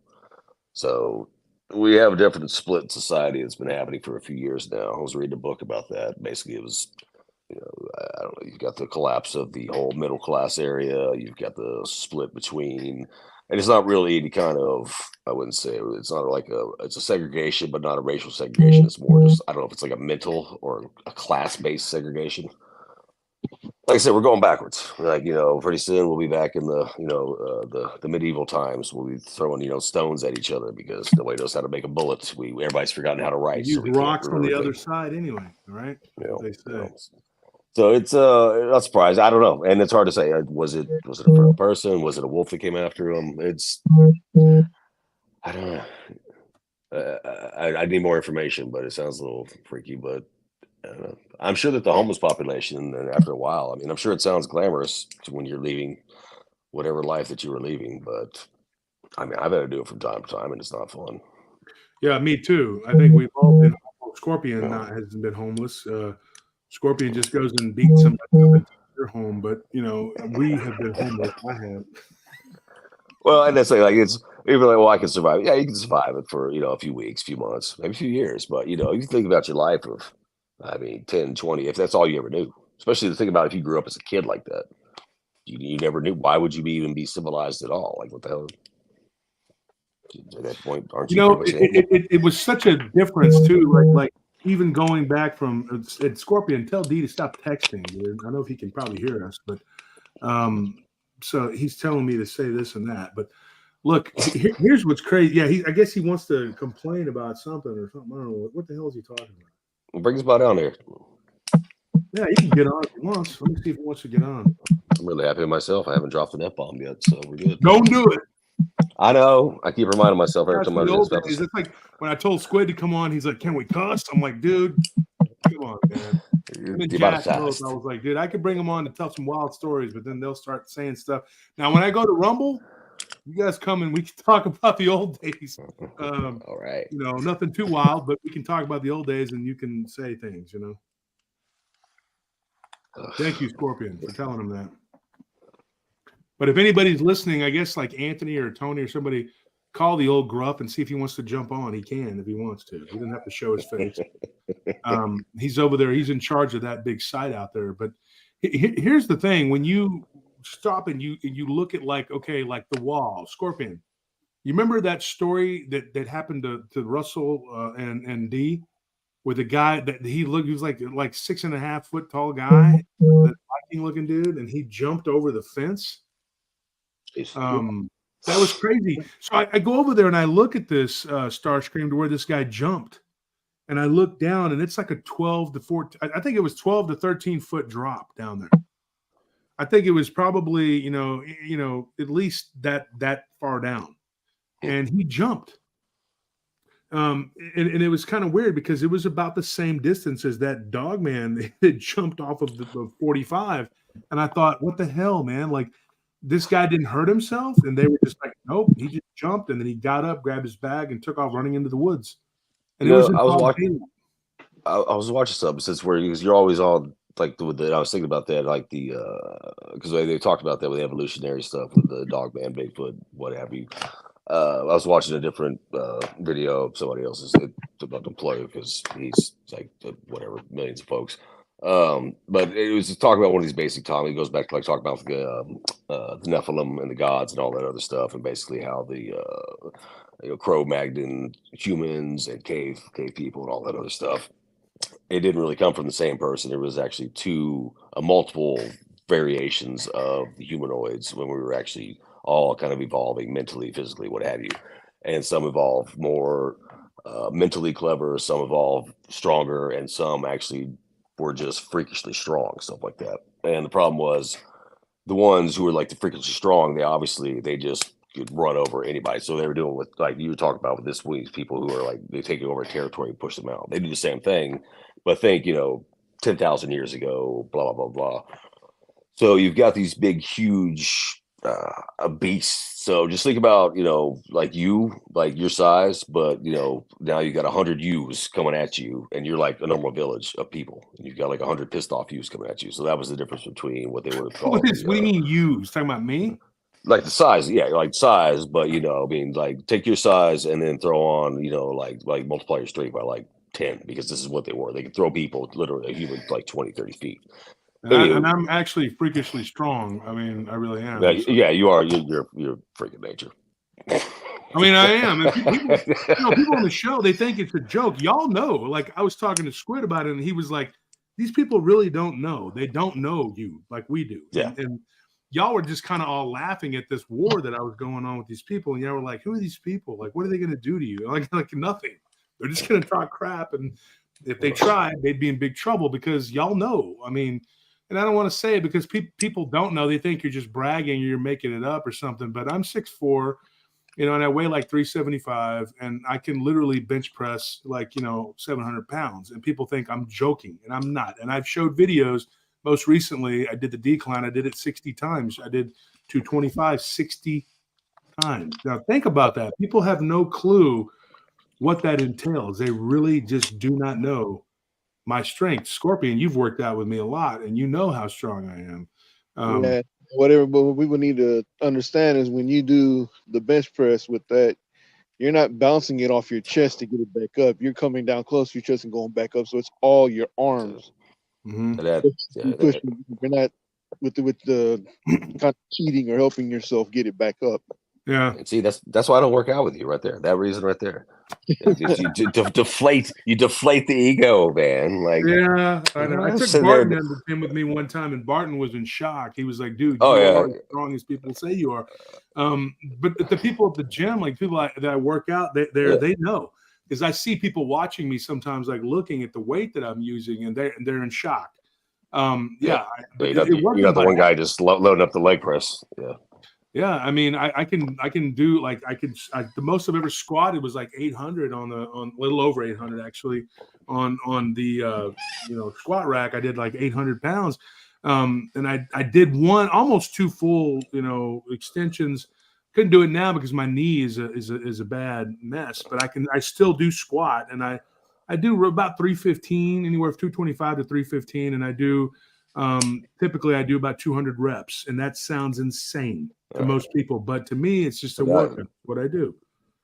Yeah, so now that we've got the bodybuilding from Josh here. Yeah, I'll describe people to a couple of people about you and how hard it would be for anybody to to challenge you by saying you're 6'3", about say you were 6'3", you're over 300 pounds, and you bench press like almost over 700 pounds, and your hands are like a middleweight. So imagine somebody that big, that strong with training too. Yeah, so Yeah. I would never try to fight you. I'd probably just run you over with the truck. Yeah. Honestly, I know everybody's always said that. When you see me fight, like you guys have seen me fight, then you're like, I'm not going to fight you. But before that, people were like, I can take this guy, No, I'm gonna jump in the truck and run your ass, bro. Run your butt over. so all right. So hang on. We got side. So all right. So take your stats there, right? So take your stats and like multiply it. We'll say by like 4 or 5. So imagine somebody, a humanoid form that could like bench 2,000 pounds and squat, I don't know, 5,000. Ridiculous numbers. Basically. Well, but they were a giant, but I mean they're all probably like in the 6'4"-ish, 6'7"-ish ranges, but they're just huge, bulky, blah blah blah. Like Neanderthals taking steroids. Yeah. So thank you. I was spacing on the word. So Neanderthals. So you had the Neanderthals and you had the cave folks, and that's basically who survived the humanoid race. But the Neanderthals clearly they won, and they were wiping out tribes left and right, wiping out. They say that based on some kind of studies, and this could be all theoretical BS. The human population, humans as we know them, cave folks, got down to about 40 people, like not 40,000, like 4D. Like, and this was after the whole, I don't want to say after the Younger Dryas or before. That's like the whole, goes back to the whole flood. We're not going to do that because that's like an entire 15 hours worth of talk. But anyways, the whole point of that was that the Neanderthals found that us our ancestors were good for two things: A, food, we were tasty, and then B, the women were good for mating because clearly, why not? Because that's typical man. So they'd kill the men, take the women, they would breed with them. Now the problem was that only the females would be actually be able to give to have children. The males, most of them turned out sterile, and which is why they eventually started dying off, and why so more. So think of interbreeding between two species only as every time that you breed something, you're killing off, your particular DNA, and the other one's taking over the stronger DNA, even though you were the stronger form. And anyways, but you still have remnants of that. And who's to say that something like that, to wrap this up in a very long-winded fashion, so to say that something like that, maybe they got down to such small numbers, that's why you only see rare pictures of, dog banter or Bigfoot, what have you. And but you're starting to see these bigger packs. Yeah, they could be homeless people. They could be maybe the offspring of these long, long lost generations that we thought died out to time a long time ago. We don't know. But you're So they definitely just seeing kind of reverted back, when civilization kind of went in the toilet here, they just reverted back to that. Is that what you're saying? or they've been hiding. They could have been hiding for thousands of years, trying to stay alive. Those packs used to come and hunt at night, which is why they think that humans, by nature, night freaks out just about everybody. I mean, you got to say, like, you take some place, take one of the places that you'll watch for security. You go there during the day, yeah, it can be a little bit, overwhelming, but go there at night, it's a different atmosphere. Like, it's completely different but humans are born with that natural fear of the night. And I think that goes all the way back to our ancestors. So it's hard to say when you see crap like that and I hear stories of like, oh, they're going to cannibalism. I mean, we've got cannibalistic tribes already, but typically they're in different, some island somewhere that has nothing. There's nothing to say that our country couldn't implode like that. I mean, why not? It's not like don't get me wrong. I'm not the commie for anybody who starts spamming all this stuff. It's just we've gone downhill a lot. The entire world has. So for people to regress down to their basic needs, which is like, I need to eat, and that's about it. Like, why else do you do anything? And if you can eat people and people are stupid, why not? Did you read that comment right there? I did not. What was that say? You got with very funny. Thank you. You're oozing according to her, you're oozing testosterone. Well, you still work out quite a bit, because I mean, I haven't seen you since September at the conference, but I mean, yeah, I do. I go I don't know, 4 or 5 times a week at least, sometimes 6, depending on the week. But man, it's mainly just to stay mobile. The only thing I've noticed is mobility is the only thing that you really can do. It just gets harder and harder. You know that.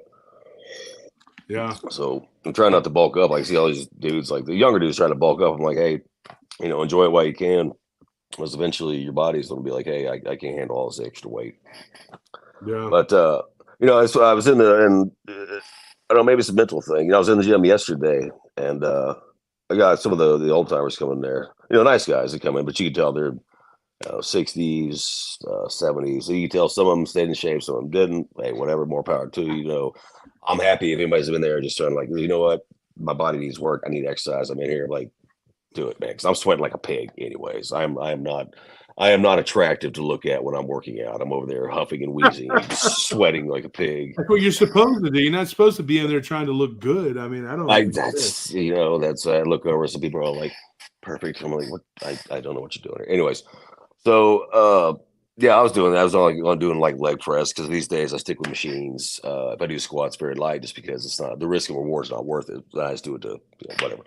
I turned my back, and then I turned back around, and one of the older guys, D, he was on the ground, and everybody came running over to him.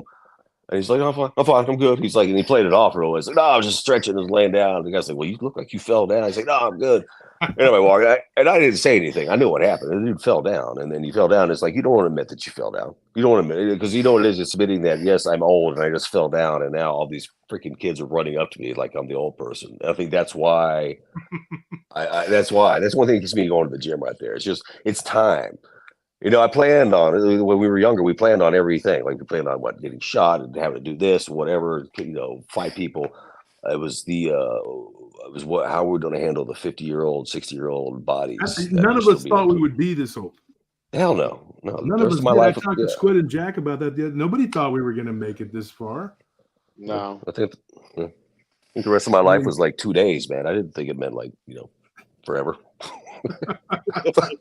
I'll tell you all a funny story about Starscream. One day we were standing in front of the club, and there were these two cops back in the day who hated us bad. I'm not going to Oh, say the God. name, Ugh. but they hated our No, guts no, with no. a passion.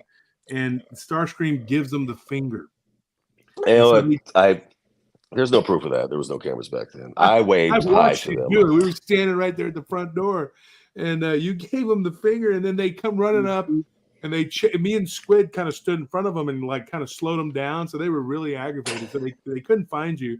They come back and Yeah. they arrest me and Squid, and they handcuffed us together. So we were there handcuffed for like 2 hours, and all we did was keep smarting off to them, and then they couldn't arrest us for anything.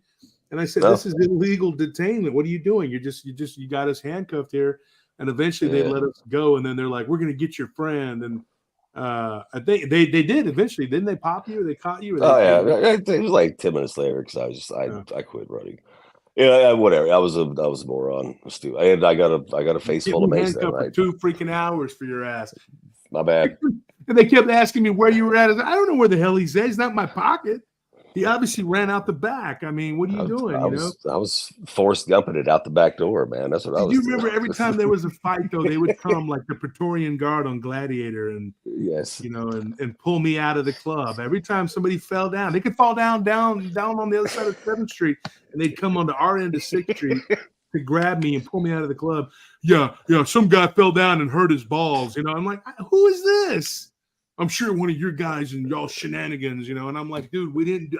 If they did, I had nothing to do with it. I don't know who these people are. I didn't do this. Following the trail of blood. Like that's an old. That's so bad, dude. That's an old trail of blood. fights, That's man. not fresh. That's not from tonight.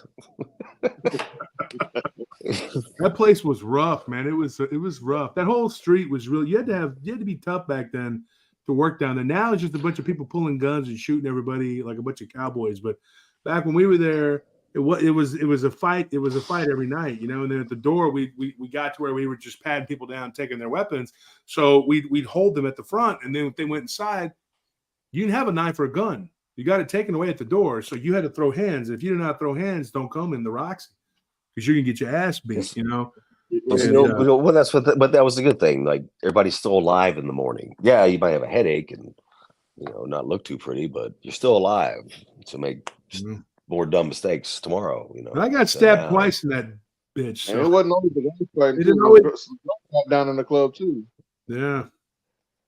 Scorpion, I remember one time I come in and it was like, I remember one night in particular, I don't know what was going on. It was in the middle of October. I remember that. And it was a weeknight, like a Wednesday or Thursday. It wasn't real busy, And the first fight of the night was Scorpion. You were fighting with some dude, some black dude. Y'all were beating the crap at each other, and we had to break y'all up. And he was a regular. I can't remember his name.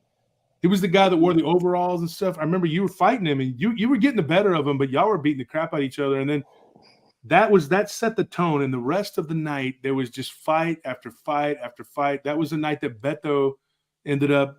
Him and another guy stabbed each other. Remember that, Scorp, in the restroom? Oh yeah, dude, there was blood all over that restroom. Scream! I couldn't believe it. I know it's like a prison. I like how you start that off. So the first fight of the night, like it's an NFL game. Like so, the first quarter we had a fight down here. The second quarter was up there. The halftime show was great. Like some of the nights were like that. Like it was a fight at 9. There was a fight at 10. It's like all the way. And you shut the doors and you're just like. But that's how we would always tell how the night was going to go was how early the first fight actually started. First fight started early night. The rest of the night was going to be hell because there was going to be fights all night long. It was no wonder that place was haunted, man. I'll tell you a spooky story about that place. There was a bunch of things that happened. There was a spirit there in the back of that club, and y'all know this. Mm-hmm. And every time you walked up those back stairs, you would feel something. And sometimes if you stopped, it was really busy Friday, Saturday night. The barbacks were always back there, And I was running up the stairs, and I thought it was Frazier was behind me. Frazier, of course, he's a Jamaican guy, worked with us for years. And I thought it was him running behind me. And I stopped, and I was going to open the door and let him go by me because I thought he was carrying up a bunch of liquor, or beer, or whatever. And I stopped, and there was nothing there. No one. And then sometimes you'd be in the back, and you would hear something whispering, like there was two people having a conversation, like, and you would be like, "The hell is that?" And you it was so crazy. You go from that loud booming music, and then you go into the back, and then you would hear like a conversation going on, because like it was very good at like stopping the sound. Like it was like the sound would just go away almost instantly. Oh It yeah. was very good. Yeah. Yeah, Now and you're then making me think that a spirit got a show at least a couple of nights from me. So I don't want to think about I that. think everybody was back there doing who knows what, but I was back there a couple times, and I heard like whispering, and there was nobody back there, man. And then one night, something grabbed my. I always kept my rag in my back pocket, because you never knew you were gonna have to, wipe a table down and clean some up, or blood, whatever. And I was walking up the stairs, and something yanked my rag out. So then one day, years later, I was comparing notes with Squid and Willie and everybody, and I think you, Scorp, and Jack. We were all at Darwin's at Squid's club where he's at now, right? Because Squid's still down there running the club. And so we went in there to have a drink. That was a few years back. Thule was there, and I think there's a picture of us all together. It was somebody's birthday. I don't remember who. And so we were all in there hanging out, and so we were talking about it. And Squid, everybody had the same thing happen. Their rag had been pulled out of their back pocket, and you look, and it's, you would think it would just, if it fell out, it would just be right there on the stairs right below you, but it would be all the way down the bottom of those stairs. Yeah. And you'd be like, yeah, like, what the hell is that? It was so weird. And then one time, and this happened quite a bit, in the women's restroom, at the end of the night, we'd have to go in there and check. And they had all those stalls. This is such a big club. It was like, 8, 9 stalls. And you'd have to look under there and make sure there wasn't nobody in there, and then you'd knock, hey, security, you need to leave, whatever. And I remember one time I saw somebody run by me real quick, and I looked up in the mirror, and I saw, and I probably said this before on the show, but I saw like a woman run by me real fast. And I was like, and then as soon as I walked around the corner and I looked, there was nowhere to go either way. If you go to the left from there, it goes down kind of a long hallway to the back. And then you hear that loud door right there, right? That loud door. And then if you go to the right, then it kind of loops around, and it goes to the second floor level, because it was a 3-level dance club. And so I was like, there was nobody there at all. And I saw that clear as day. What was in that building? Like, what was that building before it was a club? Like it was a stable, and it was before that it was a blacksmith place, and then at one point it was a brothel. So basically, people were always getting laid there. All right. Yeah, it was bad. It was a bad, always bad. And then somebody's always getting mounted at that place too. Do what? I was saying something's going to get me in trouble. Like, no, I was just saying. Apparently, people have always been getting mounted at that location. Yeah, so, exactly. Yeah. Okay, you just had to say it. I had to say it. It's all good. Don't worry. It's mounted like riding a horse. Yeah. I remember when Scorpion, when you got now Scorpion worked at a club too that was haunted, really haunted bad, and that's where the people would see the little people running with ice cubes and stuff. Remember Scorpion? I'm not gonna say the name of it or who owned it, but do you remember that rat that we found that was impaled with all the little stab marks? Yeah. What? Yeah. Yeah, it was upstairs at that place. It used to be, for you, Starscream, you'll know, it used to be Wiley's. Yeah, I think I got it. Yeah. The Iranian guy used to work the door there, and he got into a fight with that big dude that cut his head open or whatever. And then he was a bully. I'm not gonna say his name either, but his name was James. But anyway, he came over to our club, and he got in my face, and I'll never forget. I split his chin open because I saw him beat that guy up, and he tried to do that same thing next week, and he came down with his little friends. He looked like 50 Cent, but he was bigger, way bigger. And he stood in my face. He said, "What you gonna do, man?" I nailed him so hard, and blood just spurted out of his chin. Now, another thing happened between me and Starscream. Starscream got smacked by a guy, and we ended up on TV, on the news, and my mom saw it. Tell the audience about that, Starscream. I think it was. Well, wait, was that a New Year's Eve or was that No, that like was a Halloween? Halloween. Halloween. Oh God, yeah, even worse. I was actually front row for that, so I saw it live. Yeah. So that was. Oh God, I think that's why every night we had a crazy night like that. We'd have two right there at the front, basically the Front door, yeah.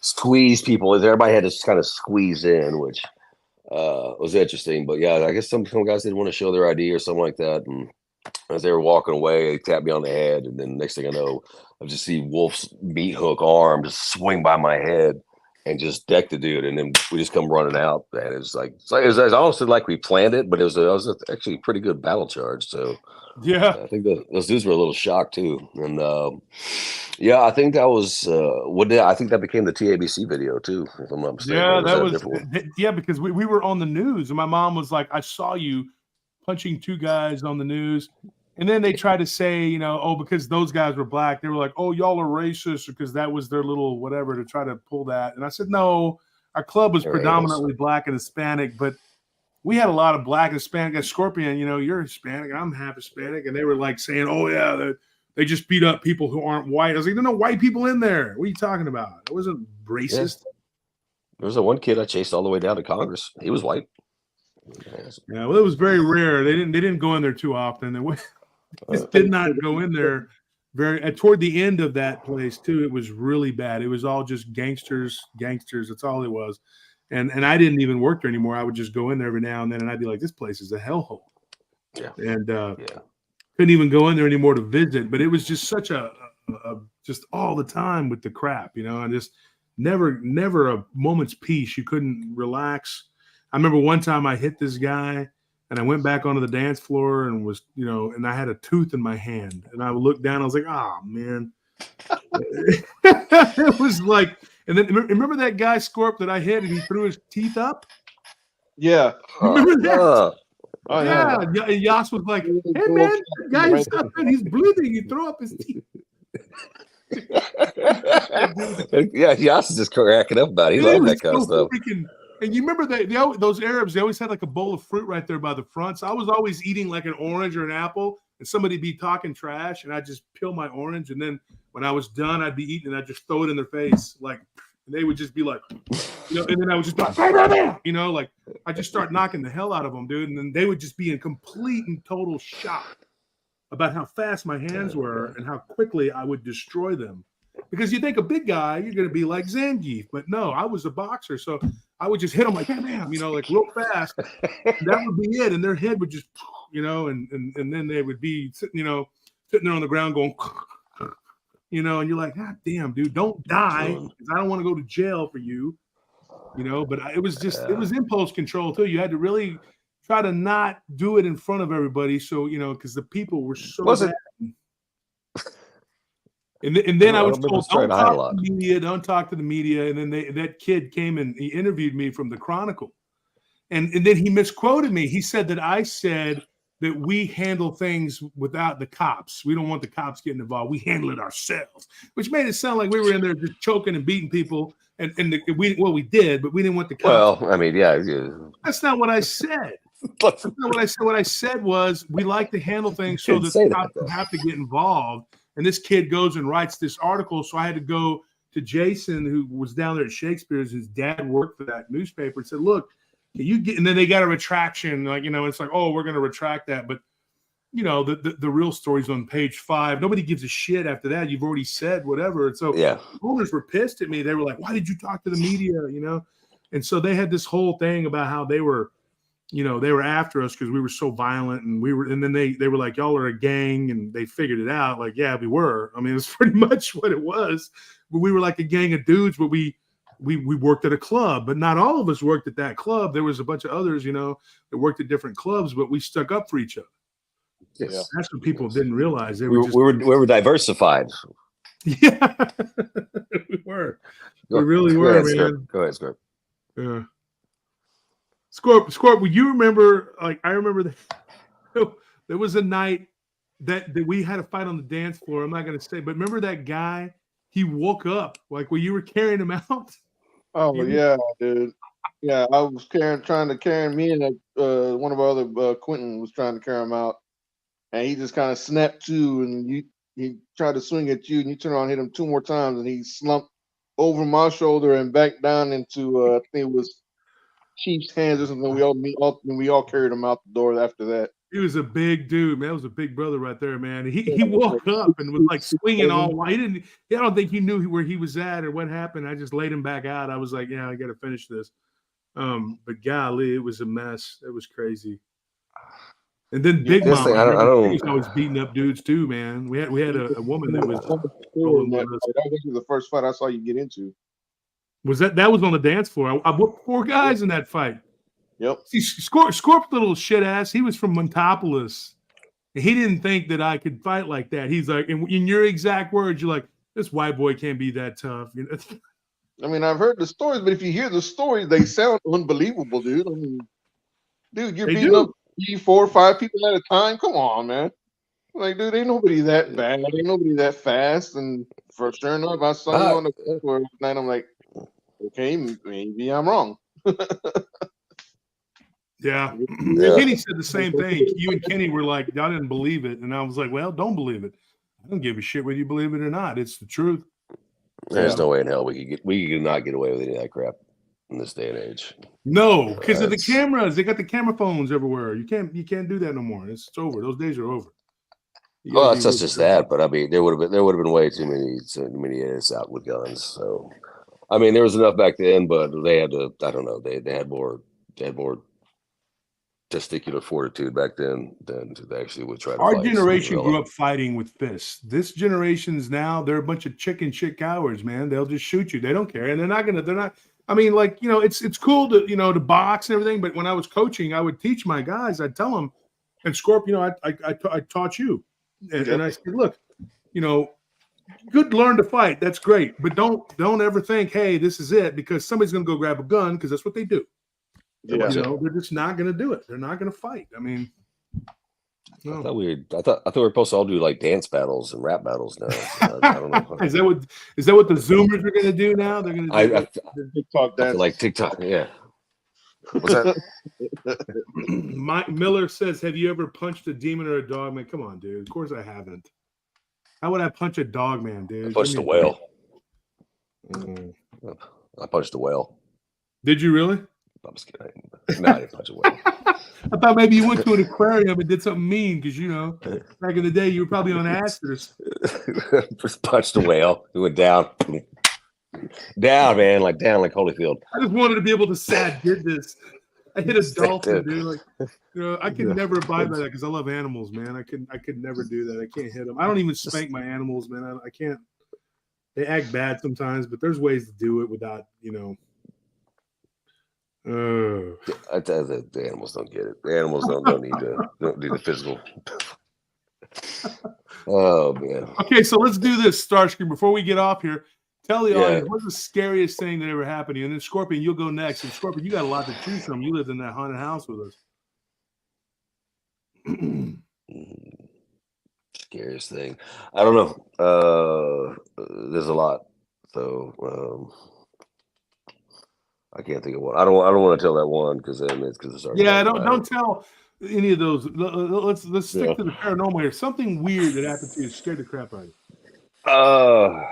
I mean, honestly, it's been sometimes when I was do those camping trips and just waking up feeling like, you know, someone was there, but other than a coyote or something like that watching. Like I see the coyote footprints in the morning, but you know, out there in the middle of nowhere, and then just like you can actually feel something actually watching you more than just, you know, well, I'm out here by myself, blah blah blah. It's just something that's like actually eyeballing you, because you know you have that feeling where, you know, you guys get it. You probably get it. You got those homeless people hiding, but you feel some eyeballs on you. Yeah. And to have that, but just not, you know, events like that. But honestly, I'm not worried about when I'm camping and stuff like that. But you know, I've had like different stuff like that. It was back in the house in Round Rock. You know, I had some of the I don't know what the technical term. You know, the shadow folks. Like you turn around, it's not just your eyes messing with you, but you turn around real quick because you can feel something staring at you. And this was the neighborhood over by it's close to the high school, Roundup High School, and like Chisholm Trail. But yeah, and there's an older house there, and it was close by that because I mean we were a hop, skip, and a jump from that crazy house that we were just talking about. because we only really moved across the tracks, and that's how small this town was. But we were on one side of the tracks, and then we moved a quarter mile away, and we were on the better side of the tracks, and we went up in social status. That's growing up. We weren't trailer park adjacent. Now we can look across the trailer tracks. Yeah, look at those folks. But yeah, that area was just very weird. It just seemed like a very weird area for what it was, and I don't know. Like I said, I try not to put too much thought into it because when you see, I don't like when people go out with the BS stories, that they do, because I think that kind of it screws up a lot of the information. There is weird stuff out there. There's stuff we don't know about, obviously, yada yada yada. But I don't enjoy listening to people who just pull it right out of their butts and be like, "Oh yeah, I saw Dogman. He was at the bar and I bought him a shot." And driving around, we were flying around in space with him. I'm like, all right, look, man, just whatever. And back in the day, there was a guy named Barton. Not Barton. Now let's not confuse it with Barton. No, but there was a guy. His mother was like a judge or something. Like, remember him? He was the biggest liar. I mean, he would come up and tell you these crazy stories. I just got jumped by 40 people, man. Yeah. And they were giving me purple nurples and all this stuff, do you have any cocaine? Like, dude, get out of here. What is wrong with this guy? Like, he was insane, dude. And he would just tell this big whopper lies. And I'm thinking, your mother is a judge. Like, what is wrong with this kid, dude? And he's older than me. He wasn't a kid, but he was, it was just insane. He was always hopped up on something. He's got to get out of jail free card. That's what it is. No, it was nuts. Well, he probably did go to jail, and I don't think his mommy helped him. I don't know what happened. I remember he did time because he broke into an ATM machine or some crap. I remember Dominic and him were friends. But I never understand that logic. How much are you honestly going to get out of an ATM machine? What, 10 grand? 20 grand? Crack. What does it matter? Probably. I've never smoked crack, but I've seen people on it, and they don't think they're using logic, Scream. I really don't. So it's like, So Scorpion, what is the scariest thing that's happened to you? Well, I mean, most of the people in here probably already know about what happened at the church. Oh yeah, of course. That's the absolute scariest thing that's ever happened to me. If anybody wants to hear about that, you go look up the Church of the Forgotten, and you'll hear that story. But I guess the next scariest thing that's happened to me, was probably the first night that I stayed the night at the house in South Austin, where I saw your doppelganger, because I wasn't used to that. That was scarier than what happened to you out there at the Church of the Forgotten? Oh, hell no. Oh, okay. No, but that was probably next, because like I said, I was new to it, so I wasn't used to it. It just tripped me out. You really never get used to that, though. It was so weird there, man. Like, I mean, God, like, you're there and, there was always people around, but then they would all of a sudden everybody run off and go to work and do whatever. Then you're by yourself and you'd hear noises, laughter, and all kinds of weird stuff. And you're like, what the freaking heck is going on here? You remember when Ivan was our dog? Remember when he was fighting with something invisible in the room? You remember that? Yeah. I think one of the other weirdest things that happened to me and you, because I had that pallet in your walk-in closet. Yeah, check this out. My closet was bigger than this study. And so when my brother got out of the army, he claimed it like his room, and I'm like, dude, you ain't gonna have a room within my room. This is my closet. And he goes, well, you got a whole room. The other two rooms are being taken, whatever. And he was like talking about it. Well, then when he moved out of it and took over the other room, and then Willie moved to that little spot by the end of the house, then you took over the closet without even telling me. It was like I come in one day and Dee's not there. It's Scorpion. And I'm like, dude, y'all are just going to live in my closet for real? Like this. But, what are you going to do? I mean, you're not going to kick them out. They're your friends and your brothers or whatever. And so, I get accused of being a mean guy back in the day, but I put up with a lot of crap. Believe me, I was nice to a degree. I could have been a lot meaner. That's why he was so mean at work. So he was all sweet as can be at home, and then he had to get to work. He had to get that anger out. That was not the case either. He held me until he got to the club, and then unleashed his fury on anybody who had to stoop at the club. Penny Van says, "Come out of the closet." Yeah, I remember, dude. That was so. Do you remember when we looked at that? We had a friend that was a cop, and he came over and he sprayed that stuff on the wall. Remember that, Scorpion? We used that black light. Do you remember Yeah, that? we used the black light, and we saw a huge, long trail of blood leading from one side of your room all the way around. Behind the headboard. Just around the wall, and then it all went into the closet and kind of faded out on the closet Mhm. floor. Yep. Because we were trying to figure out the history of it, and this guy, he looked it up. He already knew.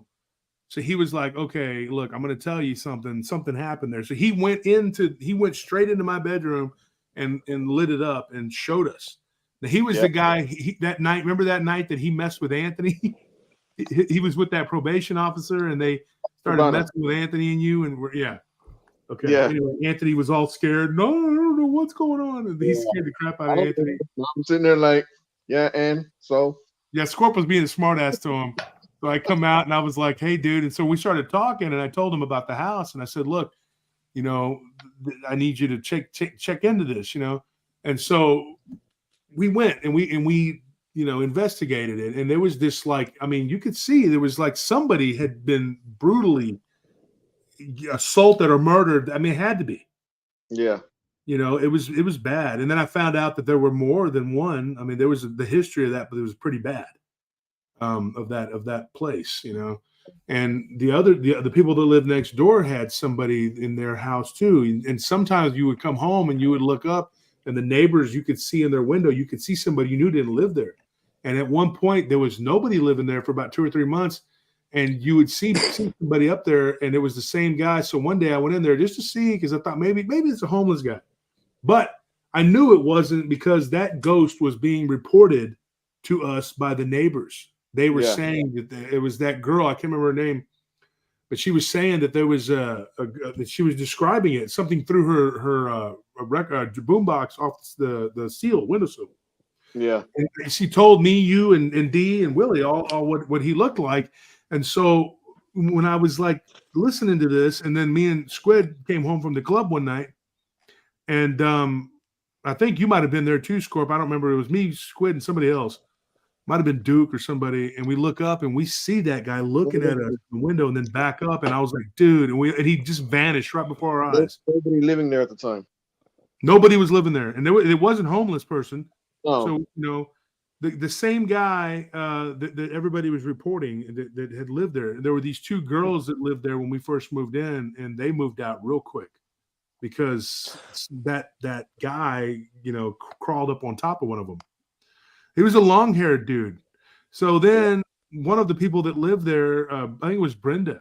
Remember her? Yeah. What's her boyfriend's name? Sam or something like that. But anyway, they told us that they did the history of that place, and they found out that guy had committed suicide up there in that loft. And they looked him up, and that was him. We saw his ghost. I saw it twice, but I think between all of us, we all saw it at one point or another. Yeah. You know, it's possible that his spirit's got you. You ever heard the theory about the soul recycler? Yeah. Yeah. So you got this crazy theory, basically, is that our souls, like, so think of whatever, the lizard people, elite race of alien, human, or whatever. They feed off our souls. So anything we have, happiness, emotions, anything like that. But what they really feed off of is pain and misery, suffering. And once you're used up, whatever they can get out of you, that's when you die, you pass away, whatever, and your soul's recycled, you sit back to a different body, yada, yada. So it's a little crazy like that. You think about, okay, so what if that stuff like that's true? And if you take your own life, then you lose out on having your soul recycled, and you're cursed to basically wander in limbo forever. You have to stay there, locked inside the place where you took your life, or in that area where you took your life. Yeah, God, that's a horrible. It's like a hell and unto itself. I mean, yeah. And then eventually you go to hell. That's probably all you have to look forward to. Yeah. Oh God. But yeah, I don't know. There's stuff like that. Like when you see those shadow people, it's you kind of want to know, like, was that somebody's soul that got trapped there, or is it just, it's one of those things. It's my brain playing tricks on me, or by seeing this. It helps if you have other people there who are like, no, you're actually seeing this, because I mean, there's many times in my life where I saw something and I'm like, well, nobody else is here to verify this, so I'm just going to pretend everything's fine and hope everything turns out all right in the morning. What are you supposed to? What are you doing? Go You fight a remember that ghost or place something? you live? I remember you were telling us something about it, but I mean, there was a lot of booze and some other things going on in your bloodstream at that time. So I'm going to say this, but you remember that place you lived at, Penny Lane? You remember Oh Penny my Lane? God! Oh yeah. Well, you lived over there because there was a lot of weird stuff there. And I remember you came in one night and you said, I remember you just walked in the club and you were like, I had a restless night, man. There was like a ghost or something grabbing my leg, or you said something like that. And I was like, oh shit! Oh God! Yeah. And I thought it was just someone broke into the apartment or something. It wasn't that secure of an apartment. When you said you went to sleep, excuse my folks, but you said you were imbibing. And you said, I thought maybe that's probably why. But, there was something there because I remember going over there with, what was that kid's name? He was a pretty tough kid too, man. He could fight. Timo. Remember Timo? Yeah. Timo and Max. And so we all went over there. Max died, of course. But Timo, we went over there and we left. And Timo was like, dude, that place is haunted, dude. He goes, I saw somebody walk out of the bathroom and like look and then duck back in. He said he saw somebody do that at your apartment. And so I was like, dude, that place was your apartment was probably haunted, because I remember one time I went over there with Squid, and I don't remember what the whole deal was. It was after work and it was probably involving girls or something. But we were sitting there, and I remember Squid coming out of the bathroom and going like, dude, I just saw somebody in the mirror. And then you were like, bro, you're on acid, bro. You're like, that's what happens. Hey, you're fine. You're supposed to see someone else there. You're good. Don't worry about it. Just keep on going. Here's some orange juice. Adam, like, that means it's good. But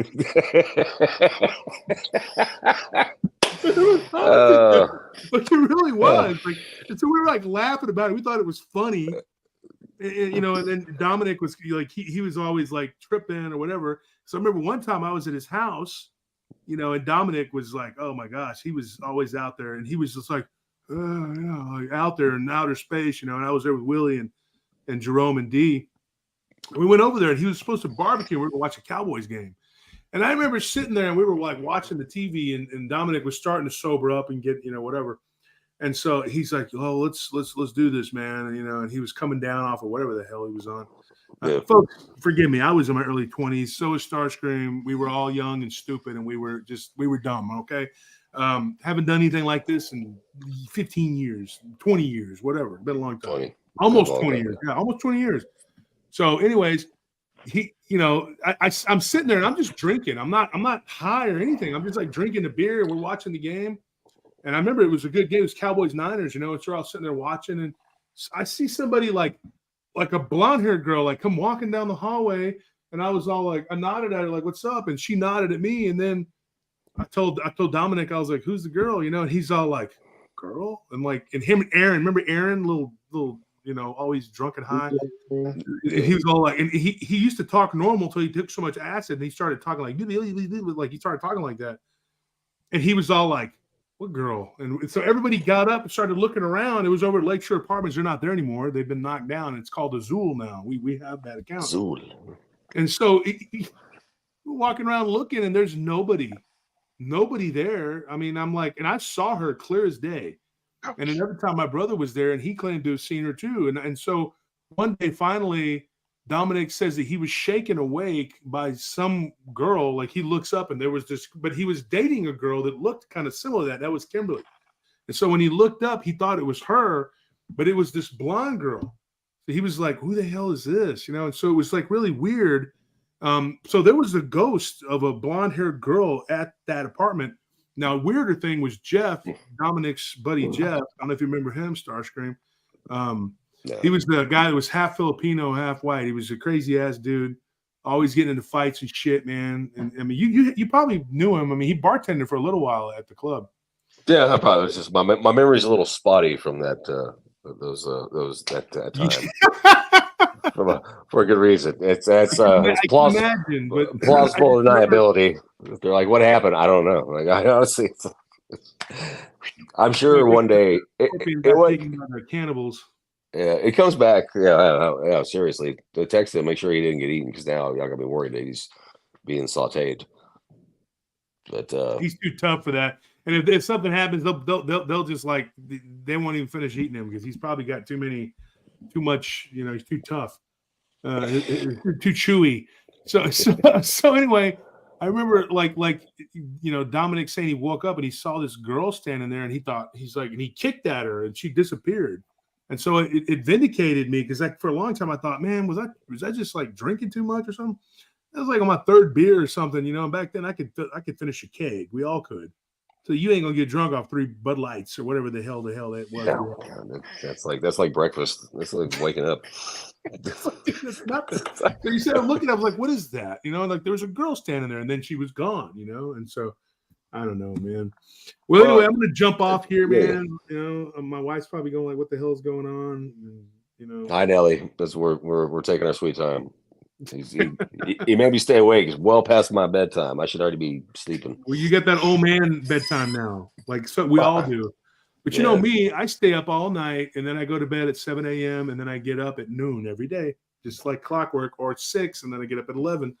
But if I stay up till 8, I'll sleep. Still, I'll only get 4 if I do that. I always get up by noon, always. I'm getting like 4 to 5 hours max, man. That's all I've been able to get for years. Like I try to sleep longer and I can't. I just sit there and just stare at the ceiling. So I just Yeah, on the rarest occasion, I'll sleep 6 or 7 hours, but mostly I'll sleep about 4 or 5, and that's it. Well, you can't sleep much because you got the damn nut jobs over there.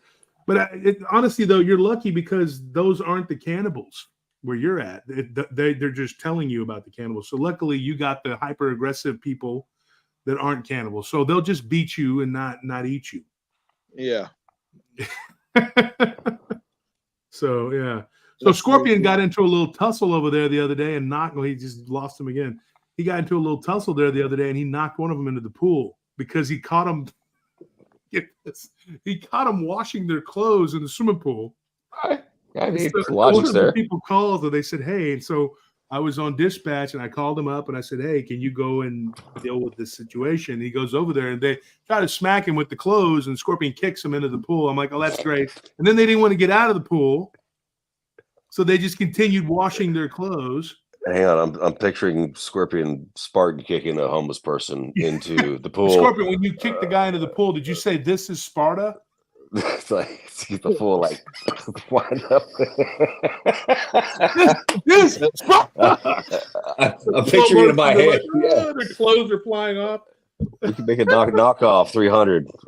How many homeless? We'll call like 13. How many homeless people are there? Because we're outnumbered. We're always outnumbered. We always have been, but we still win. We always won. Funny thing, man. I'll tell you something else funny. There was a. I'm not gonna say anything more than this, but there was a gang of people who did not like us, which wasn't unusual, and so they decided they were going to do a drive-by. Get this funny shit. They were going to do a drive-by on us, right, folks? And we used to hang out at this place down on the edge of town, away from the strip, because that way we could be at peace and we could hang out. And some of you guys played pool. I was never a billiards guy, but sometimes I'd go out there, and so we were in there hanging out. And I knew these guys wanted to do something to us, And so we went over there and we parked 2 of our old vehicles over there. So they go over there and they shoot the place up. Poor lady that worked, I told her they're going to do this. I knew they were going to. And they shoot the place up and then, they get charges pressed on them by the owner because she wasn't there. Nobody was there. We knew who it was. And so they got caught because they stupidly, we always hung out there on a certain night.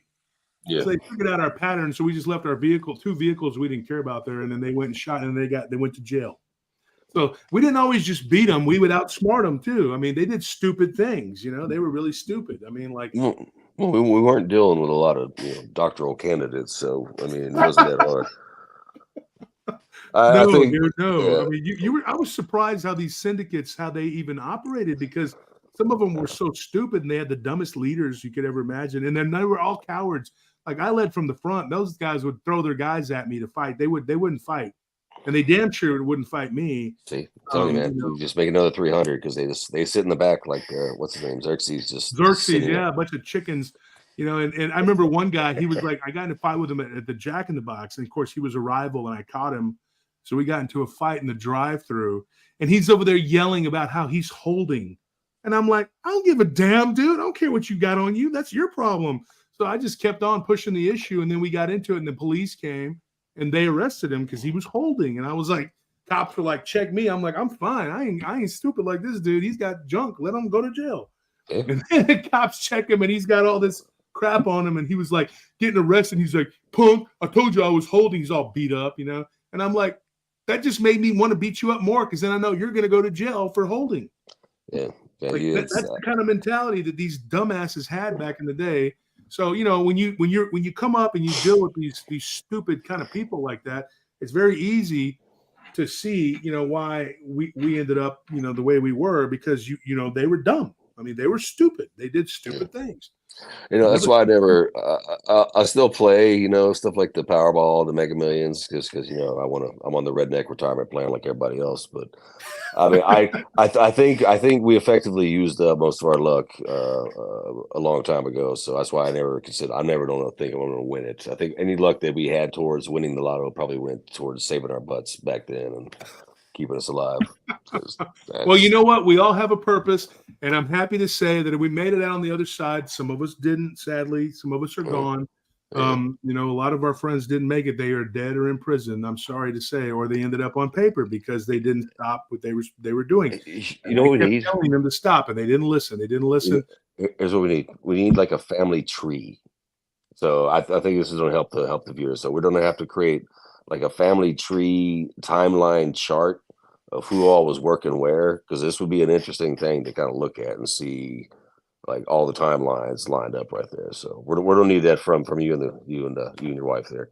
Well, you know, when I went to the police station, every time somebody fell down, they would try to hem me up. And I was in there in the police station one day, and they had the little chart there with our faces and names, and they had it all wrong. They had it all wrong. I was like, "What is that?" Like the people moved all over the place. And I said, that's not how it is. And so I moved stuff around, and then the cop comes in there and she's like, what are you doing? Why are you messing with that? And I said, because you have it all wrong. That's not how it works. And she goes, we have our intel. I'm like, well, your intel's bullshit. Did they give us nicknames too? Like, did they use our names or did they give us? Yeah, they used our nicknames. They had all their nicknames up there, but some of them were wrong too.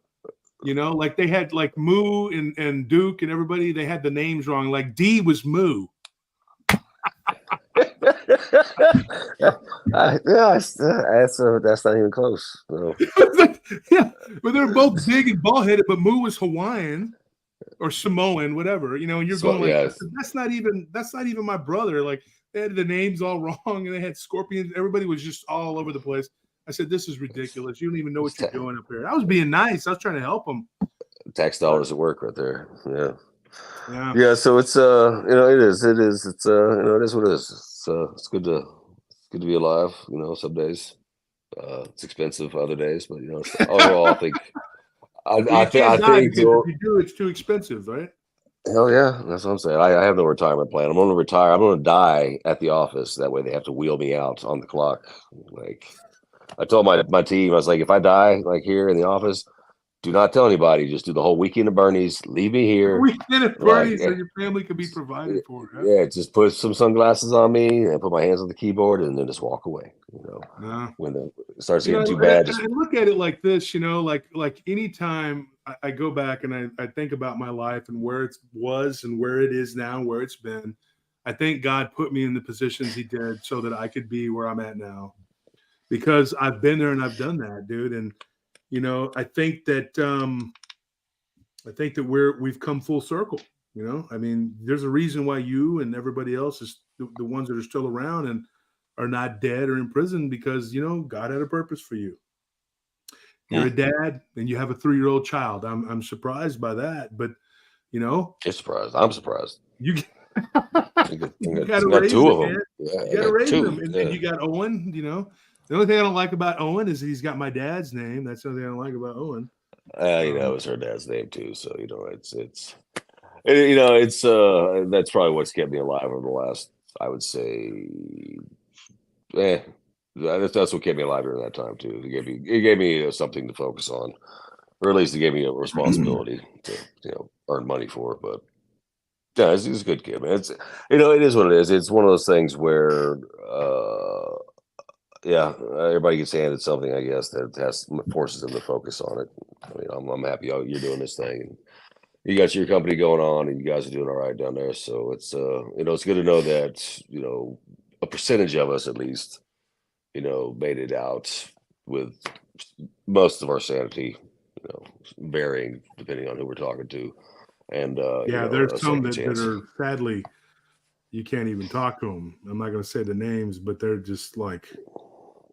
Well, There's that's one of the no, reasons I just left, and I couldn't come back, man. Even now, I look back at it. Could I ever move back down there? And I'm just like, I don't know. I mean, it's and honestly, it's like the odds of running into people are probably slim to none. But hell, you run into people all the time, even though there's how many people are living in that area now? A million? shit, like over 1 million in Austin proper, and then it's, and then like well, it's way more than 1 million. But then there's like all the outlying cities. I think it's like 2 and 3 million people, like something. But luckily for me, I haven't run into any exes in a long time. I used to run into them sometimes, and thank Yeah. God I don't now. I'm not don't want to run into any of them, man. I just want to be like, you know what? It's just like it never happened. Y'all just go your way, I go mine. That's exactly what I want. Surprised that they haven't seen the show and said something, because a lot of people here in Austin know me, but and that's the thing too. If people, from the show knew how things were back in the day, they wouldn't say the things that they don't know. They think I'm over there. Oh, he's talking about being tough. They have no clue. Like they have no idea. They really don't. And that's fine. There's no them really to ever know, just whatever. Well, it's the day and age it is. Look, it's a lot easier for someone to type out and be a keyboard cowboy or keyboard cowgirl, what have you, than it is to say it to your face, because obviously, being physically somewhere is a much different scenario. And we started seeing this, you started seeing it a long time ago. It's a lot different when you have behind the safety of your keyboard and your screens and all those stuff. So Mike Turner just said something funny. Read that. Oh, fair. Thanks. Thanks, Mike. Very, very funny. No, Mike is a really good guy, man. He was at my conference. Yeah. Mike, no, that's Starscream. His son is Owen. That's his son's 12. He couldn't have possibly been doing the door there. Hey, Mike. Yeah, not yet. We'll train him though. We'll train him for security. Don't worry. Well, are you going to try to get him into any kind of boxing or martial arts or anything like that? It's one of those things where I'm like half on the fence, half off. I don't know. I think that everybody should have some self-defense, but it's a negotiation between seeing where his mom and her husband want to go, and I like her husband. The dude is a good dude, so we get along well. So I let them kind of do that because they've just got the one and they're full time, and I've got my flying circus of the two boys and the three girls. Even though one did move out, so she's doing good. The other one's she's graduated and she's looking at doing her stuff with school and all that. So I'm like, hey, y'all got two parents, you got one kid, so y'all let me know. And but as far as getting into something that's, I don't know. I looked at them, man, maybe some self-defense. They've got a lot of like Muay Thai classes. They've got, the judo, kickboxing. If you were down here, there's a million different people I know that could train them real good, but I don't know anybody up there in that area. No, I think let's wait until he gets his ass in, his butt handed to him in his first fight, and then I'll drag him down there and let him teach himself. Because it's a different day and age. Like even if I do teach him how to fight, let's say he does and he uses it and he punches somebody, well then it's going to be 2 months worth of meetings and probably attorneys and all sorts of other crap just because he defended himself. And, dude, it's ridiculous now. Yeah. It's not like and if you wanted to do BJJ, of course. I'd say Rodrigo at Fight Factory. Chief's a black belt now. He could train him, Yeah. But I mean, it's there's a lot of different places you could go. But if I would mix that with kickboxing, I would take him to Cobra, to what's his name, Josh Scales. Yeah. I'd have him train him, coach him, or Scipio if you want to box. Those are the guys I would go to. Too bad Tramel's not here. Tramel's training UFC fighters up in Vegas now. But if he was here, or Sean Cooper. Sean Cooper's another one. I wish Rodney Solis was still training. He was with the Militich, before he went to Lions Den. But those guys are all great coaches, great trainers. I mean, I would recommend any of those dudes, man. And if you were down here, you know. Well, I'm gonna look around for here because I want to put all three of the girls in there. They don't actually had any kind of like self-defense classes, so I want to put them in there so at least if they need to, they could whoop somebody's butt and all. But no, you're good, Mike. Don't worry, man. I've been called like a million things. Wolf's heard it all too. So don't worry, man. Yeah, you just it's whatever. So I'm gonna run Starscream. Yeah. Sorry about that. Scorp's gone. He disappeared here. I guess. No, bro. What do you say? I'm gonna get some sleep, and then we got to do a Easter. Oh, he said his phone is going dead. Have fun. Happy Easter, everybody. I'll see you tomorrow night, though, folks. We discussed it as a group, and we decided that we are going to do a show tomorrow night. We are going to do it. We're going to have it. It's going to be fun. We're going to do it because there's going to be a lot of people who aren't going to do it. So we're going to fill the void. So after you're done eating your wonderful Easter ham or turkey, whatever it is you eat, and you're done hunting for eggs and whatever, come listen to PRT. We're going to be on tomorrow night about 7:30. Yes, you actually have to now because y'all made me come on here. So now y'all Exactly. have to log on tomorrow. There you go. And Starscream, everybody, this is Starscream. He goes by Roxy Starscream on there because he used to work at the Roxy. And Starscream, like most people, didn't like his nickname that he was given. I didn't like my nickname. He hated it. So did Squid. Because the Squid's a seal, right? He was a former seal. So he didn't like them calling him Squid because it was like a derogatory thing that the Marines would call them the Squid swab the deck, whatever.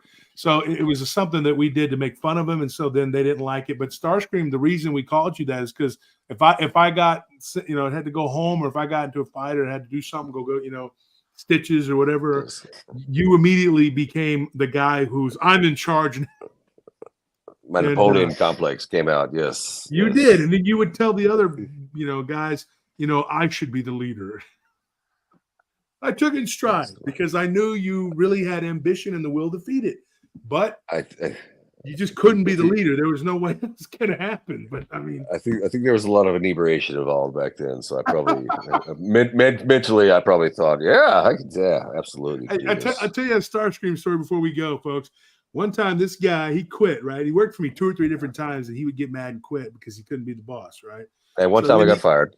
You got fired. I fired you, and you went to work at Einstein's Bagels. Yeah, that's fine. And I'll never forget. You came to my club with a big stack of those stickers, and I'll never forget this. And I told you, I said, man, you got drunker and drunker. I said, don't stick them all over the place because you give them away, whatever. So maybe the people you gave them away to, I don't know. But I go at the end of the night, and there's 40 of them stickers all over our walls in the bathroom. They're all over the hallway. They're everywhere. And so I had to have the guys go in and peel them off. And the whole time I was cussing, boy, I was mad. I was like, I'll see Starscream. Because I had to and then we had to repaint them because you stuck them everywhere. So I think that was me, man. I will not lie. I think that was me. You did lie, and you said that you handed them out, and people did that, and I knew you were lying. I said, whatever. Well, of course I lied. What's that take? No, somebody else did it. I didn't do that. You know what though? I mean, you were a tough kid, but you knew if you did, I would whip your ass. So you probably why you said that. I was a little messed up in the head, but I wasn't stupid. So hell no, I didn't put that stuff up there. But downtown, there was no shame back then in saying that Wolf could whoop your ass.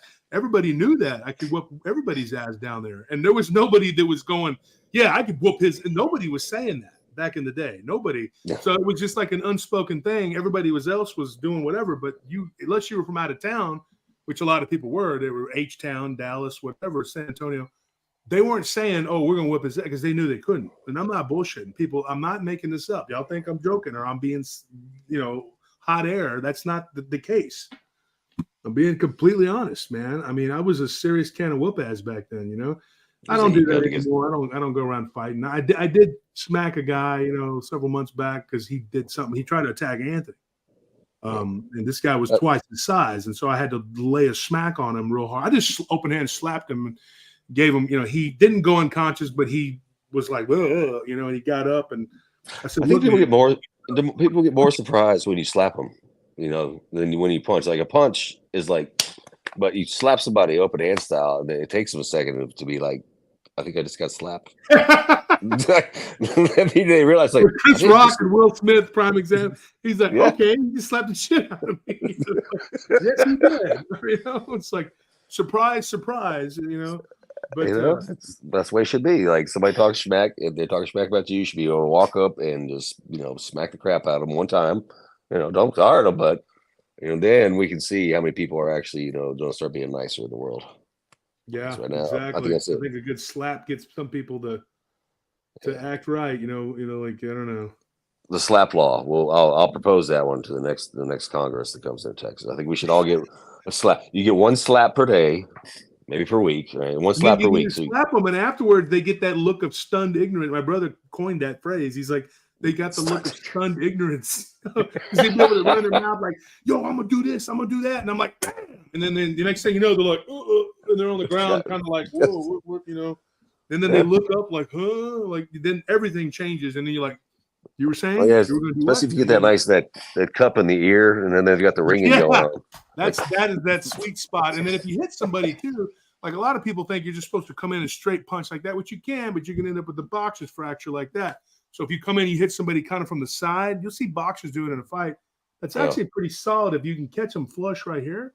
Yeah. Or like right there. I mean, you can really lay them out, especially right there. I mean, you could just like bam, and then that is a cold-blooded punch right there. People don't realize how easy it is to actually knock a person out if you do it correctly. And if you're fast, if you got fast hands, you can do it. I mean, I've always been blessed with hand speed. That's one thing I have. So stay tuned, folks, for more life tips on how to deal with annoying people from Josh.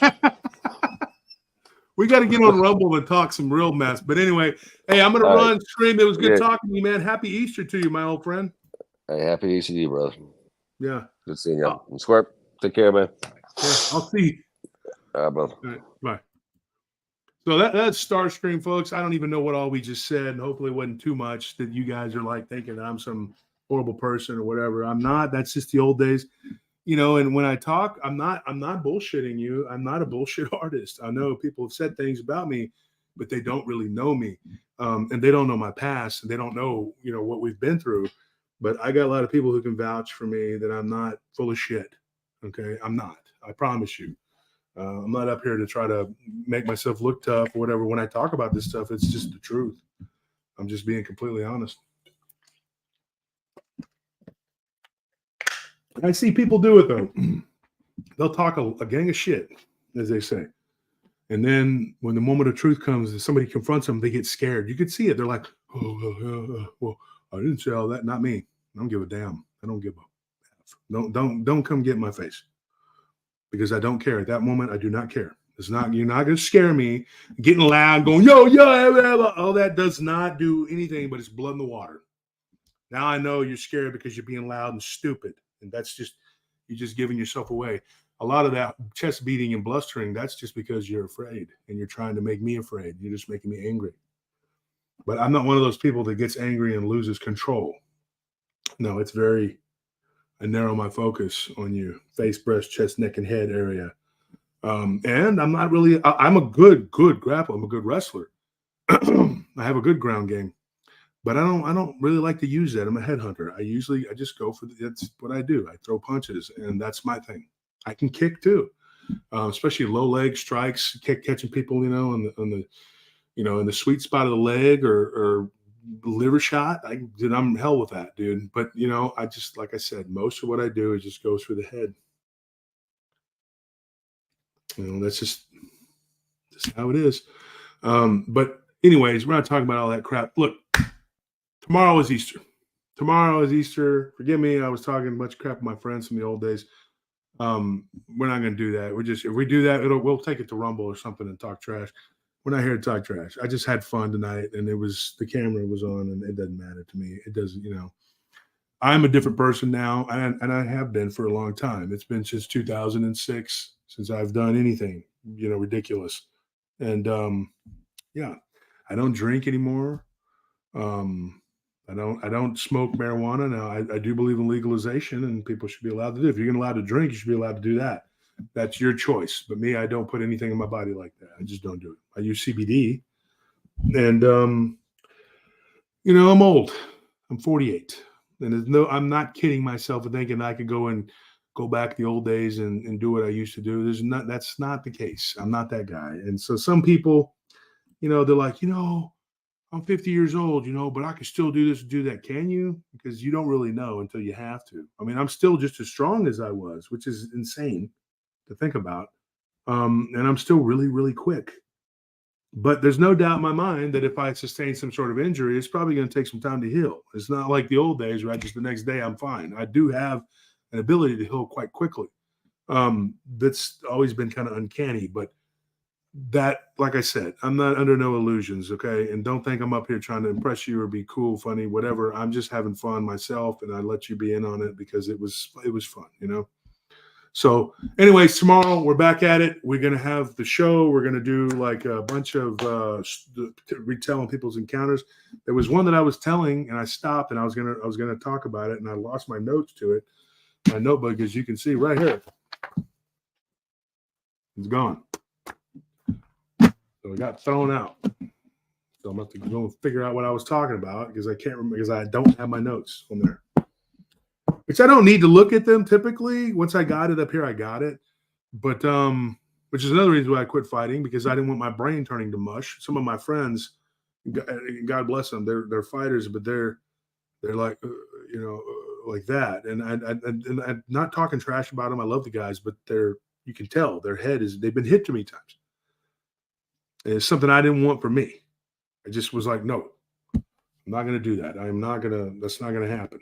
So, I stopped because I didn't want that for me. I had things to do.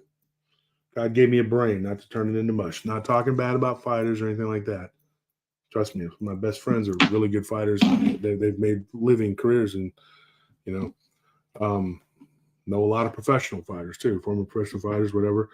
But it will mess you up, and that's something that I was just like, I'm not going to let this happen to me. I got things I got to take care of.